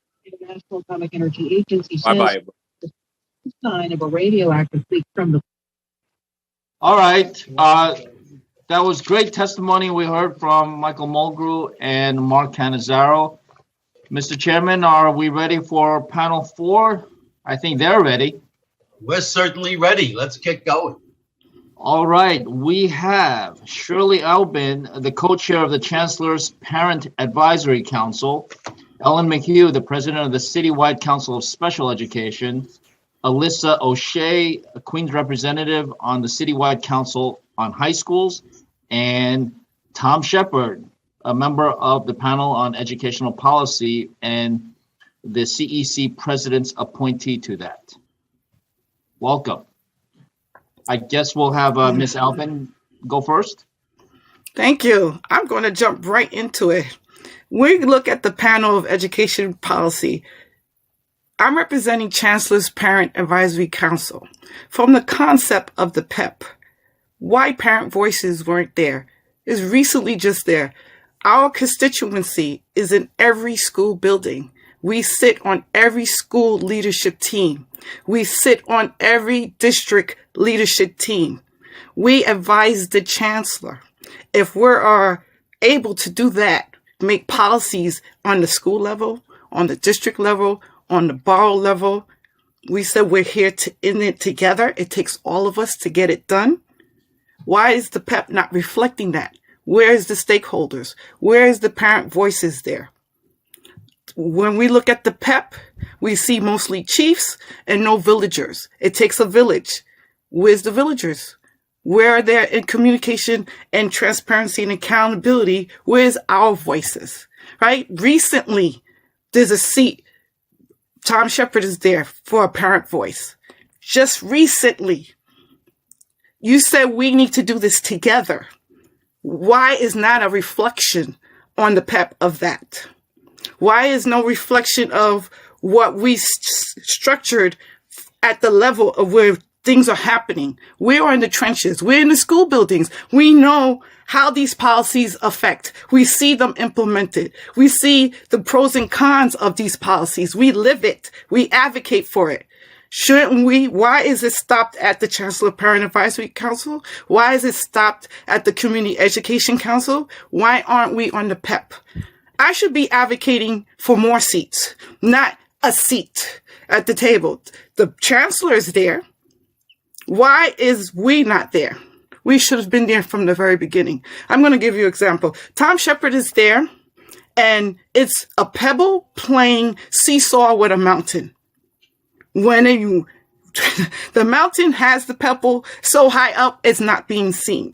So basically, our voices are being shut out. We are the fabric. We are key stakeholders. And then sometimes it forgets that our constituency is made up of politicians, doctors, lawyers, CFOs, business owners, small civil servants. All occupation you will find them in a stakeholder position. We're not children. We know what is at stake. This is our second job. We are not getting paid for what we do. So we are doing it by passion, love of community, love of neighbor, making sure our children get the education that they need. We need to be there to make decisions. Our voice needs to be there so we can represent our constituency. While I'm here for Chancellor Parent Advisory Council, we literally represent every single student and their families in New York City Public School. New York City is great, not because of who we elect, not because of who's in certain positions, is the communities, is the fabric of this city. We make what this community, this New York City great. And that should be a reflection on the panel for education policy, right? We should be part of that. Thank you. Thank you. Next, we have Ellen McHugh. Hi, good afternoon. It's good to see you all, and thank you for the opportunity to speak. You have my testimony, so I don't think there's any, although I think it's great testimony, I don't think there's any need to read it out to anyone. But I wanted to make some comments about what. Ellen, let me just let everybody know that people can find Ellen and everybody else's written testimony on the website where you found the link to view this hearing. Go ahead, Ellen. Sorry for the. Thanks, John. No, thank you. The Chancellor very eloquently said earlier that he wanted parent involvement. I want to give you some examples of the current situation. As a CCSE, Citywide Council on Special Education, we wrote to the Chancellor in November, asking him to come to a meeting or even set up a meeting. We've heard nothing. The presidents of the 4 citywide councils, myself, Charlie Wang, Karen Wang, my co-chairperson, Erica Newsom, the co-chairs of District 75, Mr. Lawrence and Mr. Spencer, signed a letter requesting a meeting with the Chancellor. Of the 4 councils, we weren't looking to just have the 6 or 7 of us meet with him, but to have the councils meet with him. That was sent in early February. We have heard nothing. So using my intelligence, guided by my experience, I cannot wrap my arms around the idea that this Chancellor is as broad-minded as he professes to be. Last night at the CCSE meeting, we met for the first time with the new executive director of FACE, Dr. Melendez, only to find out that the current department had been talking to CEC members about what would be a good way to structure FACE and how to get CEC members involved in policy making. Unfortunately, none of the 4 citywide councils was ever included in any of that discussion. That's one topic, but to go back to the issue of how people are involved on the ground and in most of the work that we do, we see families struggle to have their children placed in schools that are even close to home. And it's even most difficult for those families who are in District 75 programs. Children are sent for across the district or out of the district or even into Long Island and up to Westchester because communities can't, don't, or won't support the children with these profound needs. This is an artificial setup. Nowhere else in the state are children with a more profound disability segregated and separated into a separate district. It also causes a great deal of consternation when schools are built and we ask, where is the District 75 program going to be? And we are told, they take up too much room. There was a principal in the Bronx not too long ago who said, no, she didn't want them in the building because they were crazy. There was a principal out in Queens who refused to take some students because they didn't fit the screen quality of the school. It was a music and art school. But she would take them in and put them in a separate building with a separate entrance, separate times, and separate administrative staff. We all talk about smaller class sizes. If we create smaller class sizes, which I firmly believe in, we will be forcing out District 75 students. At this point right now, there are approximately 60 self-contained District 75 buildings and over 350 offsites. All those offsites depend on the idea that there is going to be room in a building that can houses both students with special needs and general education needs. We have been forced by individuals who are involved in screen schools to fight for space. We've been told that those kids don't belong here. And when we come back and say, if your students are going to be the city's next leaders, they have to know this community because you can't lead a community without knowing something about their needs, wants, and desires. Yes, I'm finished. I'm finished. It's okay. I could go on forever. Well taken, though. I understand. If you have questions, please don't hesitate. We will. Thank you. Next up is Alyssa O'Shea.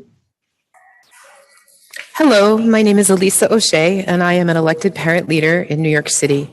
I currently serve as one of the 2 Queens representatives on the Citywide Council on High Schools, an advisory body that is responsible for evaluating and commenting on educational policies that involve New York City public high schools.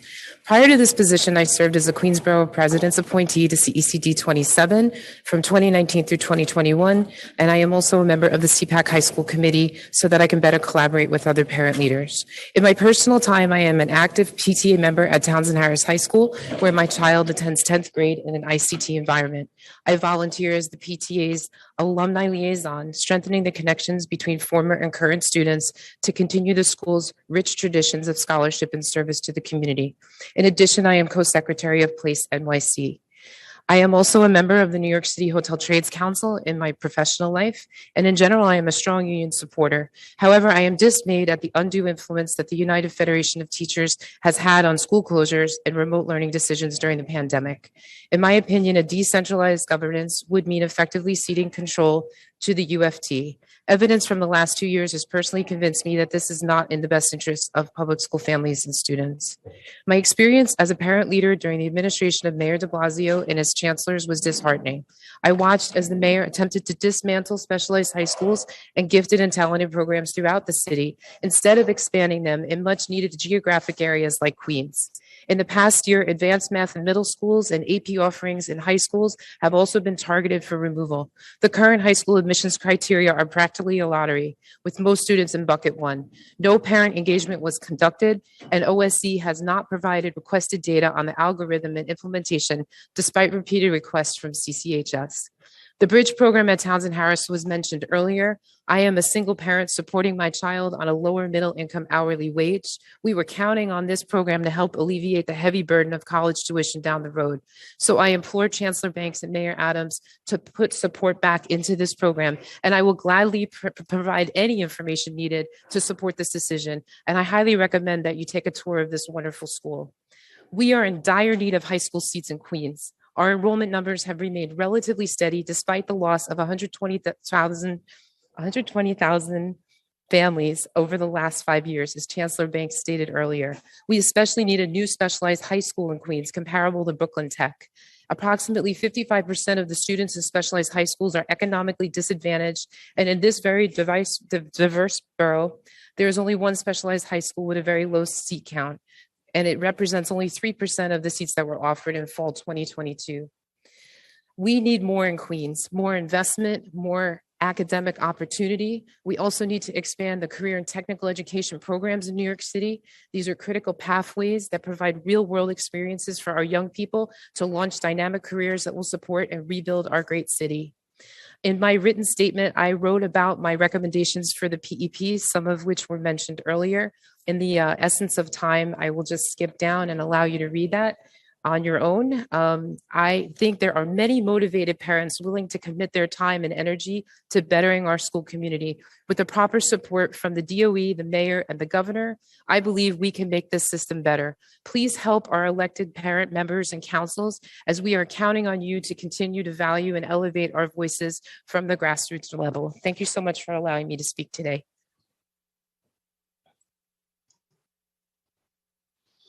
Thank you, Ms. O'Shea. And we go to, I think it's Mr. Shepherd.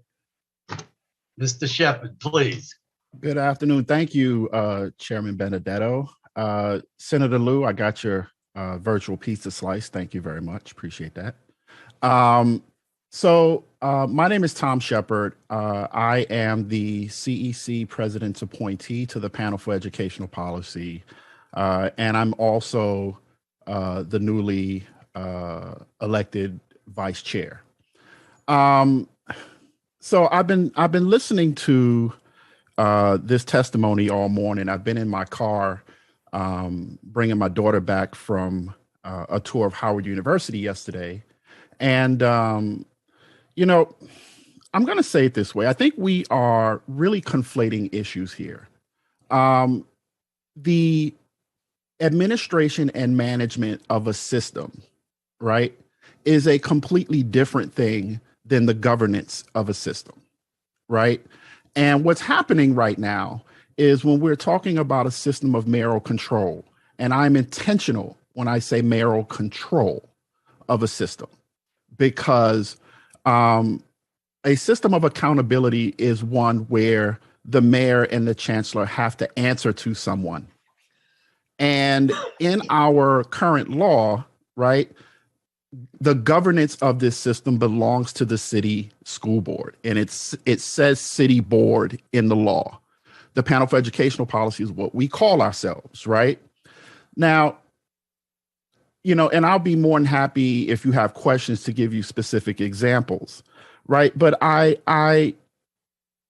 look at this and I say to myself, you know, if there are issues with class size, for example, why is that, right?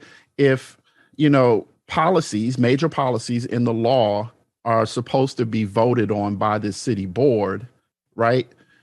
You know, I've heard very little today about, you know, the panel actually voting on policy, right? I've heard a lot about what people's visions are, what people's goals are, what people want to see, right?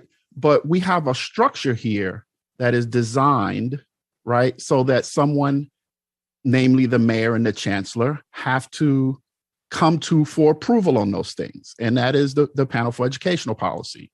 And that doesn't happen in the way that it should, right? And when I represent the only voice, elected voice of parents in that space, it is disheartening. And it's disheartening because what you end up with is a system where the folks that are not supposed to control it actually do, right? When major policies are in fact just are made from on high, right? And I'll close with this because I just see the time's up thing there.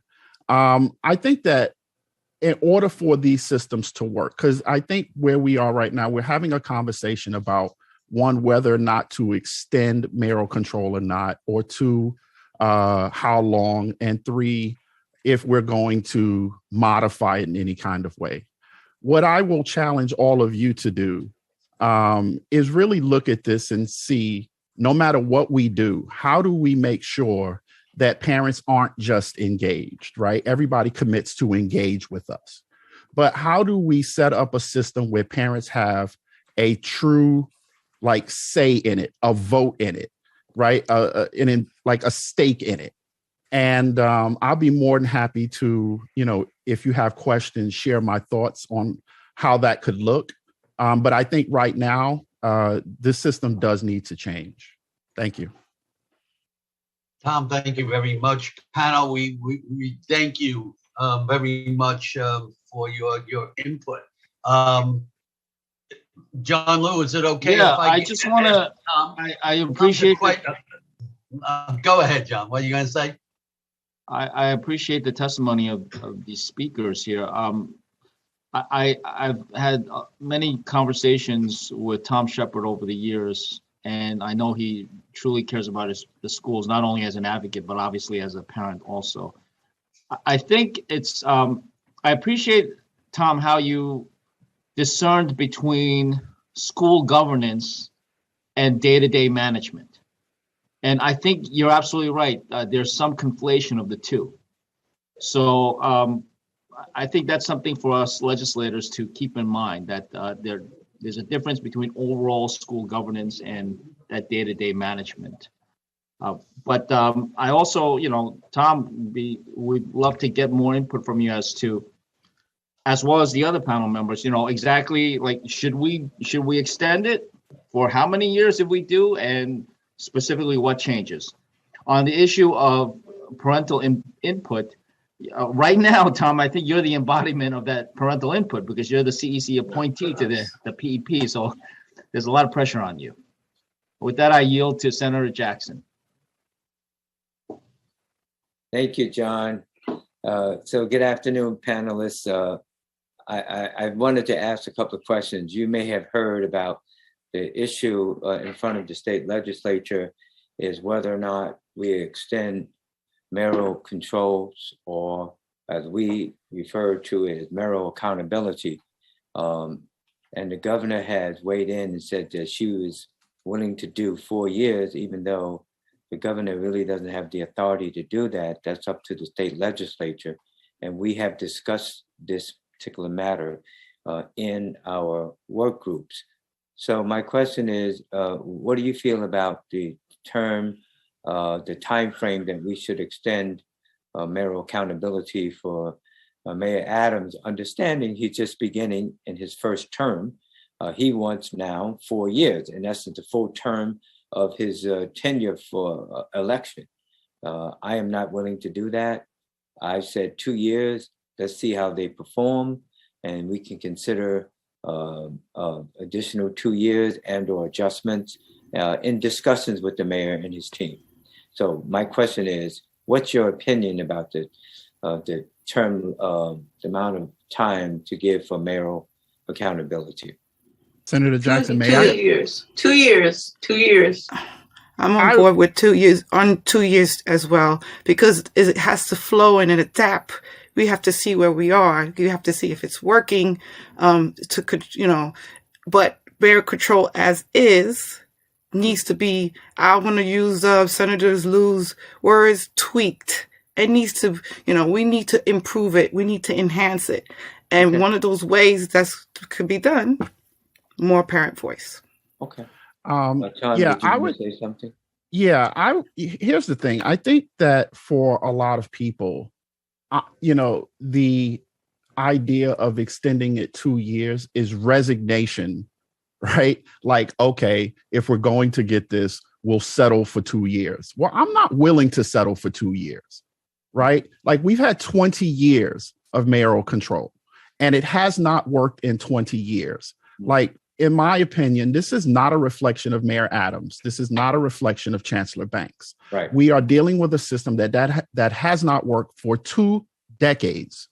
And we need to reevaluate this system. We need to stop kicking the can down the road. We need to figure out how to adjust it to make it work. And I challenge you to do that now, right? Like, why wait 2 years? Why wait because 3 years? you can't change overnight. This is not changing a shirt. This Hey, is so let me moving. just finish. Let me just say, because my time is up, so that we will determine that. But I wanted to hear all of the panelists' opinions because Absolutely. you're directly involved in the education process. And so I appreciate your honesty and integrity and working on behalf of the children of New York City, for all of you. Thank you very much. Thank you, Senator Jackson. And thank you to this panel. I think there are no more questions. Thanks so much. Next up, we have panel 5, consisting of Farah Despain, President of CEC 8, Dr. Miriam Benchegh Ellis of CEC 13, Taj Sutton, the President of CEC 14, Nancy Randall, the Borough President appointee to CEC 15, and Camille Casaretti, the President of CEC 15. And I guess we will start with Farah. Ms. Despain. And you're still muted, Farah. Thank you. I'm sorry. Thank you. Good afternoon, everyone, and thank you for the opportunity to speak. You do have my written testimony, so I don't think I'm going to spend the time summarizing, but I did want to respond to some of the things that I heard. I heard the Chancellor speak about how he is willing to give a voice to parents. And I have no doubt in my mind that the Chancellor and the Mayor are honorable people. Yet, I don't think that parents should give up their rights to literally be sitting at the table and be part of the policy and decision making, because on many levels that would be lunacy, and it would be literally putting, as it already is, putting education at the mercy of politics. And education should be a service, and that's something that changes with changing moods and so on and so forth. So what I would say is that, hurt me once, shame on me, hurt me twice. Hurt me once, shame on you, hurt me twice, shame on me. So I'm not willing to trust the Mayor, the Chancellor on this. And then I would like to appeal, I think, to your civic duties as elected officials, right? And the question from me to you is, when you think about mayoral control, are you upholding this democracy and the things that we stand for as a nation?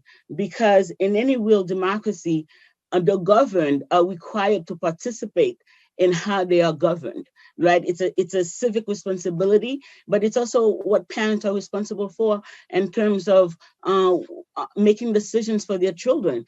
And as a teacher, I can tell you, when mayoral control came on board, we allowed Mayor Bloomberg to scapegoat teachers on so many levels that it was disgusting. And then under Mayor de Blasio, and when it came to the remote option, we literally forced parents and bullied parents into sending their children into situations that they deemed unsafe for their children. So I resent, as a citizen and as a parent advocate and as a teacher and as a mother, a system that doesn't take into consideration my voice, my duties as a parent, as a citizen, right, as a professional. So I would appeal to you to make sure that when you're deciding on whether to extend or not extend, that you are upholding what we live by as a democracy, what we say are our values as a nation. And so I'm sorry, I'm all over the place because my notes are all over the place. For me, mayoral control, as it is, should not be extended for the next 2 years or 4 years. So you have it in your power right now to change whatever that's going to look like before it is up. So, and I think, and I want to respond a little bit to Senator Sepulveda right now because he is my own senator. And I think for communities for poor communities of color, we especially need the participation of these communities and these parents in the governance of their schools, because for them, school is not just a function of I take my child to school so I can go to work. It's also a community function of elevating that community and ameliorating the conditions of that community. So these parents need to be at the table and be empowered so that they can make changes in the way their kids are educated, so that their kids have the kind of future that they are dreaming of. So there is no democracy, as far as I know, where people are not empowered to participate and have a voice. Thank you so much. Thank you, Farah. Dr. Miriam Ben-Sheikh Ellis.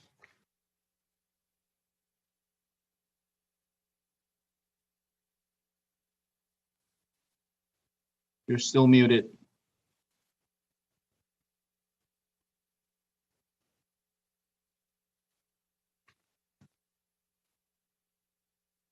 You're still muted.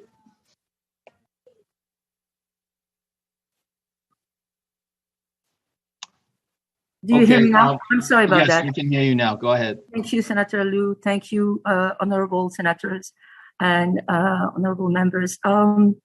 I'm here. I've been listening to this. First of all, I'm a mother. I choose public schools over private French schools, even though I had decided to go for French education because this is what I had in North Africa. So I've been listening to this hearing since this morning, and there are very many who are really expert on the mayoral control, and they have been through many years of observation, etc. As a mom, as a PhD, I see that as a scientist, I would say that we always try to come up with optimum conditions in our work. So if a mayoral control didn't work for 20 years, maybe it is time to start revising what is going on. And maybe it is time to look at all the conditions that are being offered to us and start the discussion and the negotiation with the mayor. I understand that he is newly elected. We have to give him a chance. So I hear giving 2 years or 4 years. 4 years, his mandate will be already finished. 2 years, I heard the word resignation. So that means it's as if we're not going to do anything. We need to find a place where we can come up with a solution. So I'm thinking here, I'm talking to my CEC fellows. I'm on CEC 13 for Green Brooklyn, Brooklyn North. I'm talking to my CEC fellows, and I really hope that we can find a place where we can come up with experimental conditions that will give the best for our children in our schools. I would like to speak also about the charters. So remove the mayoral control from the budget. The charters, we want our New York public schools to be fairly funded, and we need to do something about that. Class size matter immensely. My kids did much better when they were in small size. They ended up in the best schools in New York City, and now they are in colleges in Massachusetts, etc. So I hope we can come up with a solution, and we do not just lock into comment dire, bon Dieu, comment on dit ça en anglais? Into a hostile moment. We really need to find a solution for our schools. And thank you, Senator Liu, and thank you, Chair Benedetto. Thank you, everyone. Thank you very much. Taj Sutton. Hi, everyone. Man, I really want to say so many things, but this is a hearing about mayoral control, and so that is what I'm going to talk about.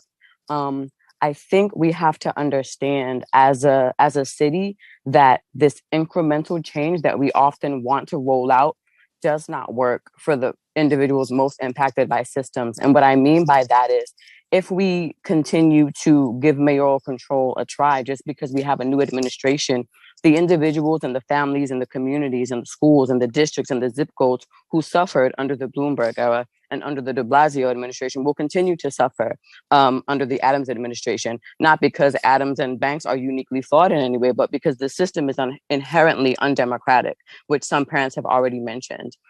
We also have to think about the fact that although we have school governance structures, and I'm thank you for Tom, making the distinction, but the school governance structures are broken as well.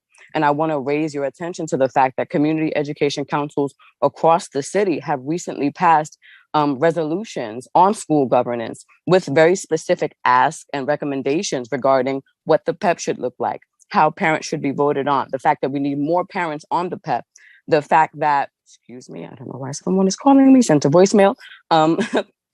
And just the fact that even though we have the appearance of parent engagement, it's really a falsehood. It's a rubber stamp. It's a check in a box. And at the end of the day, we have to think about what parents, right? What parents are in these spaces? What values are they espousing in these spaces? Because if we're going to continue to lament the conditions of Black and Brown and underrepresented Asian children, of multilingual learners, of disabled students, then we actually have to start centering them in the policy. And thus far, mayoral control has not been able to get that done for us. I see it on the ground. I see individual CECs doing great work. I see particular elected officials doing really great work and piloting some things and supporting the CECs in their work. But at that top level, which is a lot of times what it comes down to, right? Like Farah said, we were fighting really hard for a remote option. We also fought really hard to keep masks, not because we want to inconvenience anyone, but because we're worried for our disabled children, for our immunocompromised children, for our children under 5 who can't be vaccinated. And it feels like all those hundreds of thousands of parents were completely left out of the conversation, right? So when we're talking about inclusion and when we're talking about parent power, who are we empowering in these spaces? And what does it look like to really take the work that they've been doing for generations, quite frankly, and apply that to this new vision of mayoral control? Mayoral control does not and cannot work because it is inherently based, the decision-making power lies with one person at the end of the day. And politics, unfortunately, are always going to be swayed. And what I've seen throughout the pandemic is a very small minority of parents who are very well organized, being able to make and impact a lot of really important decisions, even though the majority of our school system is children of color and low income. So I think we all need to be thinking about the ramifications of mayoral control as we try to figure out our way out of this pandemic, with the reality that all of the people who are already suffering are suffering that much more, and mayoral control has yet to support those communities. Thank you. Thank you very much, Taj. Nancy Randall. Thank you so much, Senator Liu. Can you hear me? Yes, we can. I'm very excited to be speaking with you today and to be able to share some of my thoughts. I'm on CC 15 with Camille Cresseretti, our president. It's been an honor to have received the Brooklyn Borough President appointment from Mayor Adams. I'm also PTA president of PS 58, co-president of PS 58 across the street from Assemblymember Simon's office. And I was also a member of the rezoning PAR team for 7 schools in our area of District 15.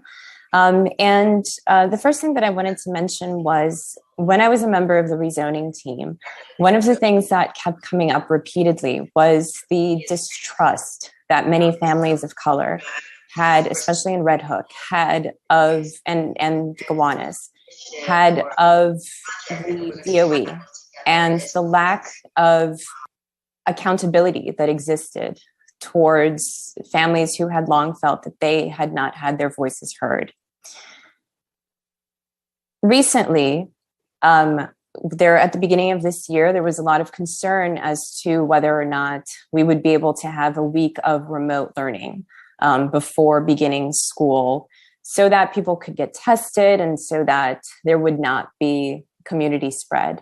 One of the things that happened, and for my daughter, who's in 3rd grade, and like Marianne, my daughter is in a French program, her teacher has been had been out sick. She came back yesterday. She had been out sick with COVID for about 4 weeks. She had it, her children had it. One of the issues is I experienced it, obviously, myself, the disruption of my child's learning. My child is coming home screaming about how much she hates French because she's got a substitute who shows up and says things like "connard." And my daughter says, "I don't understand what she's saying. That's not how you speak French." And it's causing her distress. So when I think of Senator Jackson's question, oh, can you not hear me? Do you hear me? We can hear you fine. Okay. When I think of Senator Jackson's question as to what to do about mayoral control, I think it's time to end mayoral control. I don't think that it has anything to do with Mayor Adams specifically. I think it has to do with the people on the ground who are experiencing it on a daily basis, who are parents, teachers, who are experiencing what it really is like to have children in New York City public schools. And so I ask that you consider putting together a task force that includes parent leaders, the parent leaders here today, who would be able to come up with a plan to move forward for our city and for our children. Thank you so much. Thank you so much, Ms. Randall. And now we have Camille Casaretti. Thank you so much. So nice to see you all, and I appreciate this opportunity to speak. I'm Camille Casaretti. I'm the president of CEC 15 in Brooklyn. Our district is pretty well known for our collaboration, and we have worked in partnership with our families, our school leaders, our superintendent, educators, to help change outcomes in our district on a number of different projects. Nancy mentioned one of them.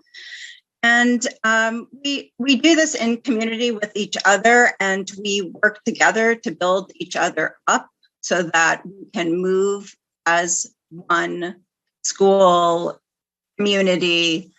So sorry.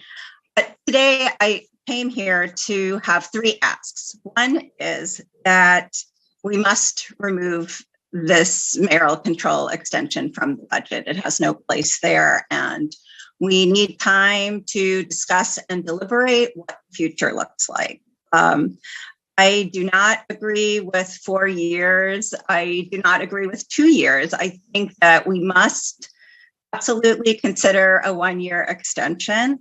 And like Nancy said, I think that we need a task force. I have sent you numerous documents detailing many of the items that I think need to be amended to the state law, and happy to work with you all as I have in the past, helping with literal physical amendments, which I have pages and pages of documents that I can show you with the amendments to the law. But we really need a system in place that's going to start valuing parent voice and include parents in a far more collaborative way than what we've seen in the past. So I'm just going to cede my time at this point because I think that there are a lot of people here that have a lot to say, and I'm trying to be careful with how much space I take up these days.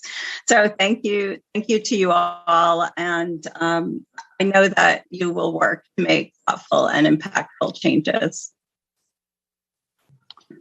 Thank you very much, Camille. I really appreciate this panel of CEC leaders. And I think one of the questions we always grapple with, and I appreciate your suggestion, Camille, that we not consider this as part of the budget, and maybe just consider a 1-year extension, not a 2-year, not a 4-year extension. I think we all often grapple with, well, you know, if we don't extend mayoral control or the current system of school governance, then it reverts back to what it was 20 years ago, which I have heard a few voices who supported that system, but by and large, most people do not want to see the school governance system go back to what it was 20 years ago. But we still need to hear specific ideas on what changes, if any, should be rendered. I think we heard some very concrete suggestions from Mark Canizaro from the Council of School Supervisors and Administrators, and also Michael Mulgrew from the United Federation of Teachers. To the extent that CECs, you can continue to deliberate, and in the coming weeks, send us your suggestions on exactly what changes, if any, can be made to mayoral control, or should we just go back to the old way 20 years ago? Senator Jackson. John, thank you. So panelists, let me thank you. And I looked at the panelists where you're from. CEC 6 is in the Bronx, if I'm not mistaken. 13, 14, and 15 are in Brooklyn. And as you know, the highest need in the city of New York is in the Bronx overall, because it has the poorest congressional district in the country. People say, what, are you serious? Yes, we're serious. But understanding, some of you say we should not extend. The bottom line is we don't have anything in place right now to put there when it expires this year. So if anything, if we're going to move toward that, it's going to take time. It's going to have the input of parents, professionals, in order to come up with something, an experiment that we feel is going to work.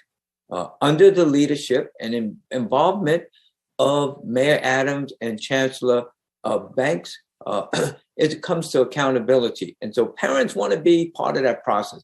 That's what I was doing when I was on the CEC in Manhattan, in the Parents Association, in the City Council, and in the State Senate with John Liu and Shelley Mayer and Toby Savitsky, because I am on all three committees of education, K-12, and the two for K-12 and higher education. So it's going to take time. So I'm not willing to say we're not going to do anything and let it expire. I don't think that would be in the best interest of saying, okay, now nothing's in place. We have to keep something in place until we adjust to something else. So I just wanted to communicate that to all of you. And I say to you, I appreciate your comments, but everybody must know that the mayoral accountability or mayoral control expires this year. John, thank you. Thank you. Senator Jackson, thank you very much. And you are correct. District 6 is in the Bronx, but Farrah comes from District 8, which happens to be in my district, and does a wonderful job and wonderful. We thank the ladies for all the fine comments and thought-provoking comments at that. Let us now move on to Assemblywoman Simon. Thank you. And thank you to all of you who have testified about this. I have a couple of questions I'd like to ask you that spring from some of the testimony we've already heard today. So number one, Chancellor Banks said several times that most of the members of the PEP are in fact parents themselves. It seems to me that he is relying on that as a kind of a proxy for greater numbers of people on the PEP that actually represent parents whose voices are there to be the parent designee as opposed to a mayoral designee or a borough president designee. So I'm curious your thoughts about that. What changes might you make to the CECs to give them more authority? Once upon a time, our school boards had much more authority when it came to contracting, for example, and rezoning. The CECs don't have that same power. Also, it's not uncommon for a new mayor to say, the other guy had 4 years. Why aren't you giving 4 years to me so that I have the time to make my imprint? What is your reaction to that? Because, it's hard not to take that kind of thing personally. And so I'm curious what your response would be that. And then this issue of accountability, voting somebody out in 4 years is really not accountable. There needs to be better checks and balances. I'm curious what you think would bring accountability, because obviously accountability on paper is one thing and then implementation is another. So I open that up to any one of you who might want to help me with that. Thank you for those really awesome questions. I'll jump right in. I think that something important to note is that parents fulfill so many capacities throughout this system, like a lot of our principals, a lot of our teachers are parents. But I think that when you have a parent representative who represents the mayor on the PEP, I think that's very different because the selection process is different. If someone is being hand selected versus voted on by the community, those are two very different things. And I think that is a very important distinction. Thomas Shepard, the only parent member on the PEP, is the only person who was democratically elected to that PEP. And I think that that is important context for this conversation about mayoral control, because again, we're talking about, is this really democratic? Is this the best method? And I think history has shown us that it's not. I think with regard to the 4 years, I think we also have to understand that the moment we're in as a city, and particularly in the context of public education, is so unique that we're going to have to do things differently and we're going to have to move with urgency. And I also want to say briefly, but because I don't want to take the time away from my comrades, this definitely is not personal. We have to understand that historically, communities have been fighting against mayoral control for decades. This is not about Eric Adams. This is not about Chancellor Banks. We were talking about ending mayoral control during the de Blasio administration. We were talking about ending mayoral control when Bloomberg awarded himself an extra term, right? So we have to remember the history and the context here. This is not a new conversation, but it is a sorely needed one. And we need to move with urgency. We cannot continue to take baby steps, because every day that we don't have a solution that works for the most impacted communities, we are selling ourselves short and we are out of alignment with the values that we espouse in terms of equity. Thank you, Taj. Can Camille answer the question? Would that be okay? I only just wanted to support what Taj was saying and express my feelings that I think that as people, we just have to recognize that mayoral control, as Chancellor Banks was saying, it's not perfect. Nothing is ever perfect, but we can move in a much better direction than we're in right now. And I think that if we all can agree that we need to find some other form of school governance, different than what we have now, different than what the school boards were, that future mayors will be put on alert, and then we won't have to have this same conversation year after year after year about why me, I want my chance. And I think that just coming together as a community to make that decision, that we do want to move in a different sort of direction, is the way to not just have circular conversations. So thank you so much. I appreciate it. Thank you. And thank you. I'm sorry, go ahead, Farah. Thank you. Well, first of all, I want to echo everything Taj and Camille said. And in terms of strengthening the CECs, I think it's very important. A very important first step would just make the resolutions binding, right? Especially when it comes to the particular district. To me, it's outrageous that a CEC would detect a problem, analyze it, come up with a solution, and address the superintendent or whoever else in the DOE, and people act as if it never happened or it's not going on. And in terms of just strengthening PAs, the idea that you represent a body of people that you don't have any access to. I mean, you guys are elected officials and you wanted to have this hearing today. You didn't have a problem getting people to come and testify. But I guarantee you the CEC tried to do the same thing. We couldn't even get 10 parents on. So how is it that, we are elected officials at all levels, lower levels, right, to represent parents and to advise the chancellor and the superintendent on things that parents are concerned about, yet we have no access to our parents. Yet when we have a resolution, nobody takes it seriously. That's mind-boggling to me. Thank you. Farah, what do you mean you have no access to your parents? There's no way for you to easily contact them, or? And do you think that's the DOE's responsibility to give you that access? They should, but they always tell us things about privacy issues and parents have to opt in or opt out. What I know is that ever since I've been on the CEC, part of my platform has been community engagement and community empowerment.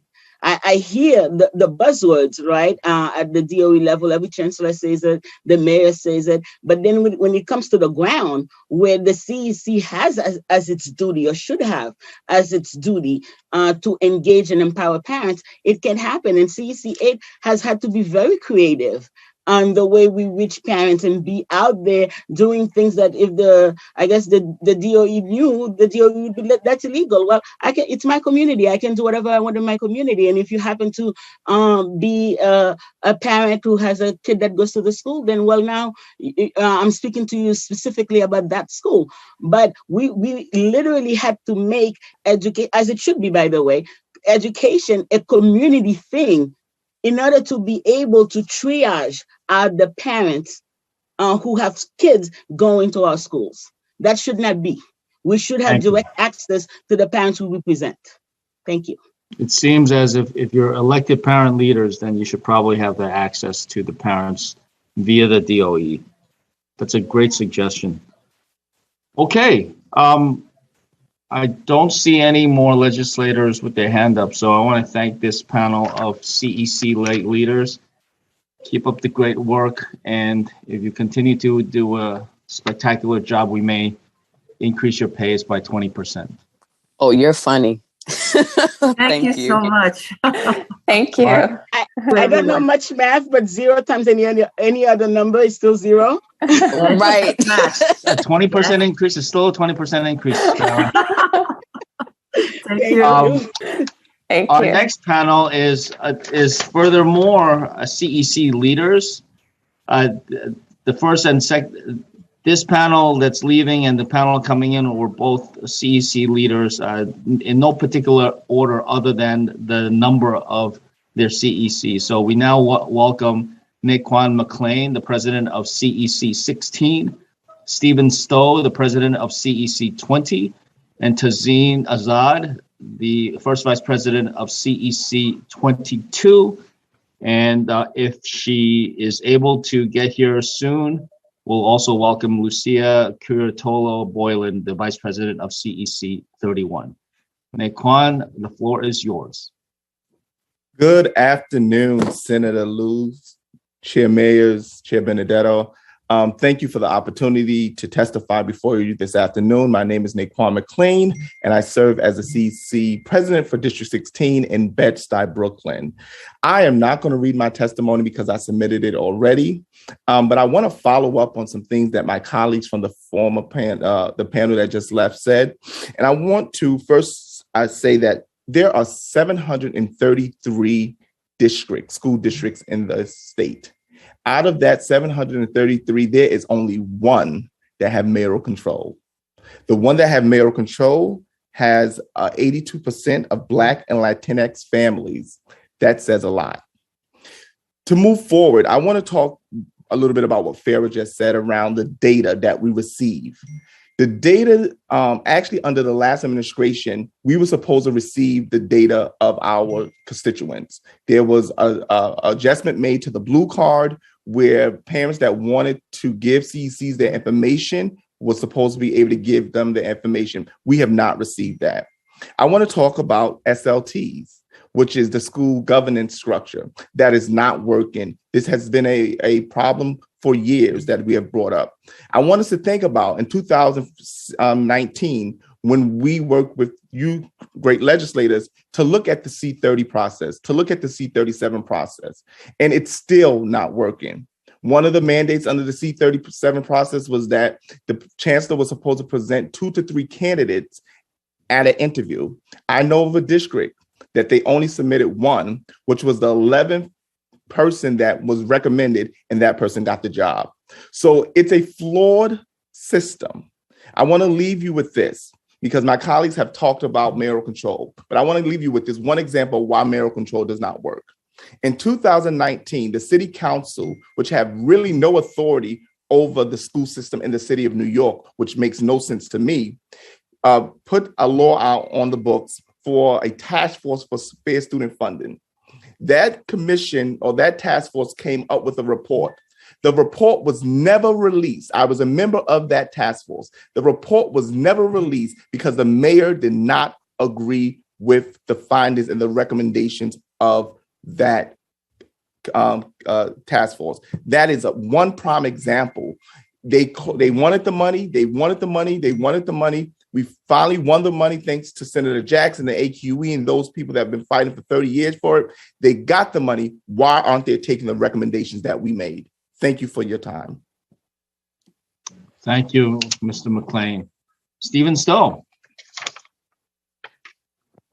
Yes, good afternoon. Can you hear me? Yes, we can hear you. Good. Good afternoon, Senator Liu, Senator Mayer, Assemblyman Benedetto, and other members of the Senate and Assembly. My name is Stephen Stowe. I'm the president of Community Education Council in District 20 in Southwest Brooklyn. Other than referencing a particular resolution our council approved last month, the comments today are my own. CEC 20 represents the families of 35,000 K through 8 students. Our district is 75% economically disadvantaged. It is a district shaped by immigration. In particular, almost 45% of our families have selected Mandarin or Cantonese as their preferred language. Every school district in this city is unique. The diversity that is upheld as the strength of the city must be honored in the governance of its school system. I believe there are very strong arguments for maintaining a high degree of centralized authority, but that does not obviate the need to improve the governance structure to more fully honor and respect the diverse parent voices in our system. District 20 is one in which parent trust has severely eroded in recent years. I would like to note that our district swung to heavily favor the Republican candidate for mayor in the last election, with education, along with public safety, as the two most important reasons. Senators and Assembly members, we have heard Chancellor Banks ask for specific changes. I believe in straightforward and actionable recommendations. Today I have one. Give parents more influence in the superintendent evaluation process. State legislators can do this by amending the state education law, section 2590-E, subsection 15. The law provides CECs a place in the process, but it's largely ceremonial. Specifically, section 2590-E empowers CECs to submit an annual evaluation of the superintendent to the chancellor. Beyond that, there is nothing. The process of conducting the evaluation involves a considerable amount of council time and effort. However, beyond the CEC completing the evaluation, there's limited parent participation in the process. Please note what I am not recommending today: full accountability. What I am recommending: partial accountability. This is not total reform. It is incremental. It rests on two principles: participation and transparency. CECs are the publicly elected parent representatives in the system. We are very much in a position to speak about our community's ideas and aspirations for education. But this only works if the system takes our ideas seriously. All too often, administrators can simply say they serve at the pleasure of the chancellor and ignore or evade parent concerns. At our February meeting, our CEC unanimously approved, with one abstention, a resolution calling for reform to section 2590E, subsection 15. Here are some specific requests. Allow for CEC attendance and or participation in the DOE review meeting of the community superintendent. Require that the CEC's evaluation is included in the formal DOE evaluation of the superintendent. Require that the DOE evaluation of the community superintendent is made available to the CEC. Require the DOE to provide a written response to the CEC's evaluation of the superintendent. Require that a summary of the CEC's evaluation and the DOE response are posted publicly. Two additional thoughts on separate topics that have come up today. One, superintendent hiring and termination. We would very much welcome additional reform on Chancellor's Regulation C-37, as Naquan just mentioned. Two, PEP reform.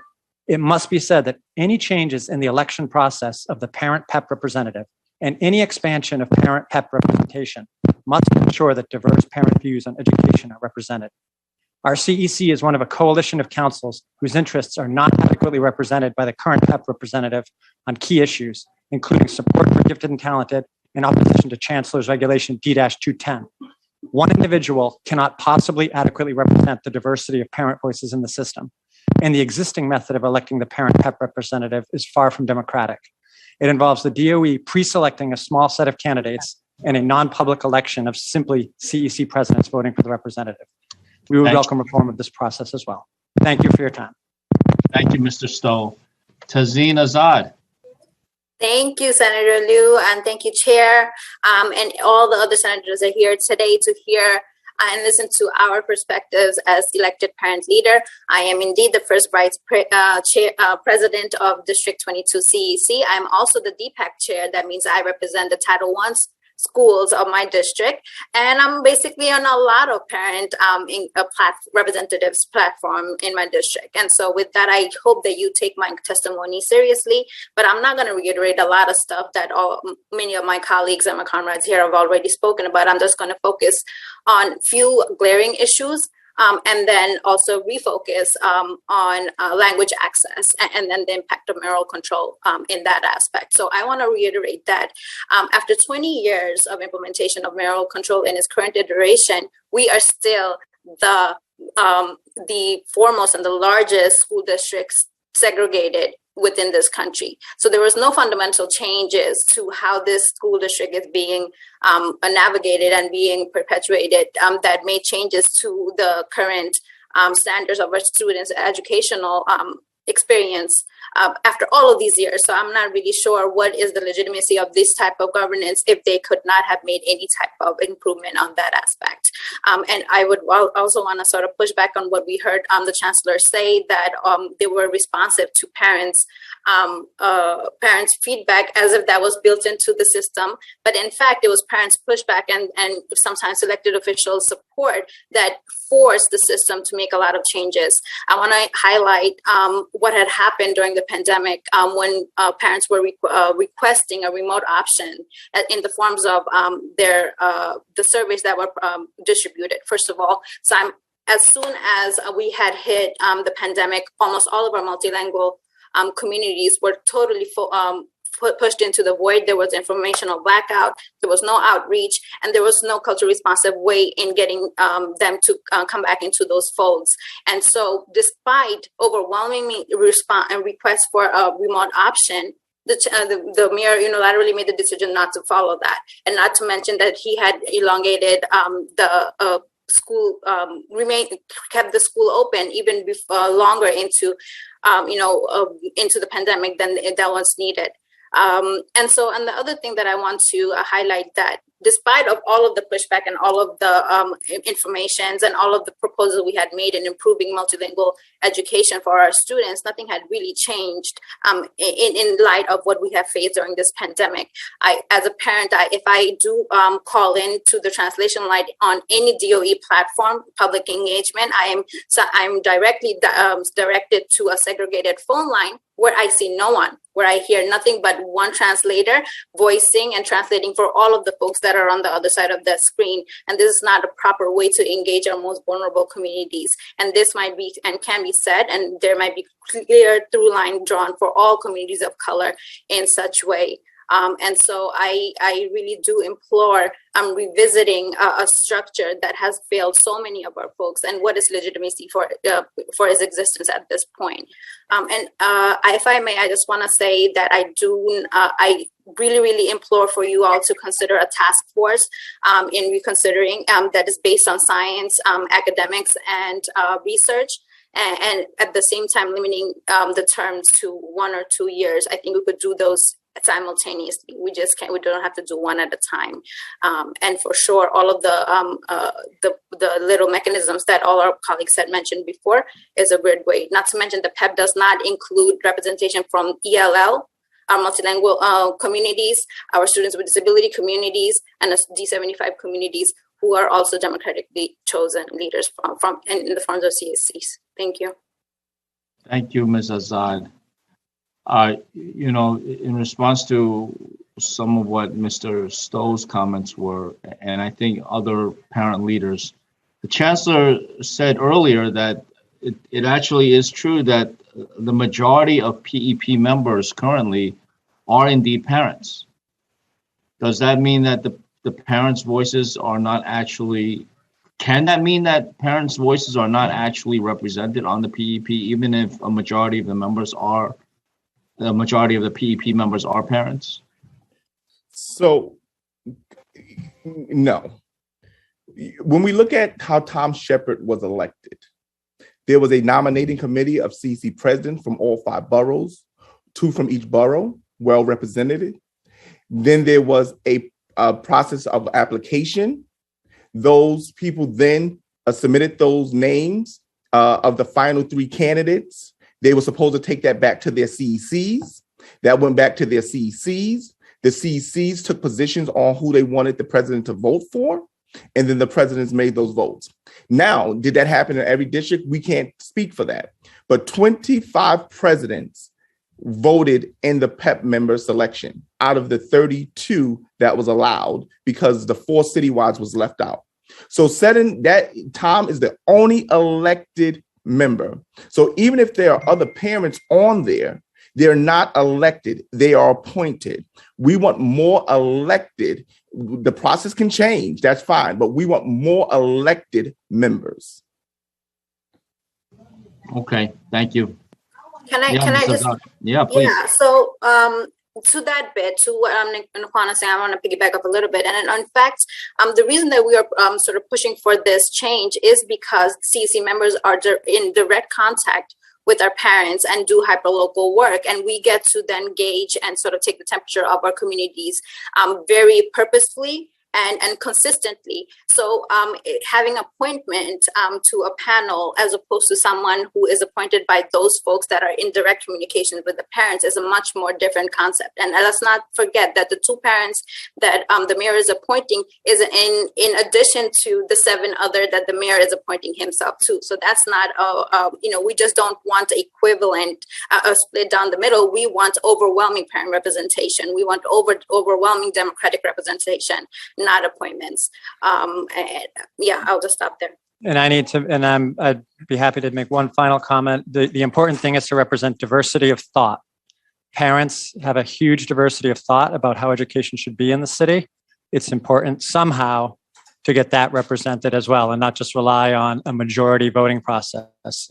I think it's fair to say that if you take all the CECs in the city and all the presidents of those CECs, you'll probably have a majority on certain issues that excludes a minority of parents on other important issues. So that's what I'm really focused on. Thanks very much, Mr. Stowe. Senator Jackson. Well, first, let me thank you for coming in and representing your respective districts. And clearly, I see 16, 20, 22, 31, 16, and I believe that's part of Brooklyn, is 22, 31. Is that part of Queens also? I'm not absolutely sure. But 31 is in Staten Island. Oh, Staten Island. I'm glad to see you coming out. So here's 2 things. As you know, you may have been watching and listening earlier, as far as class size reduction, that's part of the contract for excellence. And that's how the money came down as far as the foundation aid. Well, what's the situation with class size in your district? That's number 1. And then number 2, I have asked a question about how do you feel about the mayoral accountability? The law expires this year and we have to renew it. You must have heard the other panelists talk about we need a task force in order to come up with something that's going to work. And obviously, and John mentioned that in Chicago, they had mayoral control, but then they put together something. So if it expires, where are we at? I mean, something has to be in place. And so what's your opinion as to whether or not it should be renewed for a year, 2 years, 3 years, 4 years? The mayor's asking for 4 years. The governor said that she's willing to give it 4 years, but they don't have the governor doesn't have the power to do that. We do as a state legislature. So I just want to touch base with all of you on those particular items, if you don't mind. So I'll start real quickly. Yes, take the budget. Mayoral control should not be in the budget. That needs to come out. There needs to be a conversation from April to May, maybe even into June, about what we do. A 4-year extension is a no-go. I believe a 1-year extension with the establishment of a task force. We've been calling for a task force since 2019. And then second, last but definitely not least, I definitely believe that the chancellor, that the law 2590 B, C, E, and G could use some tweaks to give more power to CECs and to really look for a democratic school governance system. Thank you. Mm-hmm. Anyone else? Yeah, I'll co-sign everything Naquan says, and more power to the CECs who's doing a lot of uncompensated, unresourced and very, hard work. I myself represent 6 schools, along with my Title I school, so that's a lot. But I also want to speak to the issue of charter. And before that, yes, 2 years max, and 1 year is most preferable, and simultaneously working on a task force, so that we could do those 2 things at the same time. But speaking to your point about class size, my district is one of the district with the highest students per classrooms, and so there were randomly chosen schools that were participating in the class size reduction pilot, a program that we ourselves as CECs had no idea of what was happening until I myself had communicated with other CECs to find out that this was something that was happening. This speaks to what the shortcomings of this governance sort of structure, where things happen and we don't know as a community, and so that we can properly advocate for it or monitor it to see if this is actually doing good work. Because I myself for sure know that there's other schools in my district who require this first and foremost, as opposed to the ones that are actually getting these services. And so these are type of the feedbacks and the power that we as CEC want. So when these pilots are being implemented, that we want to have a say in what is going on. And lastly, I want to say, Senator Jackson, you said that we just cannot repeal it. I want to agree. I want to sort of argue that the last 2 years during the pandemic, we haven't had the mayoral control the way that it was intended for it to be. We had sort of a different iteration of it. And so if we could have done that, and if we could have sort of digested what it was these past 2 years, I think we could do a little bit hard work in the next coming 2 years to sort of really bunker down and think of a newer and a better way of governance going forward. Okay. Well, I know my time is up, and I thank you. I didn't hear what Naquan, you just said something real earlier in your that when C30 process or superintendent only gave one candidate, you should have rejected that, because you should know what the rules are overall. And if you did, you should have appealed it, because that's totally unacceptable to put one candidate in front of you and say, interview this candidate and you make a recommendation, when basically with that one candidate, based on what you said, that person was a fait accompli. There's going to be the superintendent. So know the rules of the game that you're in. This is a game of education for our children. And so we need to know the rules and regulations that govern that, and be able to speak up and fight back where necessary. Thank you, everyone. Thank you for your leadership. Thank you, Senator Jackson. I also want, Madam Chair, Senator Mayor, if it's okay with you, I'd like to give this group of CEC leaders a 20% raise also, just like we did the first panel. Okay, terrific. Thank you so much. We'll be in touch. And any other ideas about mayoral control, whether we do it in the budget, how long we do it for, and what I think we heard you loud and clear on creating the task force on school governance with a possible 1-year extension. Any other ideas, send them our way. Thank you.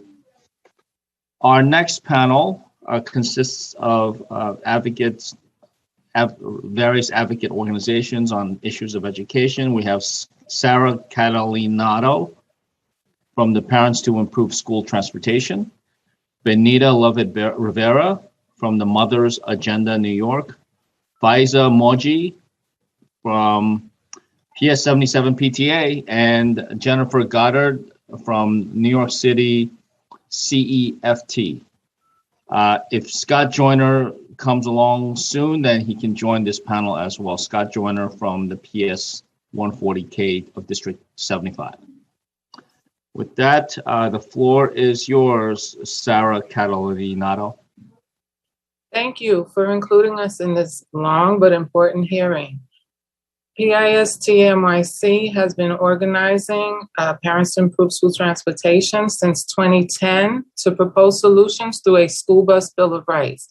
We'd love to meet with education committee members on that, but for today's hearing, we just want to present school busing as a case study of why we need more democratic governance rather than enabling one person with no relevant expertise to have total power over everything school related.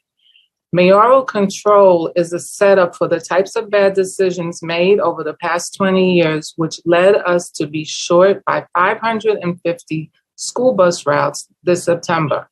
This increased the number of missed hours, days, and even weeks of school for students due to transportation obstacles despite legal mandates. Decisions by a mayor with a bias toward big business and against unions to downgrade school bus workers' compensation, job security, and seniority rights kickstarted a driver shortage long before COVID. Now our kids are doubled up on long routes in an airborne pandemic. Mayor Bloomberg attacked the employee protection provisions and was dismissive of parent concerns about the strike this would provoke and the long-term risk which we are reaping now.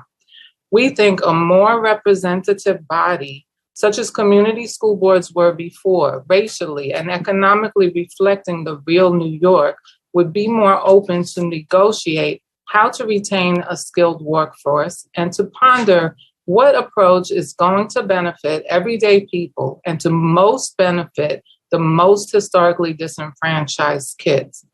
Even if we get a mayor who is not a billionaire appointing a millionaire saying that special ed busing is expensive, this is New York, it's Wall Street and real estate, and so the pressure is on to favor those interests over working class school kids. A diverse oversight body give the mayor a way to say, sorry guys, I was overruled.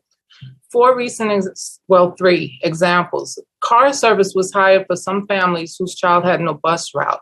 One parent calculated that such a ride times 4 since she had to chaperone her child, times 180 school days is over $42,000. Who's tracking the added cost of the cabs prepaid by DOE, plus the fares they promised to reimburse but are way behind, on top of the school bus budget, which is so much fat to private vendors? We think community-based leadership will follow up on this question. 2 more. When the Office of Pupil Transportation stopped sending route letters home and shifted to online only, we beg them to at least have the mayor and the DOE's press corps and translators announce the change.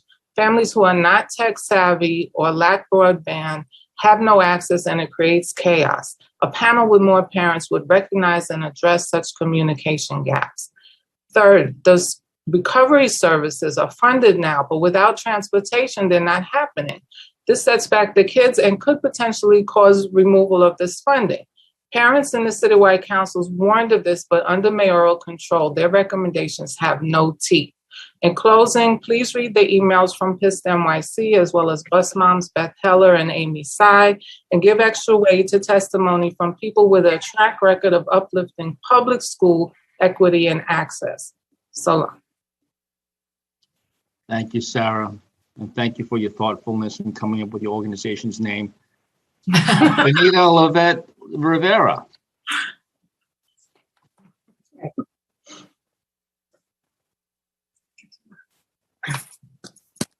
Hello.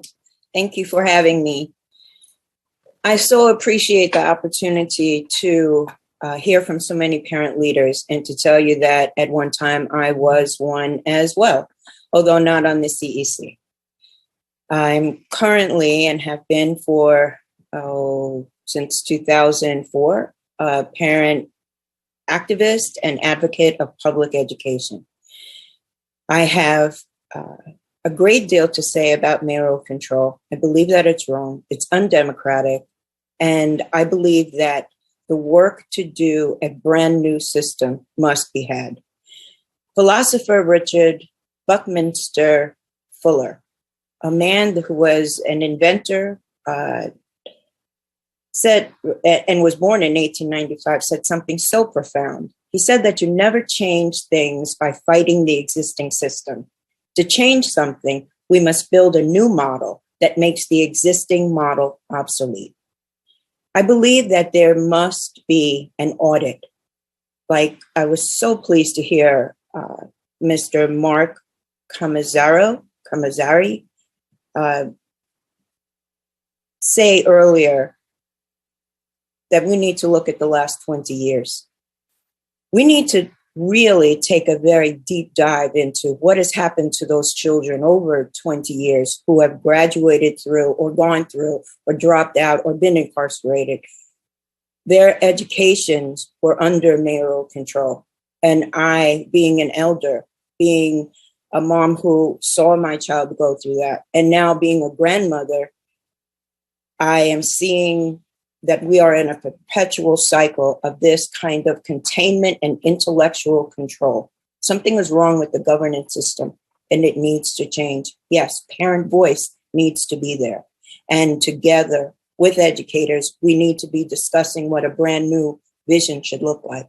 I should tell you, those who haven't read my testimony, that I am a Human Rights and Education Fellow. I'm also a Soros Community Fellow. I have been an activist for a really long time, and I believe that there's a vision if we can work together to have not just a task force, this full audit, plus a truth and not reconciliation, but a truth and remedy commission to look how democracy and human rights principles can not only be taught in our schools, but lived through practice. I believe that it will change the trajectory of the city. And I believe very deeply that as we talk about democracy in the United States, that New York City, a global leader, should be the model for the rest of the country. I see that my time is up, and I welcome your questions. Thank you very much, Benita. Faiza Moji. Good afternoon. Good afternoon, senators and assemblymen, assembly members, and Chancellor Banks. Thank you for giving me this opportunity to speak today. My name is Faiza Mauji. I'm a proud public school parent at PS 77. I'm what you call an involved parent. I'm, the parent that's on the PTA executive board. I serve as the co-VP for external affairs. I do fundraisers. Today, however, I'm speaking to you in my personal capacity as a public school parent. I am a female Shia Muslim immigrant from Pakistan.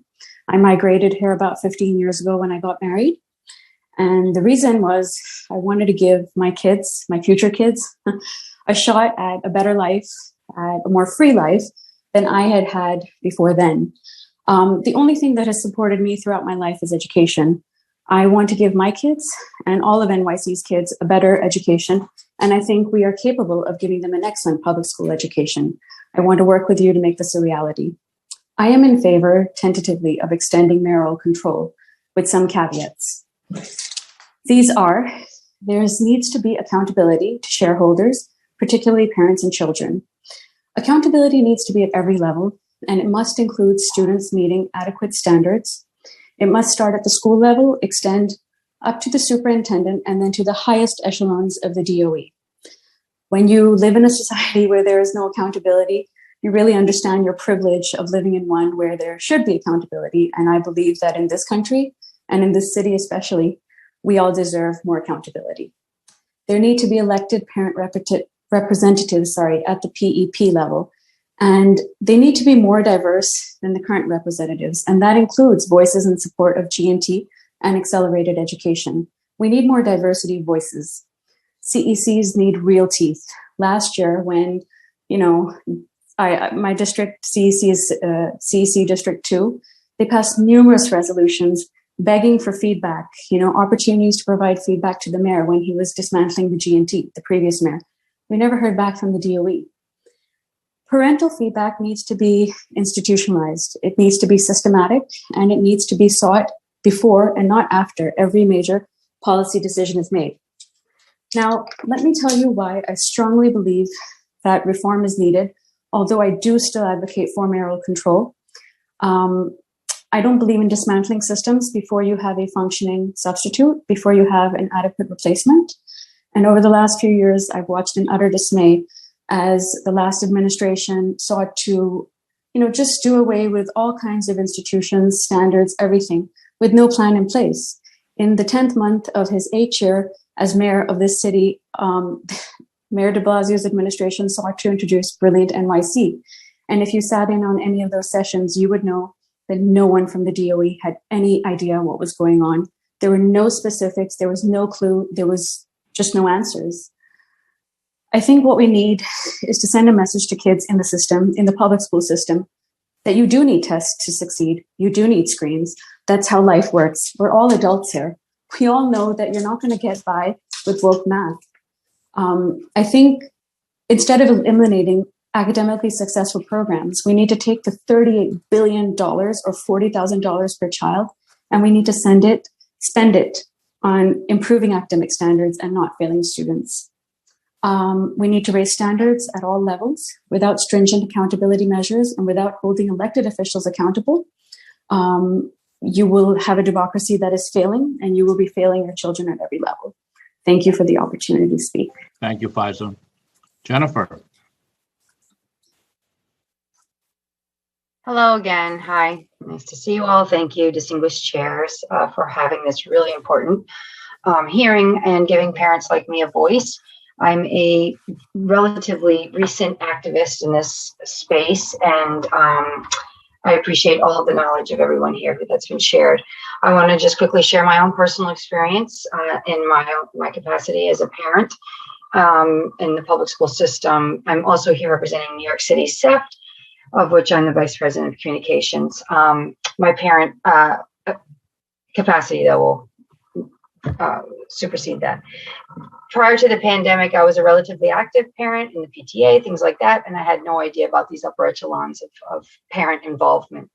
But once the pandemic hit and my medically fragile son's health was put in jeopardy by the mayor's decisions, I became very aware of mayoral control and how dysfunctional it was, and dangerous, really and truly. But not only just that, it is a disenfranchisement, a systemic disenfranchisement of anywhere from, as you know, Tazeen touched on, the segregation, New York City being a longstanding, the most segregated district in the United States, to my own personal experience with my son, who has, a medical condition that prohibits him from attending in-person school. But without the alternative provided in this past school year, he's been relegated to 1 hour of instruction per day, medically necessary instruction provided by the DOE. And I've had to supplement that education to keep him on pace out of my own pocket.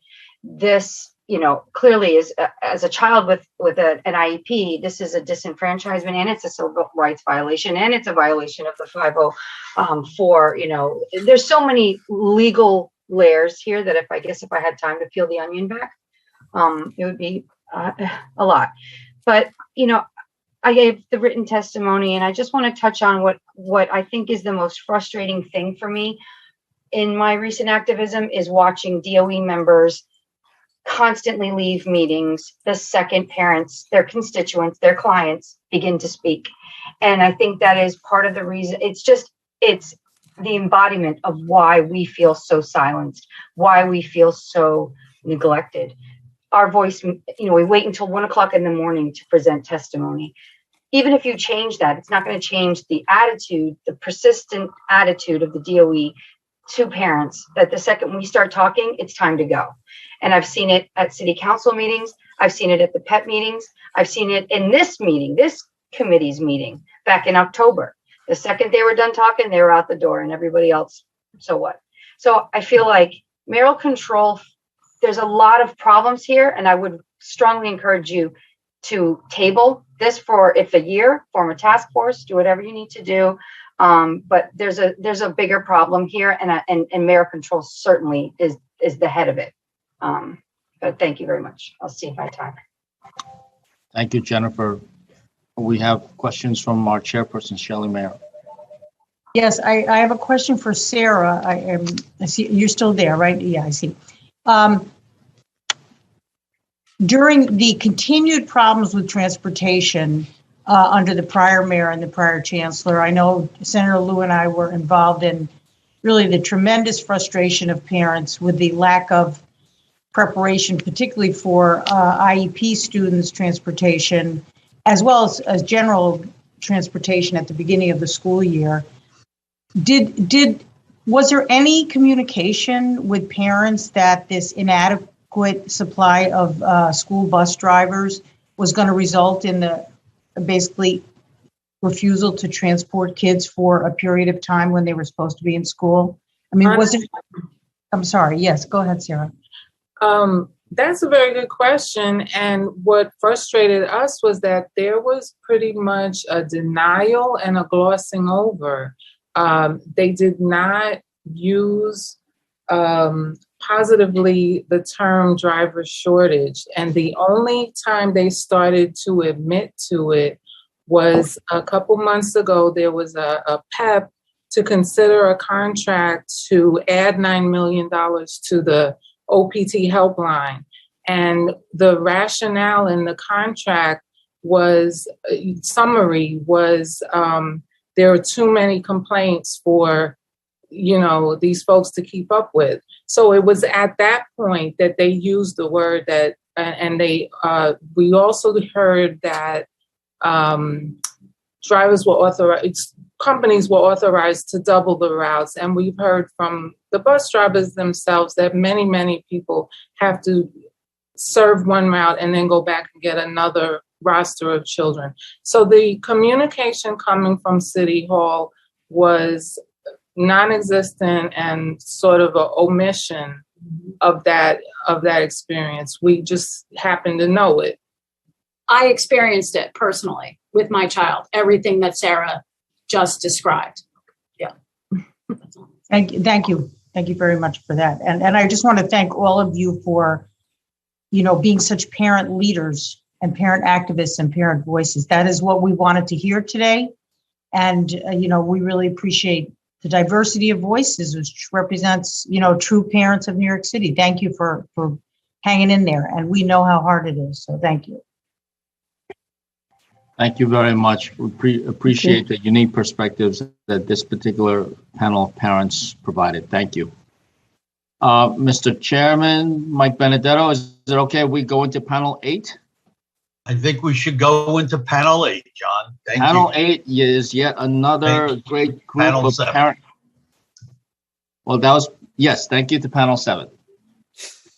Panel 8 is another great group of parent leaders and activists, and we invite them in. At this point, we have Yatin Chu and Lucas Liu from Place NYC, Tanisha Grant, the CEO of Parents Supporting Parents, Lainey Hameson, the Executive Director of Class Size Matters, Erica Nicole Kendall from the Education Council Consortium, and Nyla Rosario, the President of NY Kids Pack. Well, we have Yatin Chu and Lucas Liu to lead off this panel. Welcome. Welcome. Thank you so much. Good afternoon, Chair Mayor, Chair Liu, Chair Benedetto, and senators and assembly members. My name is Yatin Chu. For the past 3 years, I have been an active education advocate in New York City, and particularly for the Asian American community. I served as an elected member of CC1 last term, and I'm on the SLT of my dual language school. I also co-founded Place NYC in 2019, and I serve as its co-president. As an Asian parent in New York City who has experienced the racist rhetoric and policies from the former mayor and his chancellors, you would think that I would be against mayoral control. Having attended CC, PEP, CPAC meetings, I got a look at the possible alternatives, and the grass is not always greener on the other side.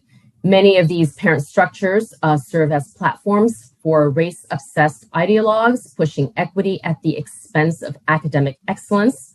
Therefore, any alternative governance that gives more power to parent council would be dysfunctional and harmful to our public school system. I oppose decentralized governance that would make it easier for the UFT to manipulate dysfunctional councils. The teachers union does not put families or students first. It selfishly serves its membership as it is intended to do. The past 2 years have made that crystal clear. Asian families, majority immigrant and low income, are turning to charter schools. In fact, Asian enrollment at charter schools increased 165% in the past 5 years. I'm encouraged by Mayor Adams' non-combative stance toward charter schools, and I hope that we can lift the charter cap so that Asian families can have access to charters in our own communities. I strongly support the extension of mayoral control and giving Mayor Adams a 2-year term to start. I'd like to see him implement the promise of challenging and supporting all students in our public school system, from those that need special services to ones who need acceleration to be at their full potential. For the sake of time, I will share my top recommendation for accountability. Require all contracts that come before the PEP to include the number of students that it impacts and the cost or expense per student. We need transparency in that. I will end with 2 suggestions to strengthen and streamline parent voice in our school system. CECs should be parents with kids in schools, elected by parents with kids in schools. We should eliminate political appointees on CECs. PEP members, as I heard before, are primarily made up of parents, and I agree with previous speakers that they should represent a diversity of views and also represent different grade bands. I like to see parents that are impacted by choices for elementary schools, middle schools, as well as high schools. That concludes my testimony. Thank you so much for allowing me to speak today. Thank you. Are you speaking for Lucas also, or is Lucas going to speak on his own? I can always speak, you know that. Okay. I'll be short. So thank you very much for giving us the opportunity to speak today. In addition to being the co-president of PLACE, I'm also the president of CEC3.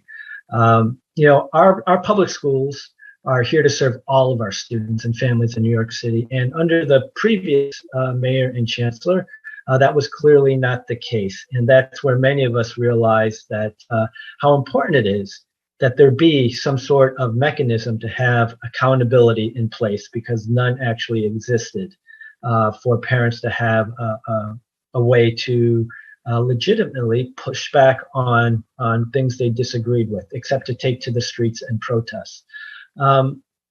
Mayoral control in its current form is really just absolute power.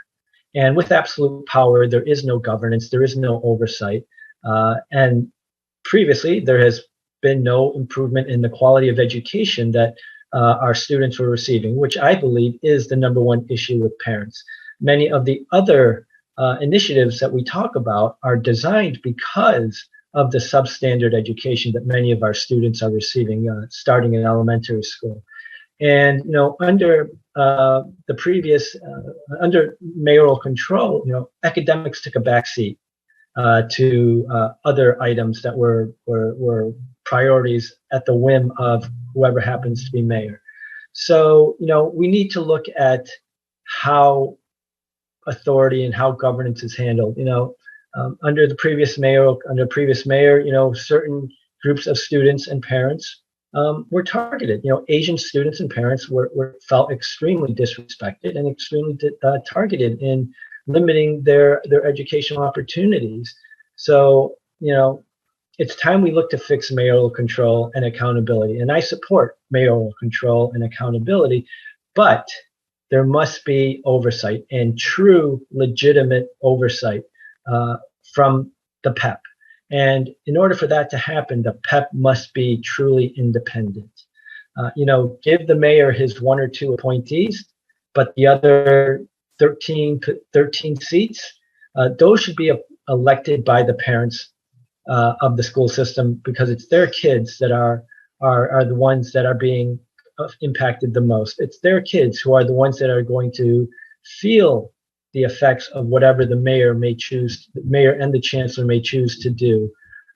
PEP currently is widely known as a rubber stamp. That's not a secret. Everybody says that. And they currently represent what the mayor wants them to represent, because the mayor appoints the majority of the PEP members, and the mayor also hires the chancellor. So there is no real accountability. And so in order to have that mayoral control, there must be an independent body to oversee the mayor and to ensure that the parents' voices are being heard. And we've heard from Chancellor Banks that he does want to hear from parents, but it's important that the parents get to pick who is going to represent them. And I think, if we had a truly independent PEP, mayoral control for 2 years or even 4 years might be something that is palatable by many families. Thank you very much. Thank you, Lucas. Tanisha Grant. Hello, everyone. Thank you for allowing me to speak here. I want to start off with a tweet that Mayor Adams wrote today. He wrote, "A 4-year extension of this transformational policy will allow me 4 years to do what I know what needs to be done based on my time as a student, as a law enforcement officer, as a senator, and as a borough president." That, his statement right there, is why we need to end mayoral control. As the leader and CEO of my nonprofit organizations, I understand that it isn't about me. It is about my community. It is about the children and what they need. That's why, because of the DOE's inadequate plan on remote learning and technology for our children, we, the parents, because we care, not because we get paid, but because we care. And because we understand fundamentally how our children are hurt in this system, we cannot wait 4 years. Our children cannot wait another minute to get the quality, high quality education that they deserve. They cannot wait another minute to be empowered. They cannot wait another minute to get resources that have been taken out of our public schools and our communities since forever. I am a Black woman. So I understand that just like when I was a child, I was put on the school to prison pipeline, that it happened to my daughter, that it has happened generations and generations and generations. Mayoral control means that whoever's in that office does not listen to parent voices. Because if they listen to parents' voices, I would have got a call from somebody. All the work that we do, or all the work that Parent Support and Parents New York does in the community, all the work that Press New York City does in the community, we can't even get a meeting with the mayor or the chancellor. So, as James Baldwin said, I see what you do. I doubt what you say because I see what you do. So all the gaslighting that's being thrown around and all of this, oh, we work with the parents. Well, I'm one of the hardest working parents in New York City. And Mayor Adams or Chancellor Banks have not reached out to me or my nonprofit organization, even to say thank you. Now, Senator Jackson made it his business to let me know and to let the parents that I work with know that the work that we do for the community, the work that we do for our children, giving them something that the system tells them that they don't deserve, should be acknowledged. So you tell me why Department of Education sit here and talk about how they work with parents, and when I reach out to the chancellor, they can't even get my name right. They write back Miss Brown, and my name is Miss Grant.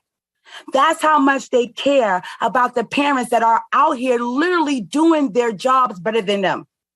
Why must our children wait 2, 1, 3, 4 more years for something we know have not worked since Bloomberg had it in the early 2000s? It is time to stop making task force that's not going to do nothing, to stop talking about what we know our children need, and it's time for action. And it is irresponsible to have one person who probably does not live in our neighborhoods, who probably does not have children in public schools in our neighborhoods right now, dictate to us what our education system needs and leave out the parents' voices that are on the ground all day, every day, like the CCs, like me, like Press. There's so many of us to name. I'm gonna leave it with this. There's 3 things: tokenism, co-opting, and erasure. Every day, I am fighting the erasing of the hard work that I do in the education community. The tokenism of Black people like me to put us up and say, oh, look, everything is great. And the lies, the erasure of our work. It must stop. We all must work together to get exactly what all the children of New York City need. And that is something way better than mayoral control. And that's to put the power into the hands of the parents that's out here working for free every day. I yield back. Thank you, Ms. Grant. Lainey Hampson. Yeah, hi, thank you for having us today. I wasn't planning to speak about class size, but since other people have, I want to use it as my opportunity. The fact that this has been the top priority of parents for 20 years, and we've had 2 mayors who promised to reduce class size and didn't, shows that there's very little accountability that goes along with mayoral control. I wanted to mention that Dan Weisberg's comments about class size have gone down this year because of enrollment decline. And yet they want to cut $1 billion from school budgets, which will cause class sizes to go up to exactly where they were before. Naquan mentioned the Fair Student Funding Task Force. They never came out with their report because the parent and advocates on that task force said you have to do something about class size because the Fair Student Funding system incentivizes large classes and overcrowded schools. And I think Mark Cannizzaro mentioned that as well. And so if you want real accountability, there has to be a real voice for parents, but there also have to be legislative requirements that the money has to be used for the central issue in the CFE case, now that we're getting full CFE money, and that is to lower class size, to make class sizes equitable across the city and compared to the rest of the state. Now, I want to talk about my ideas on mayoral control. I support most of the things that the CECs and ECCs are saying in terms of having more parents on the PEP directly elected by other parents, as well as representation on the by the city council. And I also believe that the DOE should be made subject to city law as all other city agencies are. No one says that Mayor Adams doesn't have control over the police, even though the city council can make laws when it comes to the police or the corrections agency, and yet DOE does not have to comply with city law. One other thing that I think is really important is contracts and financial oversight. We pay a lot of attention to that, and yet the PEP rubber stamps contracts that are openly corrupt and wasteful.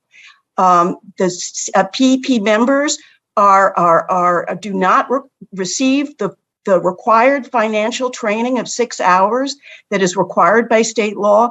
The chancellor is supposed to attest every year to the fact that they get training as rigorous or more than the law requires. I foiled for those attestations by the chancellor. I foiled the state education department, which they are supposed to be submitted every year. They have not received any in the last 3 years.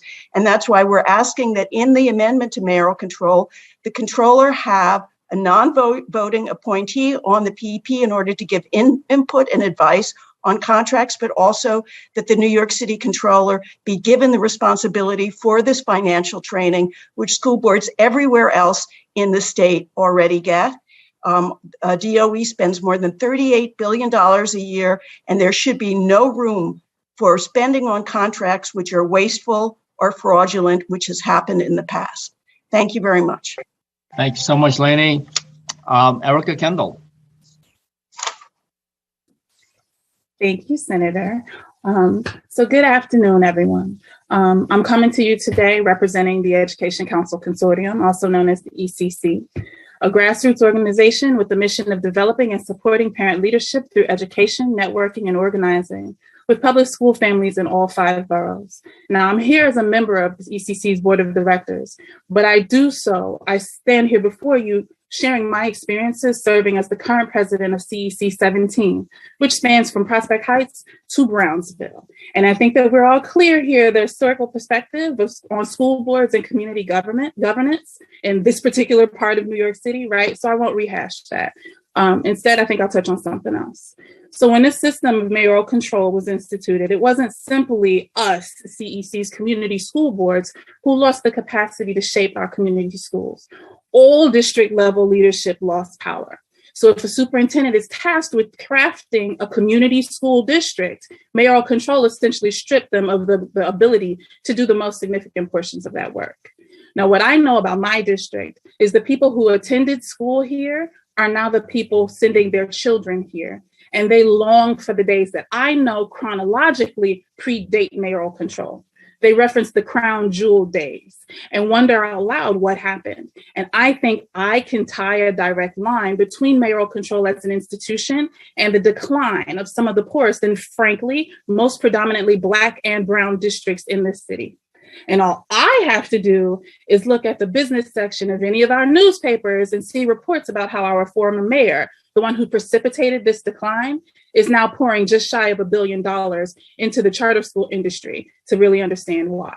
Now, schools have needs, and when one person is accountable for 1,700 of them instead of, say, 40 or 50, the most significant needs in the least vocal parts of a city can go unmet. But a mayor who works to make your community feel seen in other areas of discontent might receive a pass for that and never actually be held accountable for the decline in school quality. It instead might be seen as a failure of district level leadership, people who were stripped of the authority to do what the community actually needs. And districts feel that too, right? We see it in the ways charter schools come pouring in. The community sees this as an indictment of the quality of our schools. It starts to feel inevitable that the only way to get your kid in a good school around here, wherever here may actually be, is a charter school. Parents look at district level leadership in anger, with disgust. Why do you keep letting these charters in? Why did you let our schools get here? The answer is we didn't, and we wouldn't. But when the people in control of your community schools are not actually in your community daily, this is what happens. Now, the absence of resources and accountability feels like the DOE divested from us, from Black teachers, Black administrators, Black families, Black students. And we are being systematically given to a fully unaccountable system. And I don't believe the current conversation around renewing mayoral control considers that. So my ask, and essentially the ECC's ask, is for a renewal of a single year of mayoral control deliberated outside of the budget, with the stipulation that it comes with a commission to investigate the totality of mayoral control's impact on every community, including the ones rarely represented in spaces like this, with the goal of thoughtfully engaging the myriad solutions for revitalizing this process that have been created by many legitimate parent collectives in this city who care about these children, our children, every child. And it is my hope to continue to work alongside each of you in seeing that process to its end. Thank you. Thank you, Ms. Kendall. All right. Well, I think we got how each of you feel about mayoral control, although I was a little confused with our two co-presidents of place. I seem to say somewhat different things. We can probably talk more offline about that. In any event, thank you very much for your continued activism and leadership. It looks like Senator Stavisky is Senator Jackson. Oh, I'm sorry. Yes, please. Senator Jackson and then Senator Stavisky.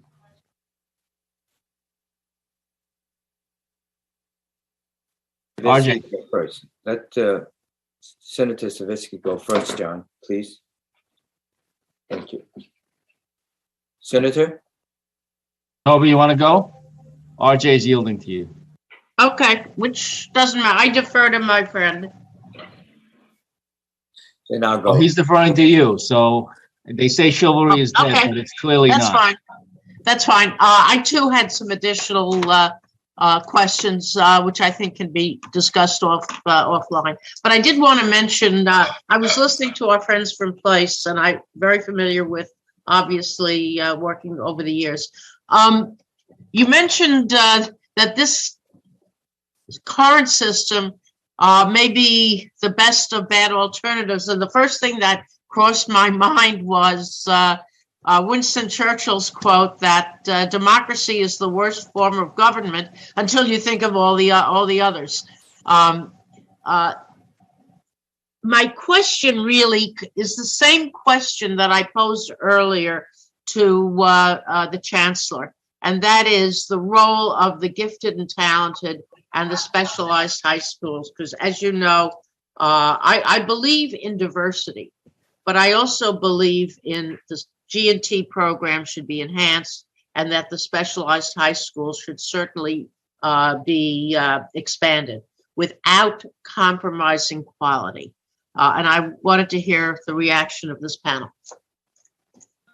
I can take that. I mean, look, when you're trying to address that at the high school level, it's too late. the reason there is this lack of diversity, which we all agree needs to be fixed, is it starts in elementary school and the quality of education that the kids are receiving. If we aren't properly educating all of our kids, then when a choice comes for an academic opportunity, if they receive the quality education, then they are ready to make that decision on their own. If they don't, then that option is taken away from them. So we need to look at getting as close to the root of the problem as possible, which is at elementary school, and making sure the schools that need the extra resources get those extra resources.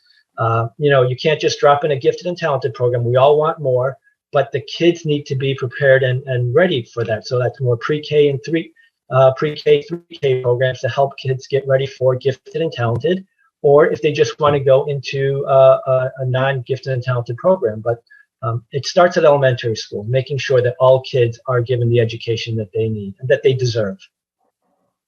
So I want to add to what Lucas is saying. And I think, New York City, we have these unique programs, Gifted and Talented, Screen School, Specialized High School. These are all forms of, in my mind, tracking, basically homogeneous cohorts of students. And I think, even outside of these programs, our schools really need to take a hard look at how we are programming our schools, our zone schools.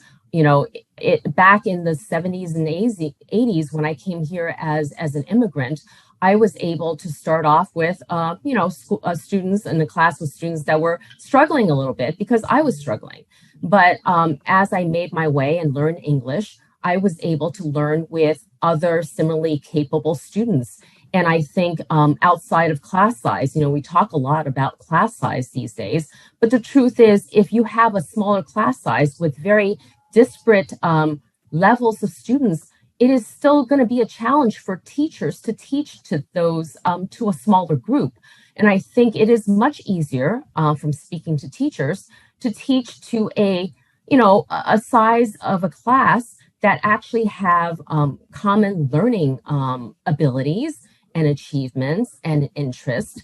And so outside of these special programs, which obviously places have advocated for expansion on to all parts of New York City, I think all of our other schools should really take a hard look at how they are teaching our students. I don't think differentiating within a classroom is really practical. Thank you. Thank you. All right, thank you. Senator Jackson. First, let me thank all of the panelists for coming in. And clearly, today, we as legislators that are sitting in and listening and to what you have to say as far as class size, as far as the amount of years we should give the mayor and Chancellor Banks to continue mayoral accountability, understanding that the mayor is really in total control. He makes the final decision on everything.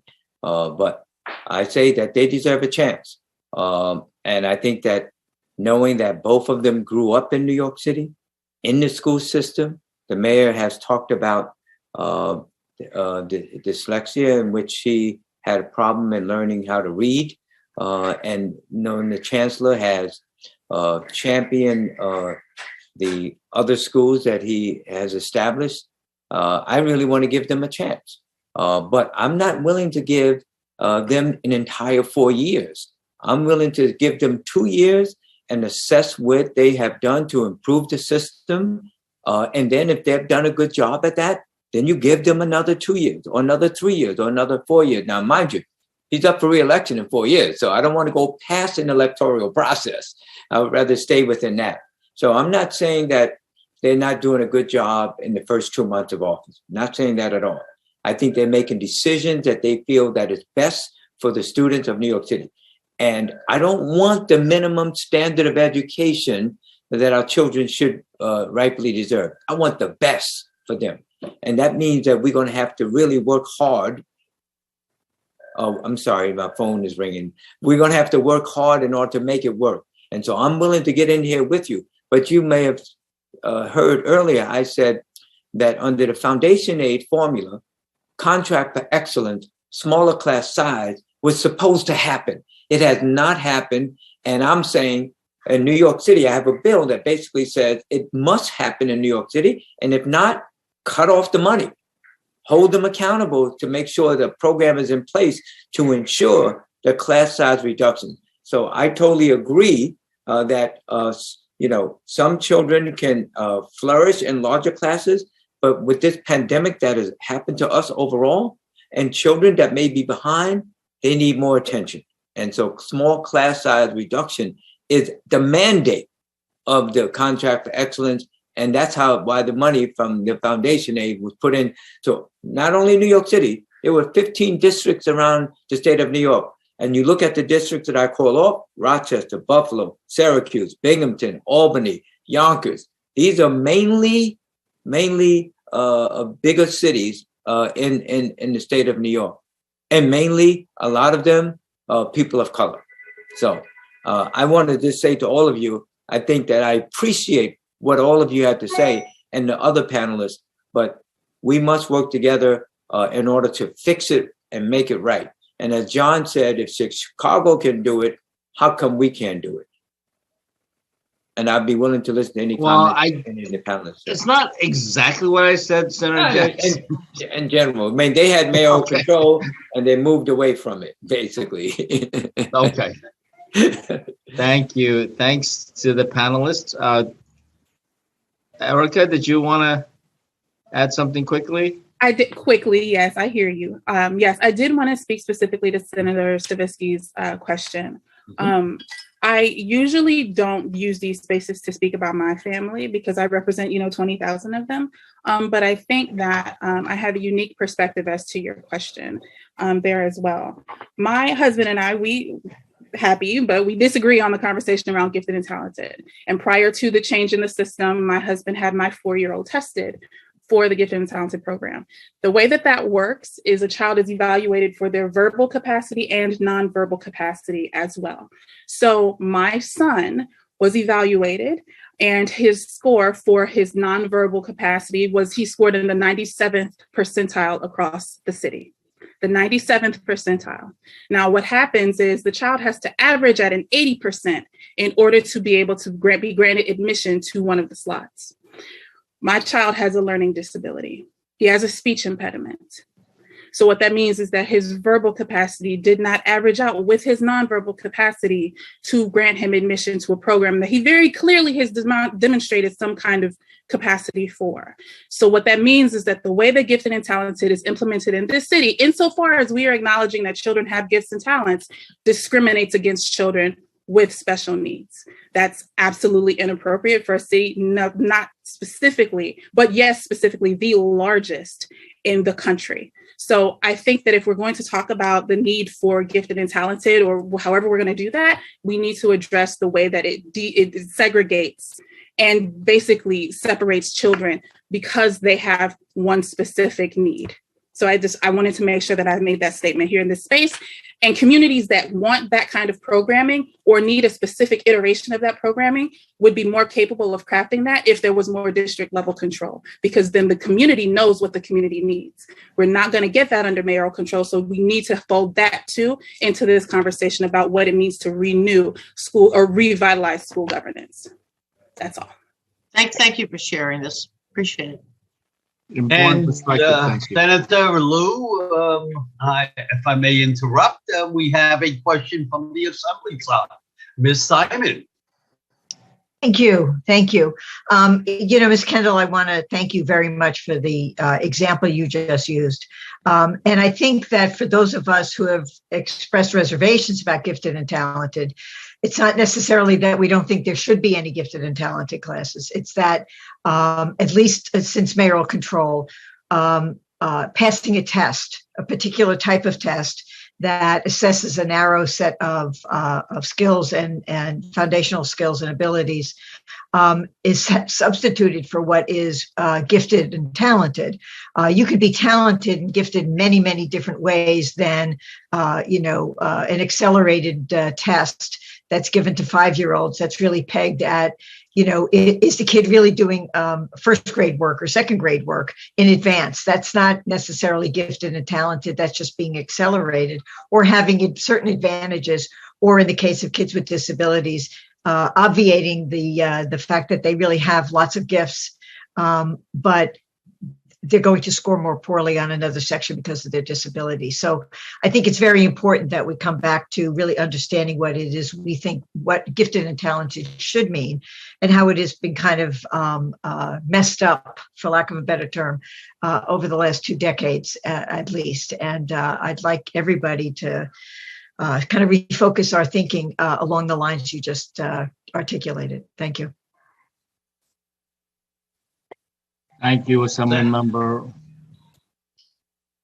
And perhaps just as equally, maybe it's not actually gifted and talented in the first place, but maybe it was just a misnomer for what was meant to be accelerated learning. Who knows? But we certainly will get to the bottom of it. Thank you to everyone on this panel. This has been a robust discussion. We are now past the halfway mark. 8 panels down, only 7 more to go. Thank you, panel 8. And now we invite panel 9 to join us. That would be Professor David Bloomfield from Brooklyn College and the CUNY Grad Center, Jacqueline Martell from the State Director of Education Reform Now, New York, Jennifer Choi, advocate from Special Support Services. And Naftuli Moster may join us later because he's not going to make it in time for this panel. Professor Bloomfield, the floor is yours. Hi, good afternoon, everybody. Nice to see so many familiar faces. I've studied this for decades.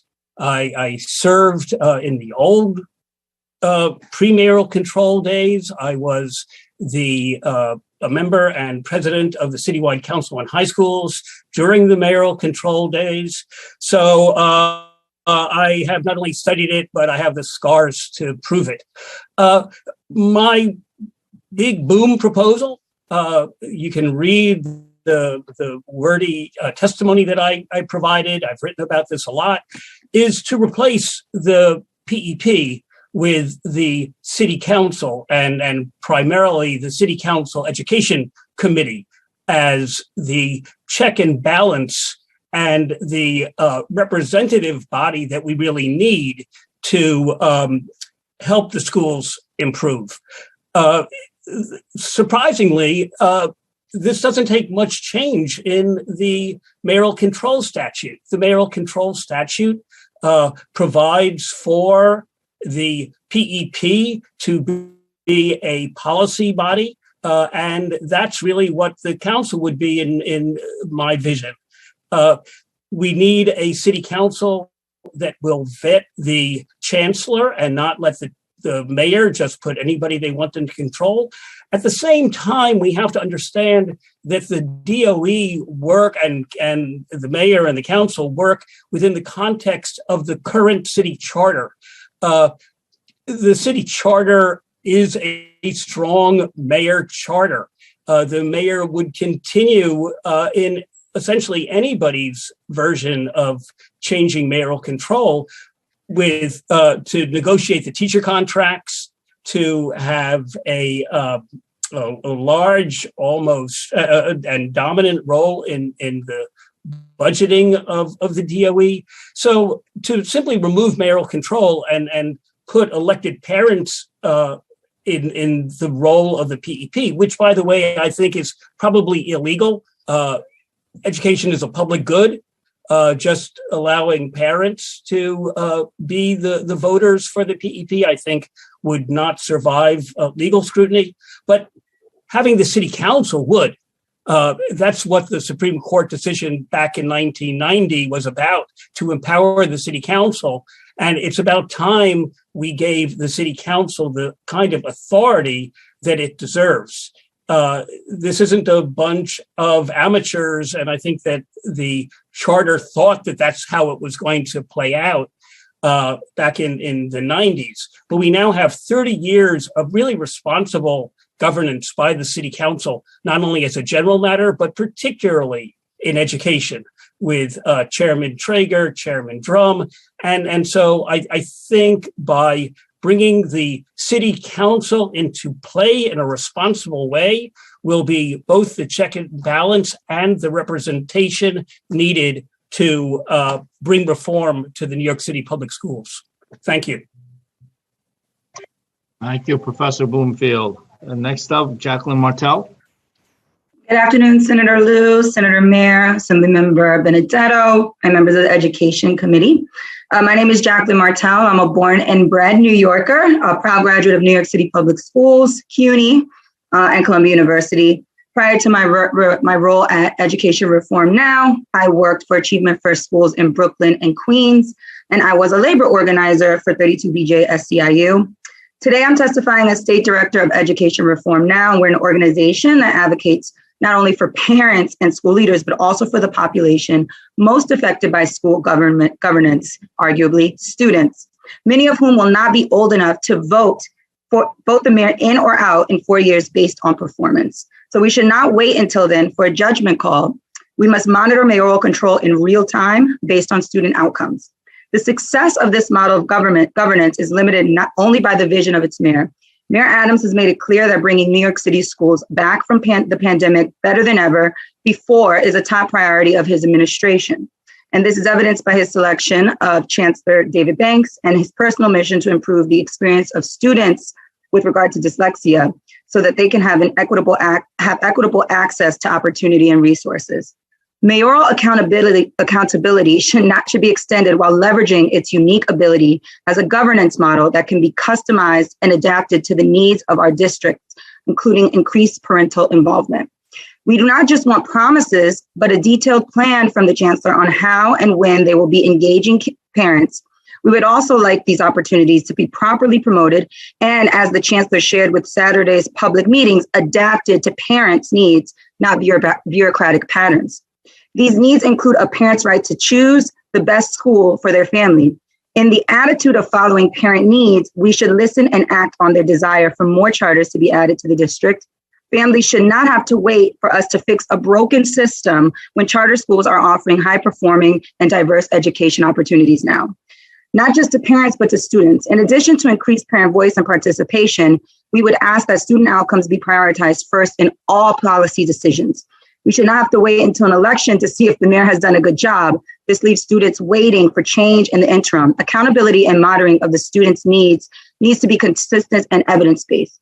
We believe our district can learn many lessons from Washington, D.C., which has seen the largest transformation in an urban school district since shifting to a model of mayoral accountability in 2007. In 2018, the D.C. Council passed legislation to establish a research practice partnership. This RPP allows an objective measurement and data collection process. We are asking for the establishment of an objective body to monitor and evaluate student data so that the mayor cannot present partial evidence that is politically self-serving and reinforce trust.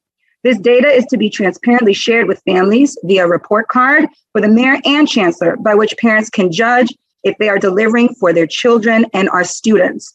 We ask that mayoral accountability be extended for 4 years with a comprehensive report to be released after 2 years, showing direct impacts of mayoral decisions on students. We have seen the potential of this administration clearly today. Let them fulfill that potential and earn through evidence the opportunity, because that is exactly what this is, to continue serving our schools. Thank you. Thank you very much, Ms. Martell. Jennifer Choi.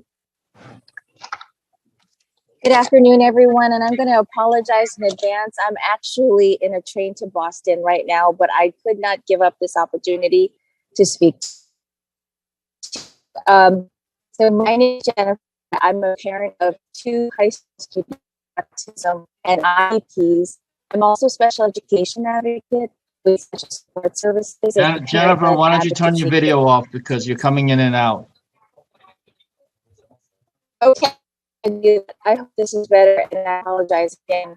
So on Wednesday, Chancellor David Banks announced changes to the structure, bold changes to the structure for the Department of Education. Parents and advocates around me said, well, let's see what happens. I too But the truth is that no child has time for that. Childhood happens just once in a lifetime. We can't walk back the damage, just like we can't walk back the damage from the Carranza plan. The biggest special education failure from Chancellor Carranza was removing the special education department from the deputy chancellorship. Students with IEPs make up 20% of the population, but we lost our seat at the table and the new mayor did not give it back. We've heard these grand plans and I'm sure we're going to hear more. And while we'd like to be a believer, we need accountability factored into those grand plans.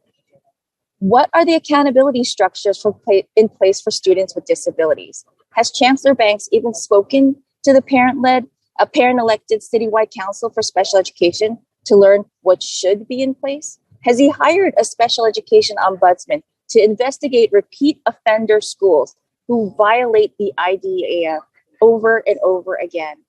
Has he provided training for implicit bias against students with disabilities to staff who oversee the IEP process in schools, with a target to see if the training has made an impact, such as less African American children as classified as emotional disturbance, rather than something more appropriate for them, perhaps autism? Has he publicly provided the number of P31 special education complaints and a target number for reduction? I just propose that maybe we should act as if we're in an IEP and hold teachers and therapists the way we hold teachers and therapists accountable year after year. We set a goal. You don't make the goal, we change the scenario. I urge our legislators here to deeply consider how to improve school governance and mayoral accountability by requiring the mayor by law to include better accountability measures for students with disabilities. Thank you. And I'm sorry about this train. Thank you, Jennifer. Travel safe. Next up, Naftuli Moster, who was able to join us, Executive Director of YAFED. Naftuli. Great. Hi, can you all hear me? Yes, we can. Great. Good afternoon, committee chairs and members. Thank you for giving me this opportunity to speak here.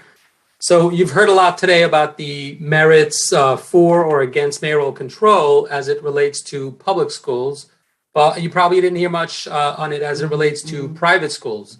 And many New Yorkers aren't even aware that local school districts, like New York City, have a role to play as it relates to non-public schools. In fact, former Mayor Bill de Blasio was one of those people who was surprised to learn that it was his responsibility to enforce the state law, which mandates that non-public schools to provide an education that is at least substantially equivalent to public schools. Yet even when he did learn that it was his responsibility, he neglected his duty to fulfill that responsibility. The general assumption is that private schools are even better than public schools and don't need oversight. But that's unfortunately no longer the case for a huge portion of private schools across New York. I attended one such school, a Hasidic yeshiva, where I was denied a basic education. And there are now close to 100 such yeshivas across New York State, where tens of thousands of children are being denied a basic education every single day. On average, Hasidic boys, elementary and middle schools provide a maximum of 90 minutes of secular education a day at the end of the school day, like 3:30 p.m. to 5 p.m., and only 4 days a week. And only basic English and arithmetic is taught. No science, no social studies. And in high school, Hasidic boys receive zero secular education, no English, no math, no science, no social studies. This is in blatant violation of the law. Indeed, it's nothing short of educational neglect, which is a form of child abuse, no matter how much it is sugar-coated. So in New York City, we need a mayor to fulfill his duty to enforce the law. And if the mayor doesn't want to fulfill his responsibility, there needs to be an accountability mechanism. So I urge you to include such an accountability mechanism if mayoral control does get extended. Thank you. Thank you, Naftuli. You mentioned that in your opinion, the city violated the law. Was there a lawsuit about that? The mayor announced an investigation in July of 2015. Soon after, we filed a complaint that was signed by 52 yeshiva graduates and parents and named 39 yeshivas. Problem is, the investigation is still ongoing, almost 7 full years later. The DOI, the Department of Investigations, found that the mayor and his office interfered with the investigation. In fact, he interfered with it and delayed it precisely so that he would get mayoral control extended. This was when Senator Simcha Felder controlled the Senate, essentially. So I'm assuming that means that he violated the law, and unfortunately have been no consequences. And we need to make sure that doesn't continue to happen. Thank you. Senator Mayer. Just quick question for Professor Bloomfield's suggestion of giving the New York City Council basically a much greater authority in the process. I don't know if you've heard most of the testimony today, but largely from parent activists from all over the city saying, frankly, they want elected parents to be the voice of parents, as disparate as their views may be. How do you reconcile that with the idea that members of the city council should sort of substitute for elected parents, representatives? Right. So as I described, education is a public good. It's supported by all the taxpayers. I don't think it's even permissible to give that kind of power to parents and only elected by parents. We have to understand and that of course is a very fluid group of people. Parents graduate out, they come in, they leave the system, they come into the system. It's not really clear to me how that's workable. But besides that, I think we have to give ownership of the system to all the people, and that would be through the city council. Okay, thank you. Thank you. Senator Jackson. First, I have to thank this panel, as we did all of them, John. I am so happy that the diversity of education activists, which are some of them at the college level with CBOs and parents, they're giving us really what we really asked for, their opinions about mayoral accountability, what we call mayoral control, about class size reductions, about the money that was received that we fought for years, and what it would look like for a change. And then again, Naftuli said it right loud and clear. It took extremely too long for a report to come out about, whether or not children were getting the type of education they're supposed to be receiving at yeshivas. And we know that it took, it was basically put on hold or slow drag by the mayor, the former mayor. But now we have a new chancellor. And so we have to make sure that they are accountable to all of us, and more specifically to the children of New York City. It appears that's what we're going to be getting, and I'm giving them time, but I'm not willing to give 4 years. Let's give 2 years and evaluate what they've done to get everything in shape, and then we can go from there. So I ask you all to keep the pressure on all of us to make sure that we do the best we can under the circumstances with whatever money we have in order to make sure all of our children, all of them, get an excellent education. That's what I wanted to say to all of you. So please continue the struggle and fight like we're doing, like John and Joanne Simon and all the others, Shelley Mayer, and that's what this is about. Whether it's higher education, as Toby, our leader there, or K-12, as John calls it, we need to stay in this together. And I thank you for all of you coming in and expressing yourselves on behalf as an individual or the organizations that you represent. The struggle continues. And the questions continue. Ms. Simon, please. Thank you, Mr. Chair. David, I'm really curious to discuss a little further your idea of the City Council as a substitute for the PEP. I understand theoretically your point. I'm not sure that the City Council Education Committee members are necessarily any better prepared than the next guy to be that check and balance. I do think there makes a lot of sense to have the city council to have much more involvement with running the schools than they do currently. And I think that we've seen from some of our parent leaders a pretty extensive, lengthy involvement in CECs and the PEP, for example.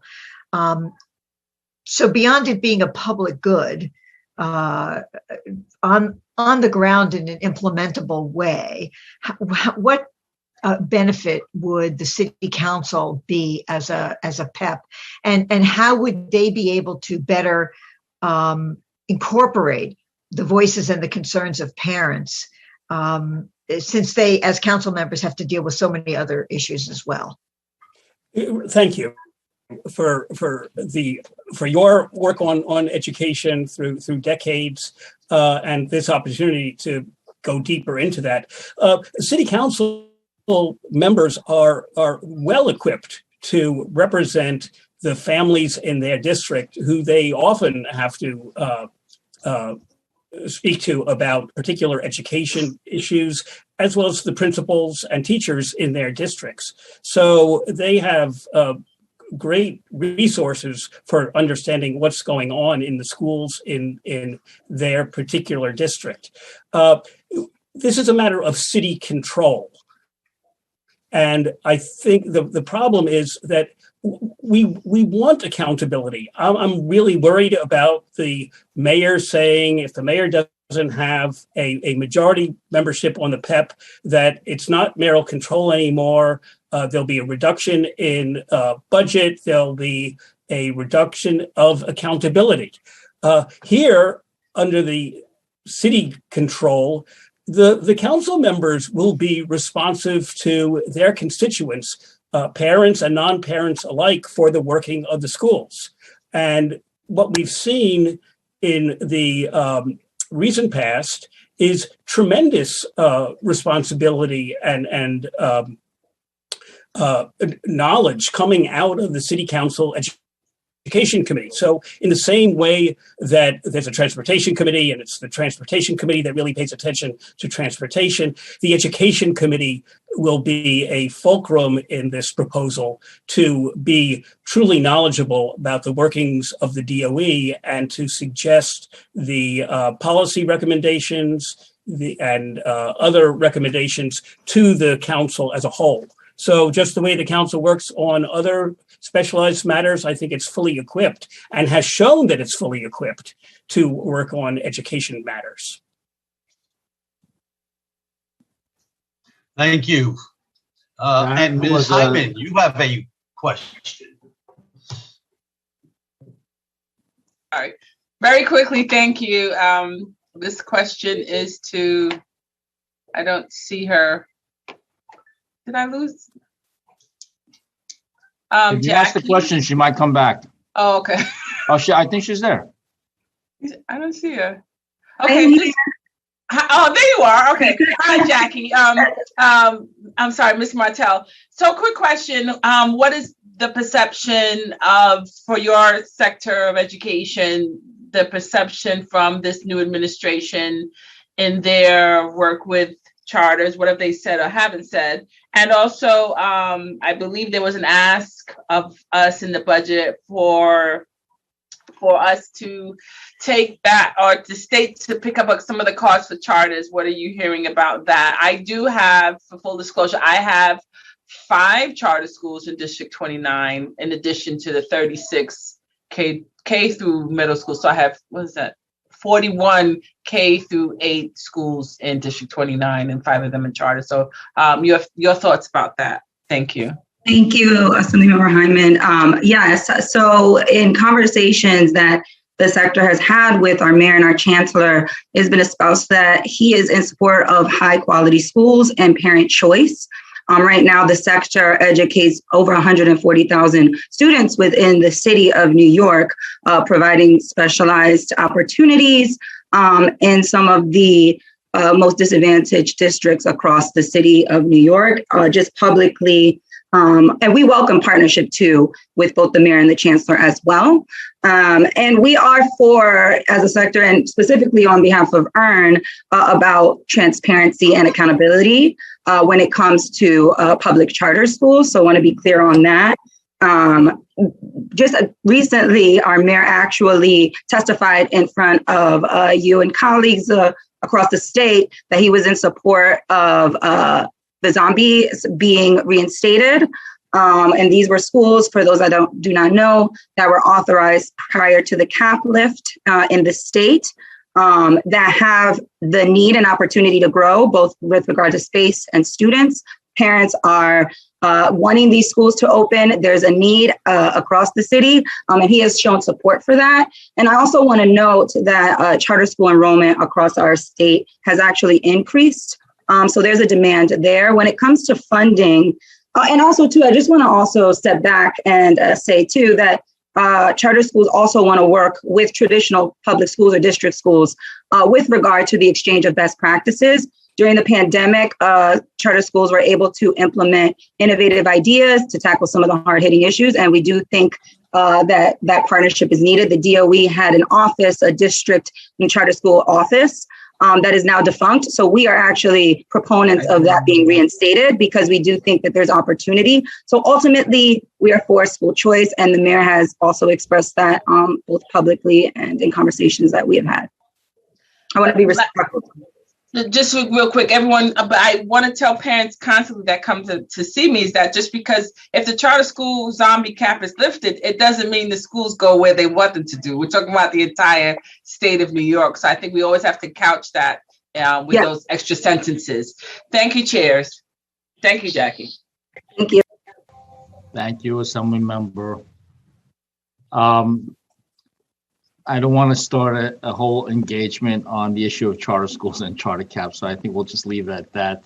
But I do want to thank I want to thank all of the panelists for your input. I especially am intrigued by Professor Bloomfield's suggestions about really essentially designating the Department of Education as a true and full municipal agency, much like the Transportation Department, as you cited, much like the Fire Department, the Police Department, the Sanitation Department, being essentially controlled by the mayor in that the mayor hires and fires at will the commissioner or the chancellor, as it may be in this case, but having full oversight authority by the legislative branch, which would be the city council. So I think that's something that should be considered. And I think, as a matter of fact, the majority of city council members has long been comprised of parents with kids in public schools. I think that certainly is the case right now. And over the last couple of term limited classes, I think that very well may have been true also, although I haven't done an exact count. So it's not to say that city council members could not be representative parents, because in fact, if they are parents, and especially if they have a child or used to have children in public schools, then they certainly tout that during the campaign and election process. Thanks for that suggestion. Thank you. With that, I think we will excuse panel 9 and move on and invite panel 10 to come in. Thank you. Panel 9. Panel 10, we have Dr. Marsha Jean Charles from the Brotherhood Sister Sol, Sam Anderson from the Black New Yorkers for Educational Excellence, Jacob Morris, the director of the Harlem Historical Society. Dr. Jean Charles. Hi, everyone. Thank you for including us in today's hearing. My name, as you know, is Dr. Marsha Jean Charles, and I'm the Director of Organizing at the Brotherhood Sister Sol. We at the Brotherhood Sister Sol continue to be appalled by the fact that our schools remain underfunded and under-resourced. And for more than 25 years, we have been at the forefront of social justice, educating, organizing, and training to challenge inequity and champion opportunities for all.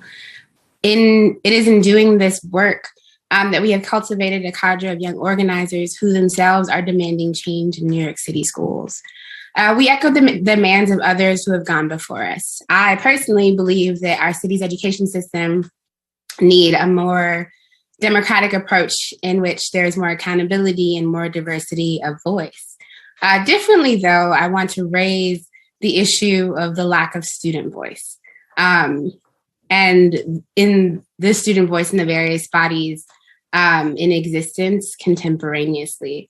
Whether there is an extension of 1 or 2 or 4 years of mayoral control, because it is control, we should call it that, there certainly needs to be more students on the panel for education policy, more students on the Community Education Council, and more students on school leadership team.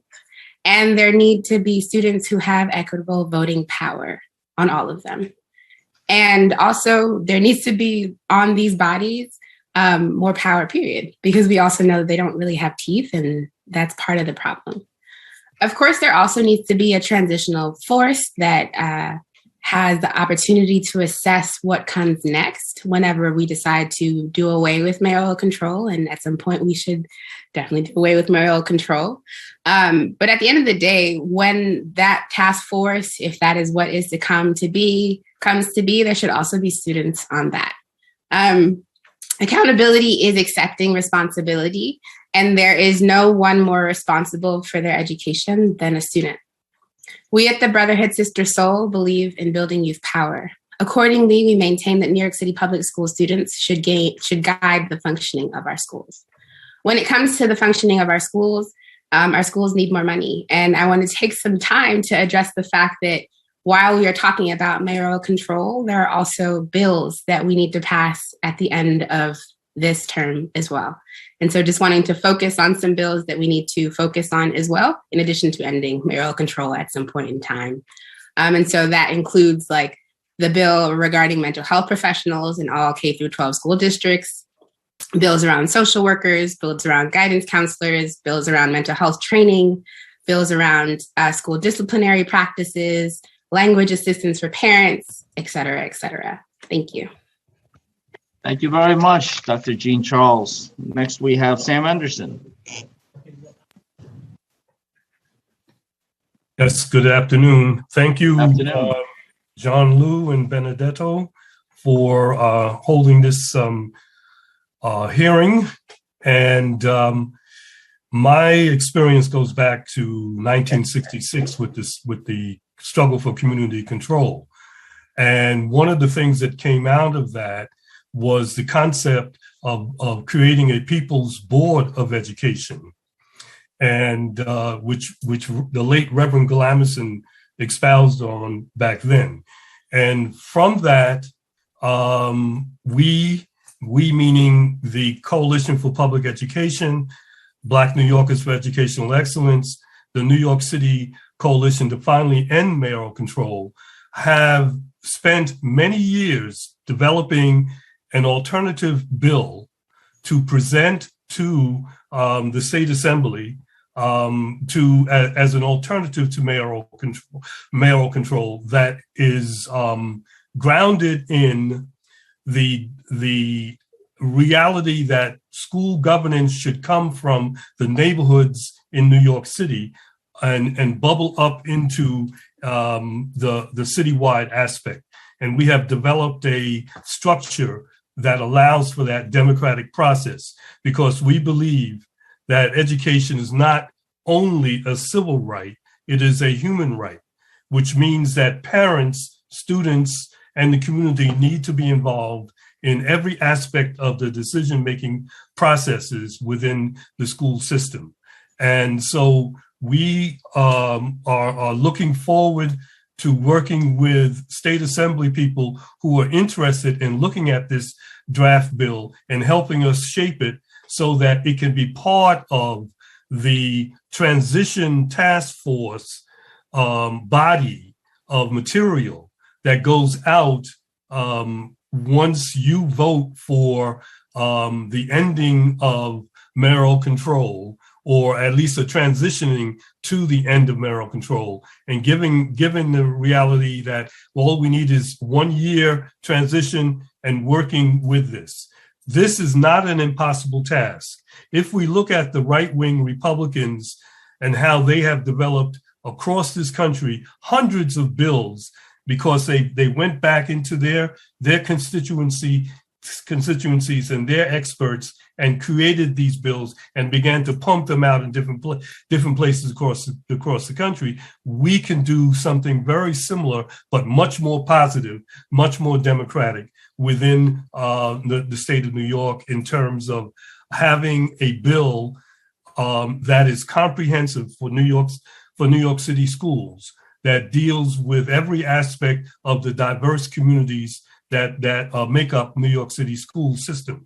And lastly, we are suggesting that we spend the next year with this task force, which would include the students, the teachers, and the parents' representatives, to work on creating, fine-tuning this People's Board of Education bill.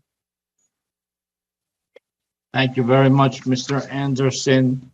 Next, we have Jacob Morris. Thank you, Mr. Chairman. Let me start off with that I really like the idea of a 2-year extension instead of a 4-year extension.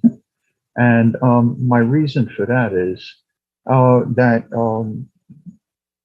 I'm going to propose that your joint committees in the state legislature establish several task forces to deal with the proposals that I'm about to present that have 1-year return dates. If mayoral control was to be extended for 4 years or even 3 years, I feel that the administration wouldn't be as motivated to be responsive to the state legislature and your respective committees. Okay, let me get right into it. Professor Bloomfeld, he was more top down, and let's replace the PEP with the city council. Very worthy, and I absolutely agree with him that education is a total community function. It's not just a parental concern. After all, it's all our tax dollars, and well-educated students that become knowledgeable citizens is fundamental to what our education system is supposed to do. Produce good citizens. Okay. Right now, our school leadership teams, the great majority of them, do not function. Most of them don't even have quorums. I myself did a Freedom of Information Act request to the Department of Education asking for responsiveness on professional development for parents on school leadership teams. You know, that went on for years. They never gave me an answer. Never gave me an answer to a Freedom of Information Act about citywide, what's professional development for parents, and the expenditures and the content of the courses. No response. So principals should be accountable to their superintendents. It should be part of their evaluation. Does your school leadership team function? Yes or no? And does it have a quorum? And then does it function? I would like school leadership teams to evolve another function, which you guys could put into what you mandate, which is to have school leadership teams. Ideally, I feel they could take responsibility for the content of school websites. All right. Thank you, Jacob. If I may, one last thing. So if you guys could establish a task force to consider the appointment of a chief energy efficiency officer for New York City schools, that's that would report directly to the chancellor, and that it come back to your joint committees in 1 year with a report on the energy consumption for every single school district, every single school building. Thank you, Jacob. In New York City, that would be that could save hundreds of millions of dollars. Thank you, Senator Jackson. Thank you, Chair Lou. So the panelists, Dr. Jean Charles, you and the rest of the professionals are doing a great job up there in West Harlem with our young people. I know it personally. I've been involved with Brother and Sister Soul for years. And so keep up doing what you're doing overall. Sam, I haven't seen you in a while, but Professor, I'm glad that you're still fighting the good fight in order to ensure that we focus on education of our children, especially children of color. And Jacob, you've done so much as far from a historical society and educating people about how we're co-naming streets on behalf of the people of our city. And let me just tell you, some people may say, oh, that's not important. It is very important when you talk about the history of the people who we are. So I just want to thank all of you, as I did thank other panels, because all of you are helping us to refocus about what we're going to be doing as far as the extension of mayoral control or mayoral accountability, as far as class size, as far as other issues and concerns that changes are going to be made. And you know one thing? The Department of Education is also listening and taking notes too. So hopefully we will make it better on behalf of the children of New York City. And I thank all of you for coming in, because without all of you, it wouldn't happen. Thank you. Thank you, John. Thank you, Senator Jackson. And thank you to panel 10 as they exit. Next up, we have panel 11 who are ready. Yeah, always good to see you, Jacob. Thank you, Panel 11, consisting of parents, to be followed by panel 12 is another which is another panel of parents, and then panel 13, which will be educators. Panel 11 consists of Youngin Chen, a parent, Coralie Hook, parent and a teacher, Lisa Millsaps Graham, parent, Chen Kwok, a parent, and Arlene Rosado, a parent. We'll start with Youngin Chen. Hi, I'm a parent at PSA 96 in Brooklyn. We are a local public school in Sunset Park, Brooklyn.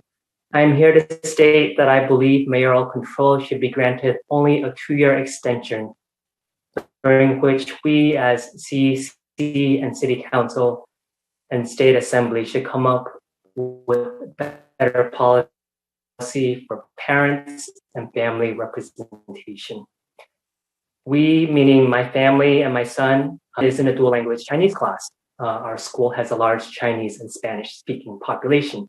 The demographics is broadly described as 53% Asian, 40 Hispanic. 43% of our families are ELL.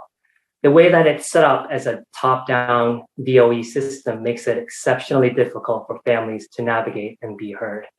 There are endless number of processes for PTA and Title I rules that families may or may not be aware of.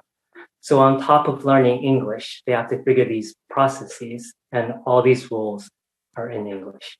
And when they have problems with their child falling behind and may not be resolved, nobody is there to resolve it for them. At our school and other schools like ours, we need paid staff that advocates for parents.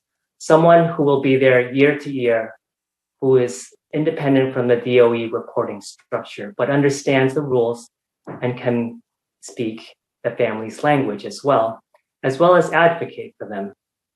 Many parents work full-time, sometimes out of state, sometimes as grandparents taking care of kids.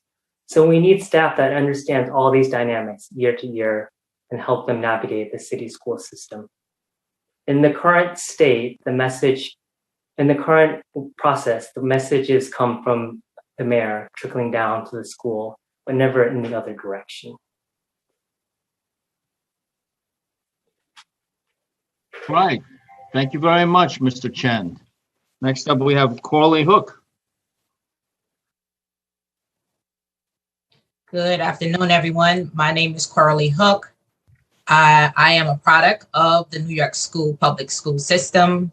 I've attended PS 135, one that I remember so vividly, just remembering the music class, remembering the after school program that they had for students who needed support in mental health that I was a part of. And the program, we met at least 2 to 3 times a week, and the counselors used to take us out on trips, and it was a very good experience.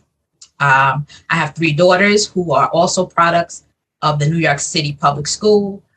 My 22-year-old is now in Tulsa, Oklahoma, working. She formerly went to PS 235, IS 392, Bard High School, and she's a graduate of Lawrence University. I have 2 other daughters that attended PS 91, Junior High School 113, LaGuardia High School, and graduated from Howard University and Hampton. One is now in law school and the other one is a teacher. So I've had experience with fairly good schools and great schools. I have worked in DOE for the past 6 years, which has been hell for me. I have witnessed abuse of power. I have witnessed abuse of teacher abuse. I have witnessed child neglect and assistant principal abuse throughout these years. Power of abuse, I've watched principals take the Danielson evaluation and turn it into a weapon against teachers when it's supposed to be something to build up teachers. I have witnessed principals and superintendents having relationships other than employer relationships, where principals found themselves having the ability to abuse teachers and to just have abusive ways throughout the system. Principals emailing excessively, visiting classes excessively, violating teachers' contracts on a regular basis. When I talk about child neglect, I'm talking about students who have not received their their special education services, see it, ICT classes with 1 teacher, no special education teacher there, IEPs being altered, and principal abuse. So I feel that Eric Adams deserves the 4 years so that he can fix a lot of this stuff, because this stuff exists. I am a product of abuse. I have many other teachers who have been a part of this abuse, and Eric needs the opportunity for 4 years. Thank you so much, Ms. Hook. Next up, we have Lisa Millsaps-Graham. Good afternoon, everyone. I'm just recovering from this morning. Wasn't well in my body, but I feel that this is very important to represent the parent body, as well as being academic. So I am Dr. Lisa Millsaps-Graham. I am an academic that works for the CUNY system, the City University of New York. I work specifically at Brooklyn College. I've worked for Kingsborough Community College. And I've also worked for the SUNY system. I've worked for the State University of New York at University of Buffalo.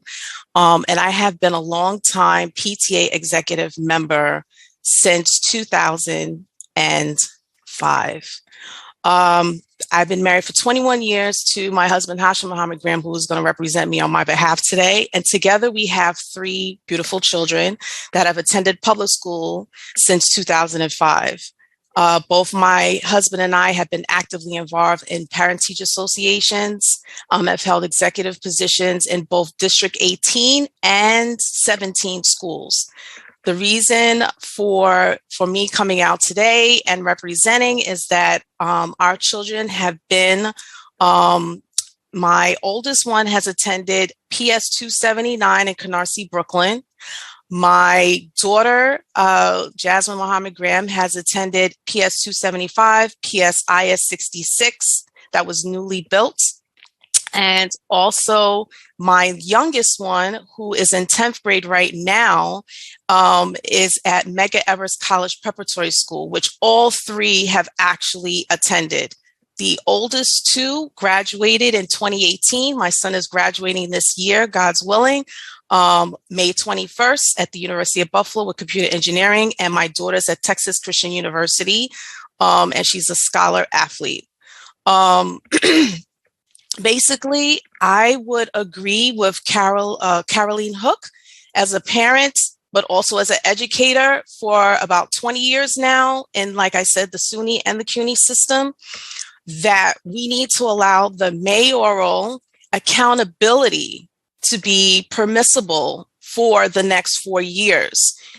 It will take 4 years or more to and I will say this coming from the perspective of my recent dissertation in Black and Latino males in an academic context, which is basically my topic, talking about the school counselors, family, and students, and how they all need to work together as a team in order to make sure that we collectively improve our educational system. But it's going to take also Mayor Eric Adams, and it's also going to take Chancellor David Banks to work together collectively. And they have already demonstrated that already. Chancellor David Banks has actually recently met with Dr. Wilshire from the Medgar Evers College Preparatory School and has made and had conversations about improving the visibility of not just only Medgar Evers Preparatory School, but a lot of underrepresented schools within the Black, especially Latino communities. I also was just listening to Nafa Tuli about the educational system, and I am really taken back, but not too surprised, because our national statistics right now for school counselor ratio is 415 to 1 student. So basically, with Mayor Adams having his track record of effectively supporting schools, I believe that he is able to bring that to the scale as mayor right now, along with the support of Chancellor David Banks, who also has a track record of success at Eagle Academy. And there are plenty of people who want to see him succeed. Thank you so much. And Thank you so much, Dr. Millsap Graham. All right, next up we have Chen Kwok. Hello, can you hear me? Yes, we can. Thank you for having me on this panel. My name is Chen Kwok. I am a New York City public school parent and member of the Community Education Council for District 2, co-founder of Place NYC, and a member of the Chinese American Citizens Alliance of Greater New York. After 20 years of mayoral control, DOE's costs and bureaucracy exploded, while education quality has tanked. Generations of children and families of New York City, the customers, have been severely harmed. CCECs, the education councils, the recognized statutory ones, must be 100% parent and guardian elected and have equal vote as mayoral and borough presidents in education policy and teacher union contract decisions. The DOE needs to be a purely regulatory role and end its role as an operator of schools. Only with these changes will we have true accountability and an improvement in education for New York City students. Less than half of all students are grade level proficient. Only 35% of Black and Hispanic students are grade level proficient. This failure to educate children is despite funding for education increasing by 20% annually for the past decade after adjusting for inflation, to a mind-blowing $34 billion annually, or $30,000 per student before the pandemic. A large centralized school system is expected to benefit from economies of scale, negotiation power with vendors and labor to reduce costs and maximize quality services. However, that has not been the case. Teacher unions represent the teachers who are charged with educating students. However, they have fought tooth and nail against any accountability. Teacher union contracts make it almost impossible and very costly to discipline or fire low-performing teachers. The unelected teacher union also wields immense political power through legalized bribery, known as political donations, to support pliable politicians who, once elected, will sign contracts favorable to teacher union adult interests at the expense of children. Public charter schools have given disadvantaged Black and Hispanic students a much better education than most traditional public schools. However, the union power has led to opposition to school choice by politicians in their pockets. Elected officials with vested interests in keeping traditional public schools open also have the authority to approve and monitor charter schools.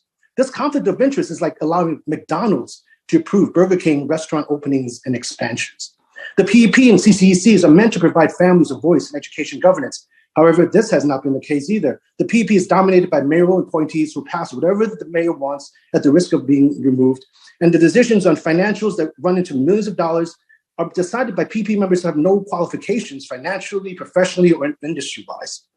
And despite being now mostly parent-elected, we have CCECs have no statutory power over education policies besides zoning decisions. CCECs have no say over terms and conditions of teacher union contracts. And at least 2 of the CCEC positions are still political appointees who may not have children in public schools. Parent and guardians need to be fully empowered through the CCECs to have an equal vote. And we need to have the ability to negotiate and approve teacher union contracts to meet the customer's needs for the families and children that we represent. And DOE needs to get out of the business of operating schools. It should become like the FAA, the Federal Aviation Administration, which owns no airlines, but as a regulatory body has made commercial aviation safety the #1, the best in the world. Similarly, the DOE can ensure education services are run according to high standards to drive academic excellence in schools they oversee, and it will remove conflicts of interest and lack of objectivity in overseeing the different types of schools. And you can make the transitions to the current schools into the current charter schools, private religious schools, or to new nonprofit or for-profit education service providers through a public, open, competitive bid process under the oversight of the DOE and different audit agencies based on quality, cost, efficiency, and most importantly, teaching effectiveness and learning outcomes. Public education funding that follows students to the choice of schools will continue. We can use the same current funding levels based on fair student funding, or take the high-level pre-pandemic $30,000 per student cost to give directly to families to choose the education services that they see as best educating the children. And families who choose to homeschool should be able to get similar funding to give up for giving up jobs. I guess to educate you the are children. against mayoral control. Okay. So we yeah, thank and you only for with your this, testimony. with accountability, Back to through, you. No, sir. through this Your time is oversight up. and not running the schools, where we have a system that supports its customers, We've the lost students. control Thank you. here. This Thank is you, mayoral Mr. control. Bach. You can change it. Yeah, this is the Arlene Senate and the Rosada. Assembly who has the power to change. No, stop, please, sir. Arlene Rosada. Hello. Thank you for this opportunity. My name is Arlene Rosado. I believe that mayoral control of New York City public school is important because parents need someone visibly addressing the issue that we face. Prior to mayoral control, the system was horrendous and unfair to mostly everyone that relied on it. All we had was fragmented leadership. I remember watching my parents struggle navigating the school system with my brother, who is severely autistic. And it was hard to witnessing their frustration. We had to travel from the Bronx to Brooklyn just to enroll him in a school that would accept him. That experience was traumatic. It made me recognize the terrible system that was in place. Now that I have children of my own with special needs, I know firsthand what the difference between having clear powerful leadership is versus not having it. As a parent, it means our voices are amplified. It means not having to travel across the city to accommodate special education needs. It means being provided services with dignity and respect. The old ways of broken communications, no resources, and disrespect are over. COVID-19 has exacerbated the struggles that our children were already facing in the public school system. There were inequities across the city, such as food disparities, childcare, digital devices, and Wi-Fi that contributed to an enormous amount of learning loss. Now is not the time to remove mayoral control of the school because our children have been through enough already. Mayoral control allows for the much needed upgrades to the school system that makes family whole again. I believe Mayor Adams should have the opportunity to lead the way past mayors have because he is qualified, capable, and ready. Thank you. Thank you, Ms. Rosado, for your words.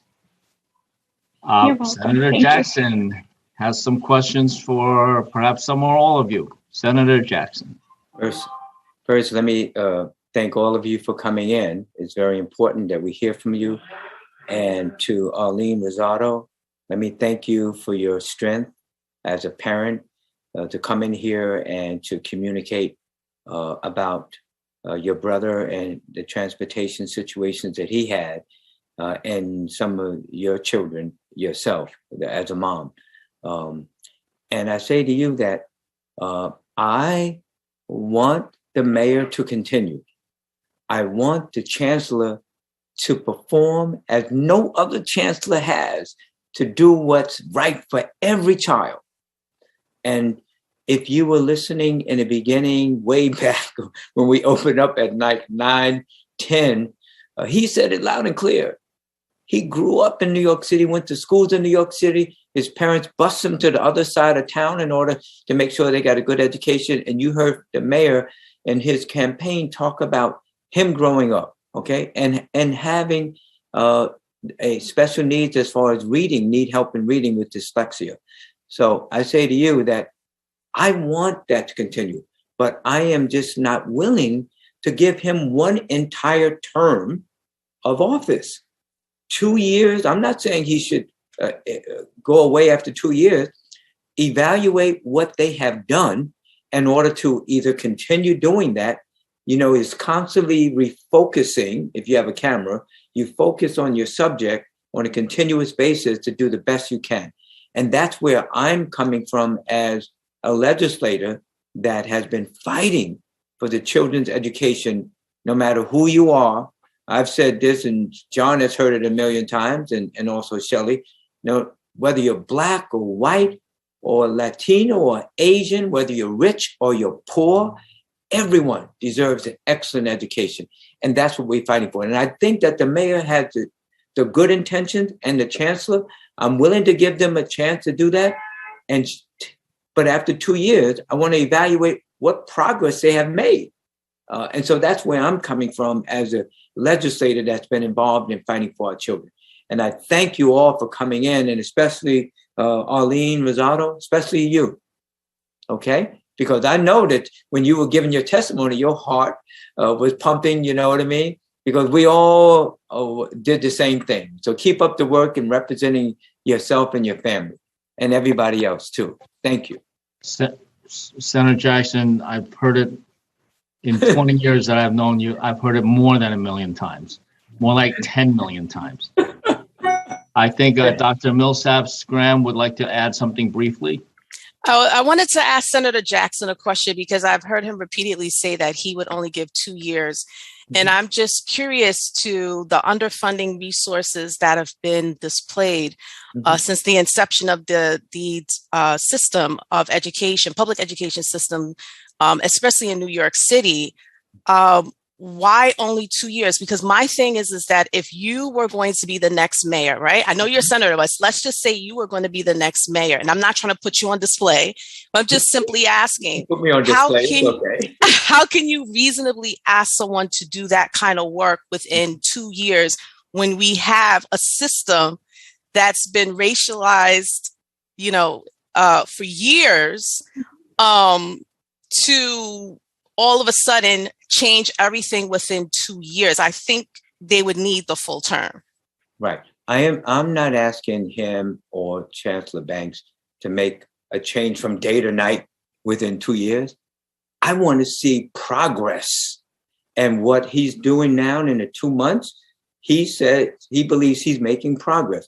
One of the things you may have listened earlier, I've said that the contract for excellence class size reductions is the number one issue for parents every single year to reduce class size. And that hasn't been done in previous administrations, but I'm giving them notice that come up with a plan. Now, how long should it take them? Should it take them 4 years to come up with a plan? Absolutely not. And I'm saying that I've walked and fought for this money on behalf of not only children of New York City, but the entire state. I want to see some progress. And if not, we have a bill, Joanne Simon, Assembly member, and myself. And if they don't come up with a plan and implement it, cut the money off. Now you would say, cut the money off for our children. We're going to cut the money off because we want to hold people accountable. And if they can't do it, then let's get somebody in that can do it. I believe they can do it. So, but I will evaluate that in 2 years to give them another 2 years, not 4. You know why? Because after 4 years, his term is over. He has to run for re-election. So that may get, more than likely, he will get 8 years if he's doing a good job for the people of New York City. So that's where I'm coming from. Thank you, Senator Jackson. I want to thank this panel of wonderful parents who really care about schools and education. Thank you very much. And now let me invite panel 12 in, a panel consisting of yet more active parents who are greatly concerned about our schools. And then they will be followed by a panel of educators. Panel 12 consists of Lisa Chu, parent, Sergio Hernandez, a parent, Stacy Johnson, a parent, Lee Solomon, a parent, and Kadem Deletis, also a parent. Hey, John, when you said Lisa Chu, I was saying, is that my niece? I don't know if that's my niece, but anyway. No, it's not. Okay. Well, RJ, you once said we were all your children. Yes, but I mean, Lisa Chu is my niece's name because my dad, you know. All right. Lisa Chu. I'm right here. Hi, how are you? Can you guys see me? I cannot see myself. But we cannot see you, but we hear you loud and clear. Please proceed. Okay, start my video. Okay, all right. Okay, I am a parent. I live in downtown Brooklyn, but my kid goes to a citywide school when the pandemic happened. Now she's in a specialized high school. I also work in the public school system. I have worked at the different schools like Manhattan, Queens, and Brooklyn. So I'm here just to talk as a parent. So what I've been hearing everybody was talking about education. So for me, as a parent, it's very personal because it's not a social issue. It's not a budget. It's not a political issue. It's our life. It's my children, her life, and my life. So, and I know who knows us. Teachers knows us the best. Teachers knows my kid the best. So the principal knows the school population the most, the neighborhood the most. So when the pandemic happens, we were under the mayoral control. So each school couldn't make decision to react to what the community needs or even the situation that's happened minute by minute. Everybody had to wait until the mayor to make a decision. And we did not hear, as a parent, even someone who worked at the public school, we did not know the decision until the mayor came on to the TV or tweet or posted a Facebook post. Then we realized, what are we going to do? So, but we, as a parent, as somebody who lived in a community, knew what we needed to do. Even teachers knew what to do, principal knew what to do, but we could not do anything. We had to wait until all the way top, talk to whoever, all the meetings, whoever he had to talk to, all the people he had to, and come up with a solution, a decision, and pass on down the decision all the way to the classroom. There's layers and layers and so many people who had to agree in order to make one decision.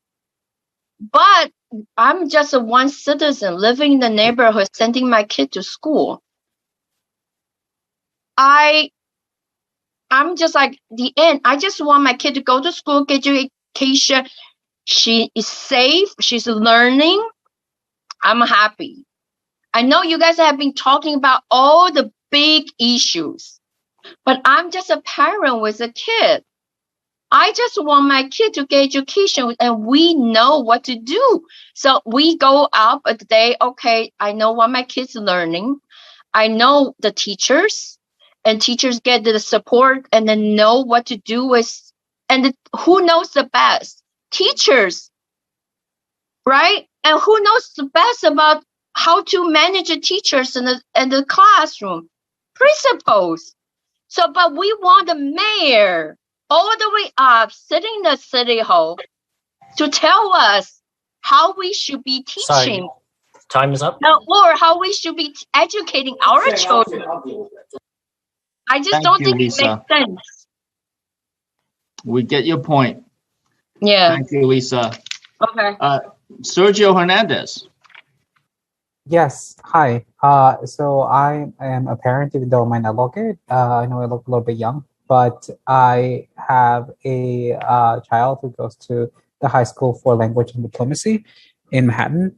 And I don't think that the mayor should be allowed to control the Board of Education or have any input in terms of the school system, as he is not qualified for that. He is qualified to delegate. If that had been the case, that he is qualified to do that, then I would be for it. But as current things have happened in terms of like him appointing his brother to an agency who gets paid $200K to do nothing, that kind of just shows his leadership style, that he is not very trustworthy in that respect. So I would just want someone who is qualified to have input on educational needs and tactics for the school system, so that we can improve it and we can actually get people, especially Black and Latinx students, to be able to learn how to read, how to write, how to actually do math, because that's very important, future-wise. So, I'm against it.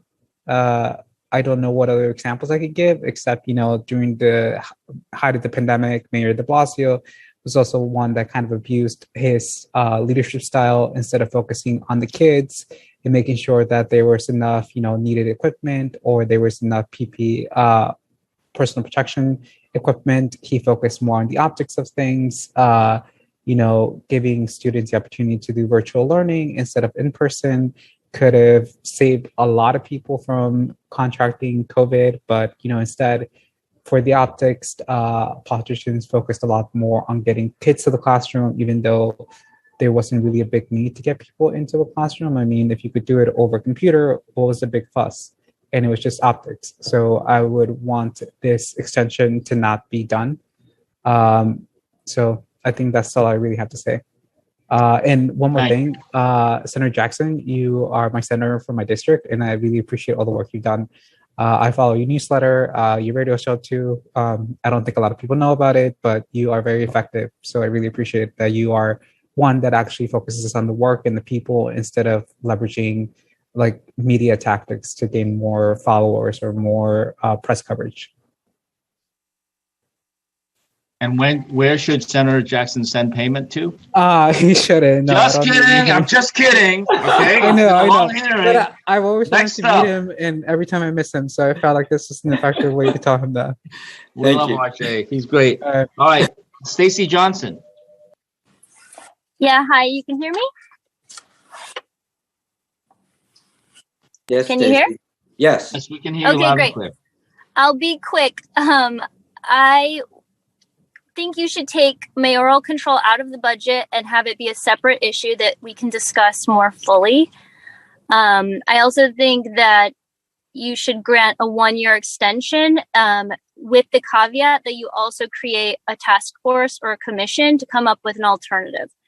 So I'm against mayoral control. I realize it's going to take a little bit of time because we keep having this hearing. I feel like I've listened and watched this hearing before 4 years ago and 4 years before that. So I think it's time to put in the task force to make sure that we have a plan so that when we're up for renewal, we can have an alternative ready. And I submitted testimony that's a little bit more detailed, but I tried to come up with some solutions because I feel like that's what's usually missing here. And so the first problem that I recognize is that the chancellor is chosen by the mayor. So my first suggestion is to have the parents and maybe city council and a bunch of other people elect the chancellor, so that it's not the mayor picking the chancellor. And then also to have those terms of the chancellor and the mayor not at the same exact time. So the idea that the mayor comes in with a new chancellor every 4 years and creates this whole new shiny system or tries to totally reinvent the system, I think it's destabilizing and not particularly efficient for long lasting change. So I would hope that those two terms could maybe overlap but not be exactly matched up so that there could be some consistency. Because I do feel like the administrators and the teachers and maybe even the parents are just sort of oh, here we go again with a whole new thing. And so I just think if we want long lasting change and progress, we should have stability. The PEP, I believe that they should maybe 1/3 of the members are voted in by parents.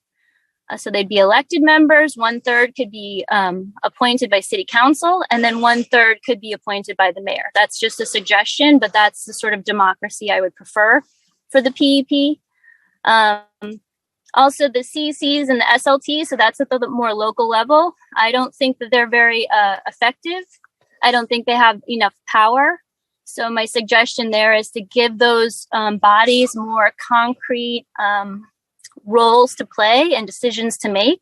And I think that would increase parent engagement. Right now, there's not a lot of parents that participate in those bodies. There's not a lot of parents who vote for those members. But I think that's just because they know that it's sort of a waste of their time. So if those bodies could be stronger and what they do is more concrete, then I think parents would be more engaged. And then another thing I would add is that I do believe that the parents across the board, now most parents, the majority of the parents are not on their SLTs and might not even be able to go to PTA meetings. So there's all these parents that are out there. I do think that the DOE needs to have some sort of method of recruiting qualitative research from parents across the board. And one example is when parents leave a school and go to a different school, whether it's a charter or private or even a different district school, a lot of times the DOE has no idea why. So why is there not an interview or some sort of outreach to that family and ask hey, you know what was the reason why you left? So I just think there should be some qualitative data that reaches all parents, not just these parent leaders. Thank you so much. Lee Solomon.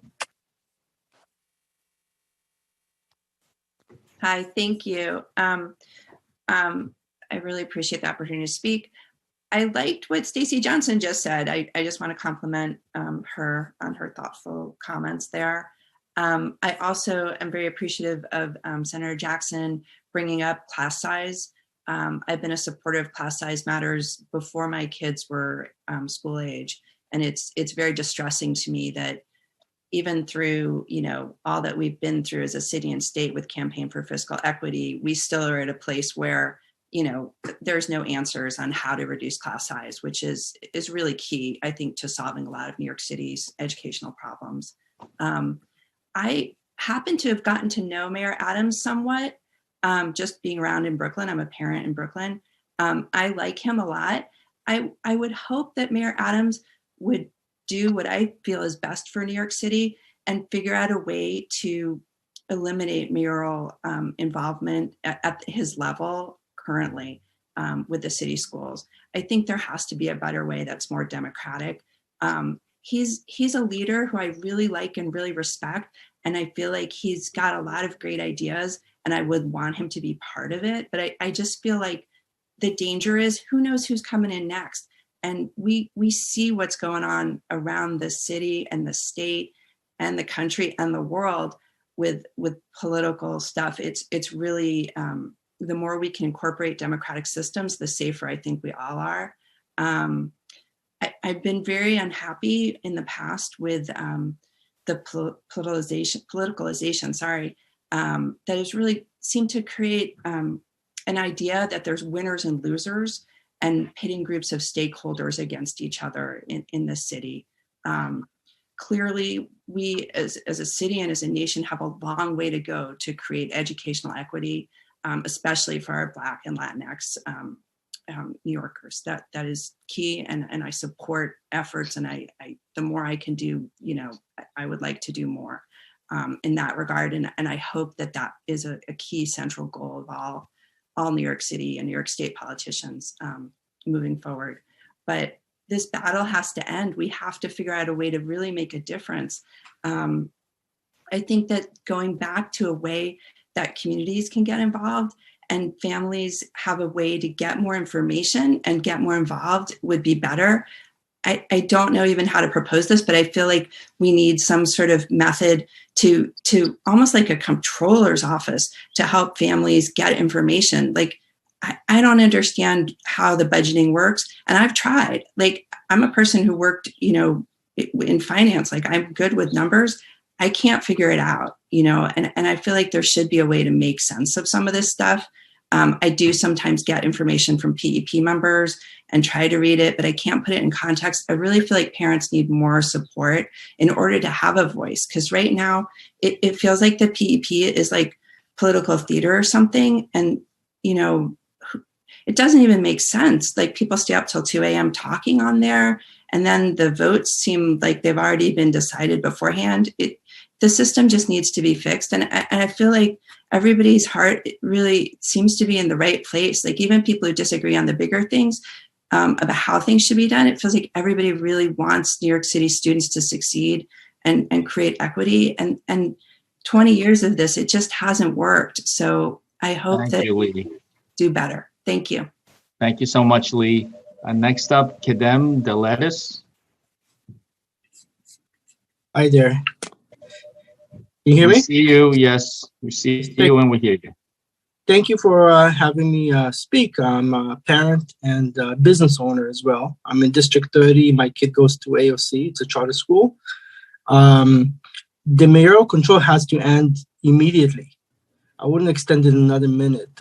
We saw the abuse. I've been in New York for about 18 years. We saw the abuse get worse and worse year by year. And as a parent and somebody who lives in New York, I'm tired of being at the mercy of the next mini tyrant.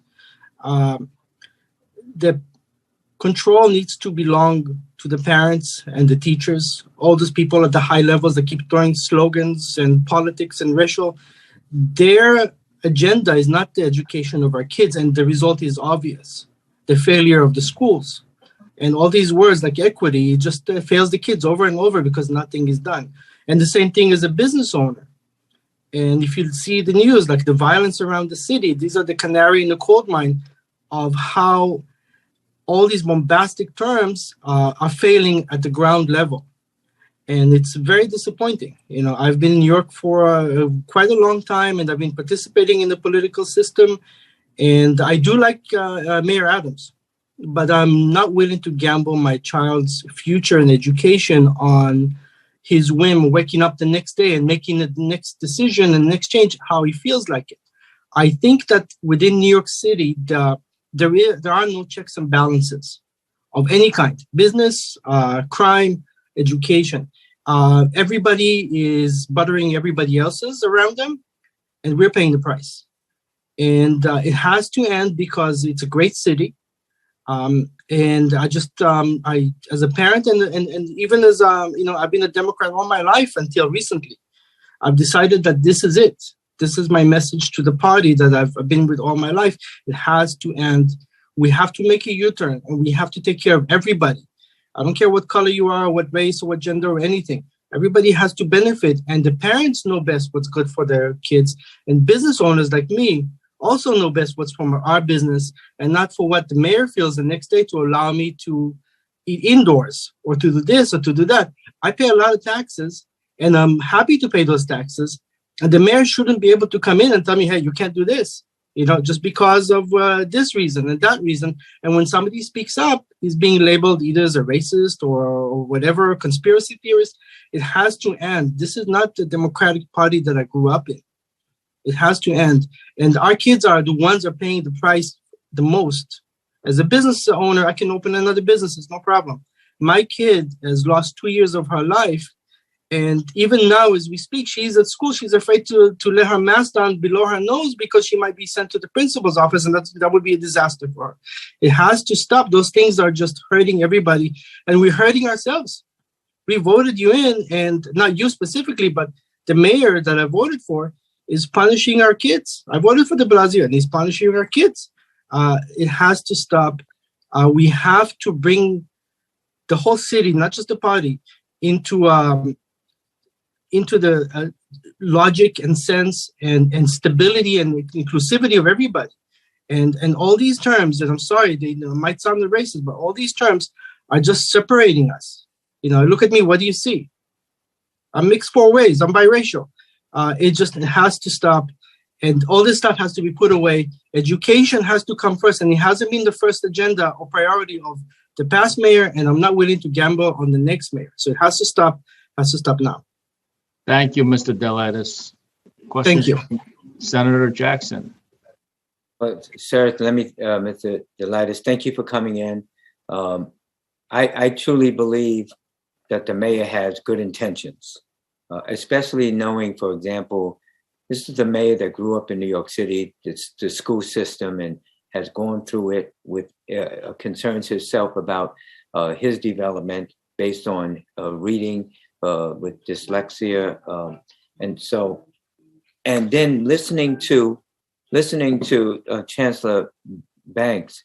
I mean, he has, as he said, he started as he was a safety agent and teacher and assistant principal. He started a school of his own and then a network of schools to improve the education outcomes. So clearly in his heart and everything, his mind, I think he's in the right direction. But as I said to you, and you may have heard me, I'm not just willing to give them 4 years in order to prove it. They got to show proof earlier on in the process in order to continue to go forward what they're doing. And I think there is a check and balance in the system. One, we are, as a legislative body, John is the chair of the New York City Education Committee. I'm a member of that committee. Shelley Mayer, who's with us now also, she chairs the statewide education committee. And Toby Savitsky chairs the education. And these are people that are dedicated as professionals, not only legislative, but for children too. You know what I mean? Even myself, I say that to you. But it's important that you come in and say what you said, because I truly believe that they hear you too, because they're listening to all of the people that are speaking. They're not saying the same thing that they are saying. You are, and others are saying how you feel it should be. And bottom line, it needs to be improved and it needs to be done right so that our children can get a good education. So I appreciate that. And that's why I'm here in the hearing, listening to what everyone has to say. Thank you. Thank you. Thank you, John. Thank you, Senator Jackson. Thanks to all the parents who did not hold back. And that's the way it should be. Thank you for your testimony. Panel 12 leaves. Let's call up panel 13, consisting of educators. We have Michael Athey, the retired principal from Bayside High School, Carson Chodos, a teacher with the Department of Education, Matthew Weintraub, a teacher from the Academy for Software Engineering, and Peter Goodman from Ed in the Apple. Welcome. And Principal Athey, we'll start with you. Oh, thank you. Nice to see you. Nice to see you too, Sandra. First off, I'd just like to apologize to the panel for not being a whole lot better looking. I did submit my written testimony, which was field tested against Salmonex for sleep induction. So hopefully you can enjoy that. I'd like to thank the chair people, Chairperson Liu, Chairperson Meyer, Chairperson Benedetto, for providing this opportunity. Some folks on this panel visited our school a couple of years ago during some hearings that Senator Liu was having concerning Fair Student Funding Foundation aid at that time. I was principal for 13 years at Bayside High School, which is the alma mater of the mayor, as well as the Speaker of the City Council, Adrian Adams. And prior to that, I taught at Hillcrest, which is the alma mater of Chancellor Banks. Bayside's a small little school out in the wilds of Queens, 3,000 kids, 150% building utilization. And despite the best efforts of the Department of Education, we were able to get it from 68% to 99% graduation rate across all subgroups and with a very high college retention rate. My comments should be framed as a parent who was active in the PTA and SLT. My kid went to public schools K through 12, and I am a city resident, proudly living in Jamaica, New York. Firstly, of course, we all apologize to Mayor Adams and Chancellor Banks as they just started, and we're talking about taking away or perhaps changing some of the mayoral control items. But again, we do have 20 years to look back on at this point. And it's been said mayoral control can be good or bad depending on who's the mayor. I think what you're trying to construct is a framework where it's good or bad regardless of who's the mayor. It's always good. Under current law, pretty much all stakeholders are removed from any say in how things are run in the governance. The PEP, which should be a deliberative and representational body, is really just a functionary unit within the DOE itself. And the consequences are that left without proper adult supervision, the PEP regularly approves millions of dollars, sometimes hundreds of millions of dollars each month. And that's in the absence of the controller who was elected by the citizenry to oversee the budget. Beyond that, there is no provision in the current law for advice and consent, i.e. the city council having some type of say as to the appointment of a chancellor, which is what you do have at the federal level. This has resulted in a hyper-politicization of the DOE, as one who worked there for a number of years. It's a very political being. It gets particularly crazy if Susan Edelman of the Post decides to write an article. And actually, there is pretty much an oppressive atmosphere within the DOE for those who make the mistake of speaking up. But beyond that, the unbridled waste, which we're seeing within the DOE right now, begun under Bloomberg when they started cracking all the large schools into small schools. That was hundreds of millions of dollars. And the results are, as of today, as of this year, that 5% of the high schools in New York City produce 33% of all the graduates. These are all the large high schools. Other examples of that are basically the renewal school fiasco, which was $1 billion that followed the breakup of the schools. The jury is out on community schools at this point, but when I heard them wanting to scale it right up to size, I smell a problem. They have a one-size-fits-all mentality, which apparently is continuing. Finally, I'll speed up. The fair student funding. Everyone seems very, very happy that it's 100%. It ain't fair yet. $11 million in specialized portfolio funding is going to schools that are not specialized. $3.5 million this year is going to CTE schools that ain't CTE. It has a lot to do with who likes you this week. And finally, the last item of fiscal irresponsibility that I think needs to be addressed through a change in mayoral control has to do with the organizational chart. You'll notice on the organizational chart of the DOE that the School Construction Authority reports to the chancellor. Someone has to tell that to the School Construction Authority. They are $18 billion in their current capital plan. Next month, they're coming back for another $1 billion at the April meeting of the PEP, which will approve it. We've demonstrated over and over again the wasteful practices of the SCA, non-competitive bidding, the whole deal. Finally, I hope to get a check someday from Mr. Blathy, that's the third finally. No, I'm sorry. The TRS system is, of course, due to the PEP. There are members on the TRS board that are appointed through the PEP. So again, this affects more than just the single operation of the school. We do have suggestions. I know that Senator Jackson will want to hear them. Thank you very much. I do appreciate the time and the opportunity. Thank you so much for your input. Ms. Chodos. Hi, everyone. Thank you so much for your time. Thank you, Senator Jackson, for your comments to the other panelists. It was really affirming to hear them. I'm a veteran special education teacher in New York City, and I have a student who receives special instruction and support services herself. And I know this is a little bit of a more controversial opinion, but I'm asking that you all actually deny the extension of mayoral control. That 2 years that you recommended is great, but I have some reasons why.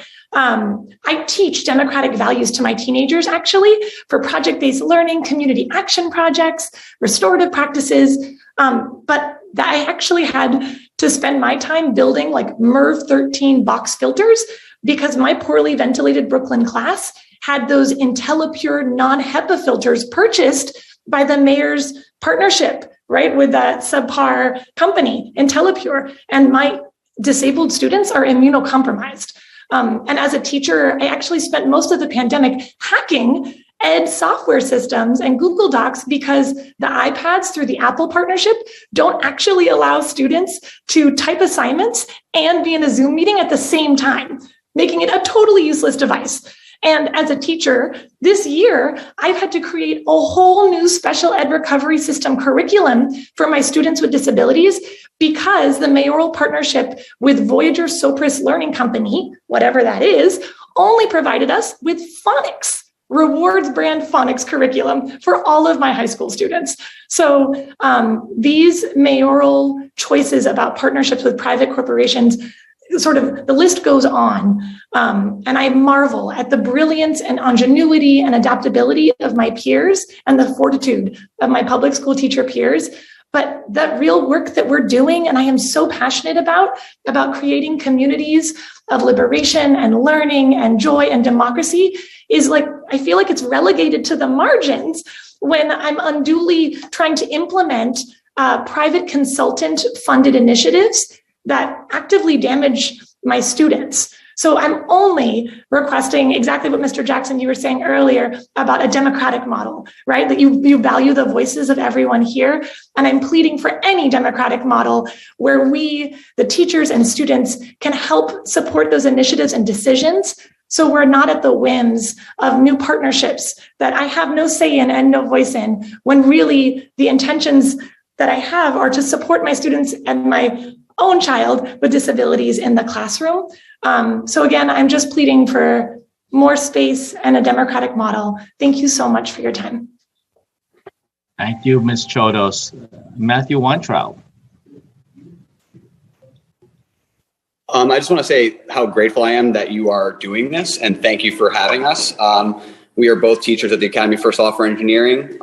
We both spent our entire adult lives, myself 8 years, 10 years here. Both have family members who have been in the Department of Education for decades. And I'm here to talk about the problems of mayoral control. The first is it's been brought up by a few people, the panel for educational policy, right? The majority picked by the mayor. We've looked into the minutes of many of their meetings, and people said it was posturing or political theater, and I would agree, because most of those votes are 15-0, right? What is the chances that there's no dissent, right? There's no one trying to find a better solution than for what we have. That to me is ridiculous. And then thinking about the PEP and the ability to send out contracts. Someone brought up the cronyism. A parent in the last panel brought up the cronyism that Eric Banks has already shown. Well, those people can dole out contracts to vendors for an exorbitant amount of money. Things that you'd find for like maybe 5 times the price on Shop DOE, you can get for much, much cheaper outside of those approved vendors. And again, why is that? I was talking to a gym teacher even today explaining the same exact concept. So again, when we talk about wanting to cut the budget, well, you know, apparently we could have done that. The PEP could have done that, and they really haven't been putting in much of the effort. In terms of what metrics they're using to justify mayoral control, right? 2002. There's a lot of corruption in the school board prior to that, right? So we're trying to make things streamlined, efficient through the chancellor. Well, the chancellor, you know, Bloomberg, de Blasio, they've touted these graduation rates, these college acceptances, right? But I think it's really important to note that that data out of context is a bad faith argument. If we look at data from the comptroller's office, from there's an article from 2016 that I put in my testimony.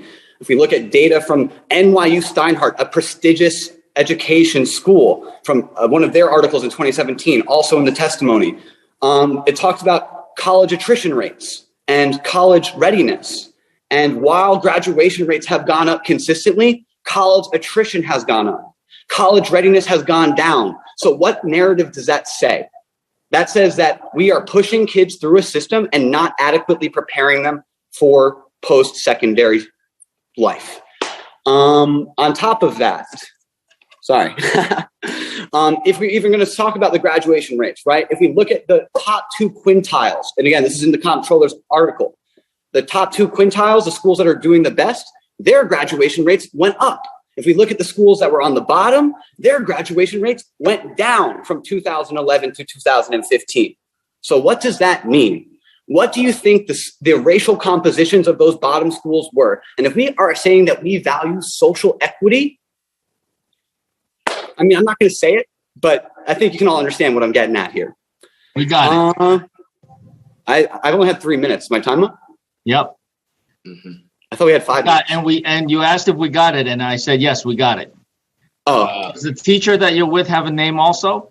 This is Jonathan Springer. I have Jonathan Springer. Colleague and friend. For your work, Mr. Springer. Thank you. Next up, we have Peter Goodman. Peter, you are muted.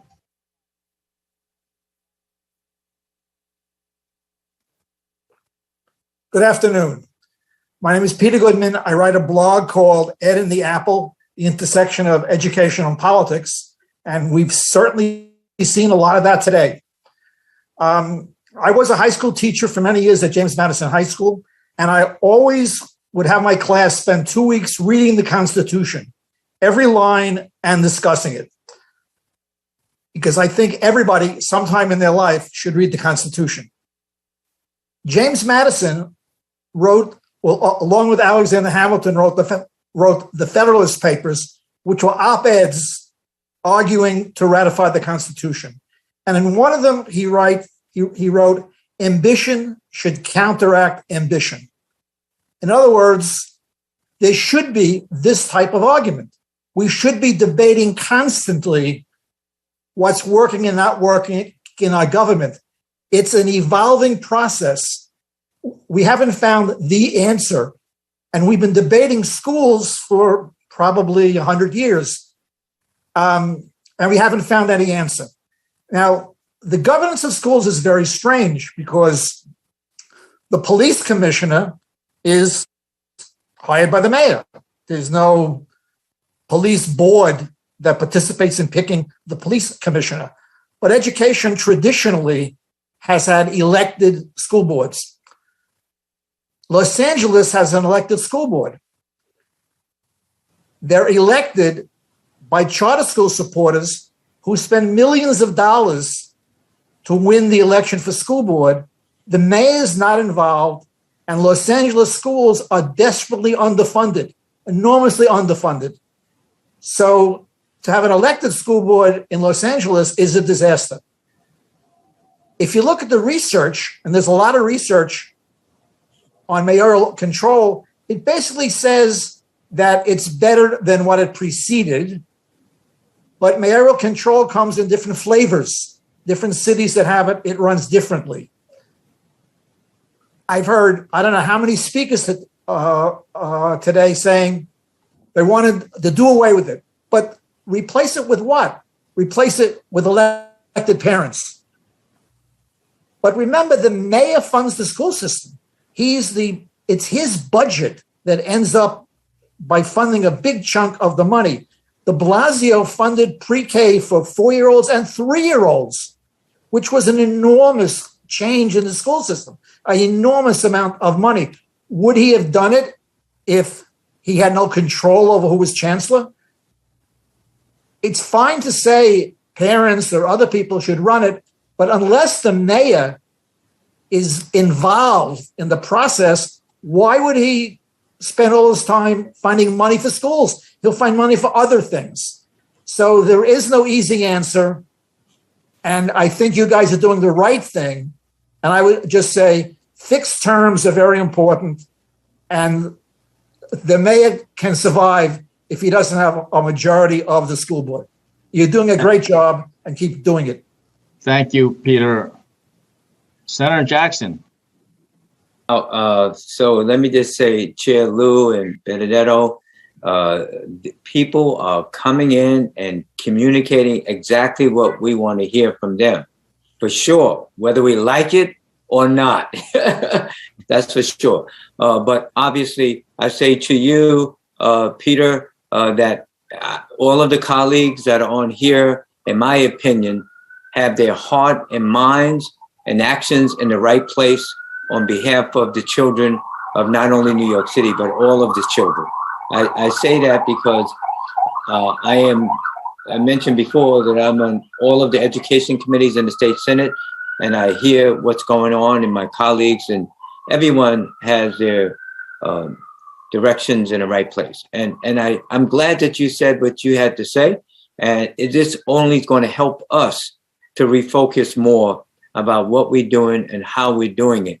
And obviously, listening to the young men that are in the engineer schools, I mean, these are our future, not our current leaders as far as engineering is concerned. And so I just can't thank you enough knowing that. But I have a question for Michael. Michael, retired principal from Bayside High School. I don't know how long you retired ago. Can you tell me about what the class sizes were in the school? Just retired.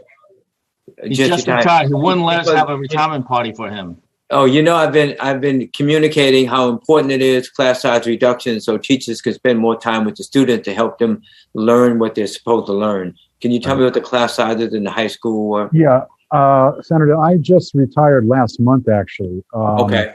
And I'd like it on the record that this is past my bedtime. But in any event, typically because we were 150% capacity, the class sizes were, jouts of cheek. So in a Gen Ed class, it's 34. In an ICT class, it's 22 plus 12 equals 34. Wow. Self-contained is 15. Gym classes are 50. When the hallways are changing, during the class time, in between class time, you could kill someone and stuff the body in that crowd. It wouldn't be found for hours. The crowd just carries them along. Mm-hmm. So it was a crowded place, but you make it work. We initially had 4,400 in the same space, and over a period of 5-6 years, we were able to bring it down to 3,000. Wow. We're not the most crowded. For Queens, Francis Lewis would be the most crowded, 199%. We were 150. Wow. And Carson, the teacher at New York City DOE, what grade were you in as far as what school and what was the class size there? Because, I've said that because you may have been earlier. We have a bill with Joanne Simon that part of the money for the Campaign for Fiscal Equity, Foundation Aid, has a requirement for reducing class size. And that's what I've asked the chancellor to do over a period of time. Come up with a program that we can agree to. And if not, if you don't come up with it within a certain period of time, I say cut off the money.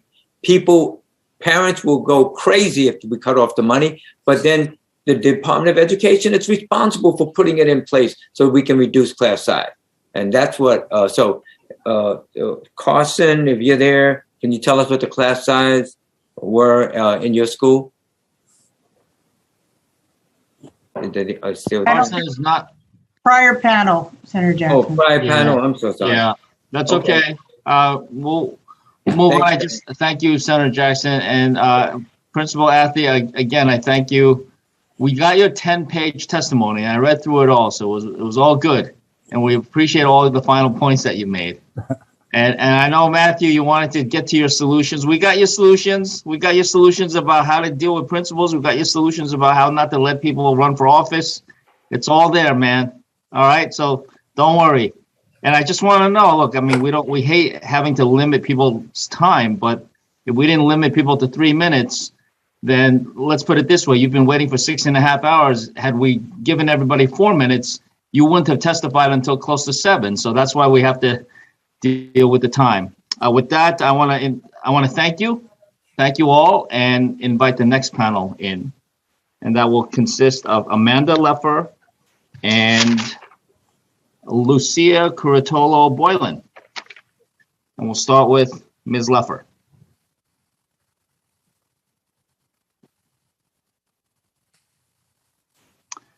Ms. Leffer. Okay, we can start with Lucia. Lucia, the representative from Staten Island. Hi, thank you so much. Good afternoon, and thank you guys for providing this opportunity for me to speak. My name is Lucia Curatolo Boylan. I am a mother of 4 public school elementary and 1 middle school student, and I'm here representing District 31. I'm speaking on behalf of myself and for all of the parents who support the end of mayoral control over our public schools. We are asking that you remove mayoral control from the state budget and let the mayoral control expire on June 30th of this year. A more democratic and equitable solution where parents and teacher input truly has a place at the table where decisions are made should be our only priority. We have grown tired of the farce where parent voice is considered and included, but our CECs are bringing those concerns and recommendations to the community of the city and of the concerns of the community to our city board, only to have those issues dismissed and ultimately watch as the mayoral control of our panel for education policy votes as the mayor sees fit. We also ask that the increase of school funding that we are currently set to benefit from goes directly to our traditional public school students as the funds were originally intended. And that those funds should be put to the one sure thing that the pandemic, I believe, has taught us all, that smaller class sizes are where the hallmark of success in education is and should be the focus of where our budget is spent. Student-focused learning will never be possible without it. Only you all can help us move forward to a new era of education where student voice is powerful enough to enact real change.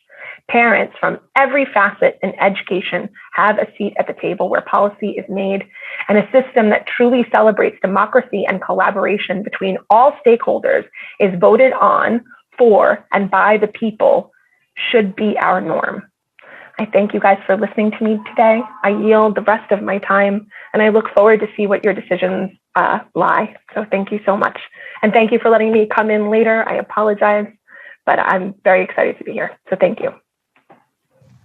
No problem. Thanks for coming along, Lucia. And now we have Amanda Leffer. Please unmute yourself. Thought I did. Thank you so much. Thank you. Thank you, Senator Liu. I'm Amanda Leffer. I'm a parent of a middle school student and an elementary school student in Queens. I'm also active in Surge NYC, representing Northwestern Queens here in District 30. I really appreciated so many of the testimony that has been given today, especially from Mr. Weintraub and Ms. Chodos in the previous panels. I'm just here to very quickly say mayoral control is a relic of the past. It was a Band-Aid solution, and it is has never been proven to be effective. So I am recommending anything beyond a 1-year extension is unacceptable. We need more transparency in the decisions that are being made, such as class size, our safety for our students and staff, which is directly related to class size, funding, which I agree with the other parents that all of the increase in foundation aid should be directly given to traditional district schools, even though I am also a charter school parent as well. I believe that that money belongs in traditional public district schools. De Blasio was one of the worst offenders. He was notorious for abuse of mayoral control, especially during the pandemic. He proved that over and over again. His decisions were made behind closed doors without any input from teachers and parents, and we cannot have that again. We just cannot. We need an elected New York City Board of Education, an elected and appointed PEP, no more backroom deals with the mayor and Mulgrew, and let's hope that maybe UFT elections in April will change the UFT leadership up. That should be exciting. I do agree with another parent that said the mayor's agenda isn't about education. It's not. I believe that the mayor's agenda, previous and current, is about perpetuating business as usual in support of our capitalistic system that values profits over people. And those people are my kids, and they're my kids' teachers. And they deserve so much more from us. So I'm asking for only a 1-year extension just to get things sorted out for the next year. And thank you so much for listening, and I appreciate your time. And I'm very much looking forward to the decisions that you're going to make. Thank you. Thank you so much, Amanda. 5:45. Colleagues, we have one additional person that we'll hear from, and then that will be it, okay? So this will be Ms. Minsky. Please have Ms. Minsky enter. Anna Minsky, the floor is yours. Thank you. So thank you so much for the opportunity to attend this panel today and to hear from so many perspectives throughout the day. I think it was really a great opportunity to hear from many people. I'm a public school parent myself from District 5. And really what I wanted to share today was that how, as a parent, I've seen that under our current system of school governance, so many parents really feel hesitant to speak out about the needs of their students and about the needs of their school communities. I know many parents who have tried to speak out and affect change, and they felt burned by those experiences, particularly when they're talking about the needs of students with disabilities and when they're trying to promote racial justice in their schools. Given the long history of Black and Brown parents and students being marginalized by the school system here in New York City, I think that we really need efforts to uplift parent voices in a way that consciously is intentional about redressing that imbalance. So today I'm asking that you take the mayoral control decision out of the budget. Let's do a 1-year extension for right now and put a task force in place, as so many others have asked for. It's important, I think, that the directions to the task force be that they have to specifically say how the new system of governance that they come up with is going to redress all of the racial inequities that we've seen over my lifetime and further back before that. And I also just loved what the woman from Brotherhood, Sister Soul, said about uplifting student power. I think that students age 16 and up at the very least could be given the opportunity to vote and have their own representatives representing them. So I hope that that's considered in this task force. Thank you for a wonderful day. Thank you so much for making it in just in the nick of time. So with that, colleagues, thank you very much for being part of this important hearing. We've got a lot to think about. I'm sorry, yes, RJ, please. Senator Jackson. Thank you.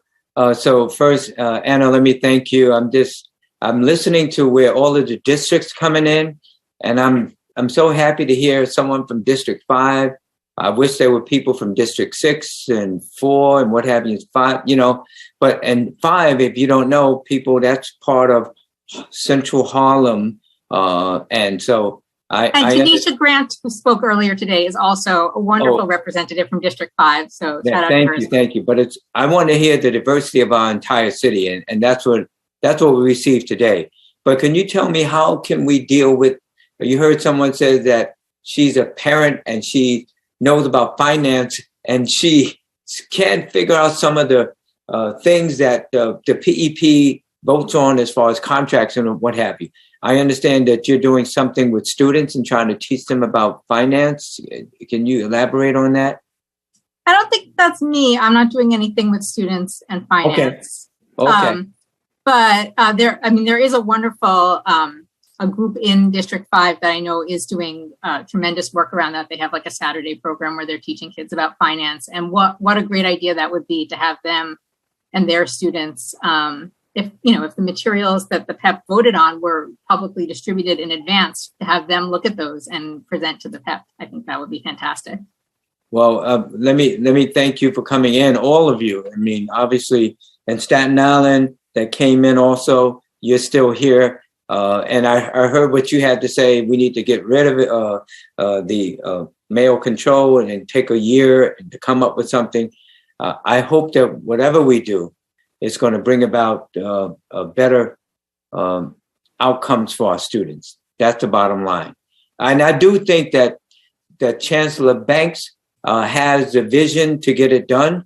I sure hope that the mayor allows him to do what he has to do in order to get it done within a certain time frame, because we all will be looking at them and being involved in helping to shape that, because they've said that, you know, we have an idea. They want to meet with parents. They want members of the legislature to have their phone numbers and to communicate. And then, as you know, Mark Traeger, who was the chair of the Education Committee in the City Council, he's now at the Department of Education, I guess, working with the chancellor. I hope that they don't put handcuffs on him. No, not handcuffs. I hope they allow him to do what he needs to do in order to communicate with everyone outside of the system. So I just want to thank you all. I mean, John and Benedetto, the Assembly Education Chair, and everybody else. After 8-9 hours, and I haven't really eaten anything but peanuts and what have you and coffee, I'm ready to get something to eat. Thank you, John. Jay, go get something to eat, but it's only been 7 hours. I mean, this is like a sprint today. 9, 10, 11, 12, 1. Not only did we hear from the mayor and the chancellor for a couple of hours and our union leaders, we heard from over 50 school parents and got a great deal of input, information, suggestions to mull over as we consider this question of school governance in New York City for over the next couple of weeks. Either we continue to include it in the budget, and if so, we have to decide for how long, or what, if any, changes should be implemented along with an extension. Or we decide not to include it as part of the budget and to consider it after we pass the budget on April 1st, but before the expiration approaches on June 30th. Or we decide to not continue with this system of mayoral control. We got a lot on our minds, and this hearing and all the input that we got certainly helps tremendously. I want to thank our chairs, Michael Benedetto from the Assembly and my chair, Shelley Mayer from the Senate, for their indulgence and for all their support in having this hearing, and turn the floor over to Senator Mayer. Thank you, Senator Liu, Senator Jackson, my other Senate colleagues, Assemblyman Chairman Benedetto, and I see Assemblyman Epstein and Assemblywoman Seawright and many of our colleagues. And I want to congratulate your staff, Senator Liu, for ensuring that we had a very, very broad selection of parents, and Mr. Benedetto's staff as well, because to Senator Jackson's point, we wanted to hear from people who had opinions, who were impacted by these decisions. And I always believe, as someone who doesn't live in New York City, it's not my job to opine. It is my job to ask questions and defer to my New York City colleagues. And I just want to acknowledge my friend, Assemblyman Steve Otis, who's also not from New York City, who cares. We care about what happens in the biggest school district in the state and in the country. And we are committed to doing the best by every student and by this district. So thank you for that. Thank you for a very thoughtful hearing. I really do appreciate everyone who came by to give their opinions, which we value very much. Thank you. Mike, you have any closing? Yeah, you just want to thank everybody for showing up here. And we've got a wonderful variety of information, of opinions today. We certainly will have a lot to digest as we go forward. But it wouldn't have been possible unless we had the probing questions by Senator Jackson and all my colleagues, Assemblywoman Simon and Harvey Epstein and Steve Otis, who stuck the whole day through. Miss C. Wright as well. I know I missed a few others. You guys were great. Senator Liu, you did a great job in moving us along here. And at least on paper, we were supposed to be here for another half an hour, 40 minutes. So, Jesus, I got time to kill here. Thanks a lot. We'd like to come within budget and on time. I want to thank the leader as well for her support in getting us all this information and the wherewithal. We thank Senate Technical Services for the live stream capabilities. I want to thank in particular my staff who really put this hearing together, not the least of which would be my legislative director, Shang Liu, and chief of staff, Lisa Delaquila, and the rest of the team who spared no effort in getting every little detail right, including making sure I had the right lighting and feeding me nonstop during this hearing. Thank you so much, everyone. Enjoy the weekend, and we'll get back to this on Monday. Thank you.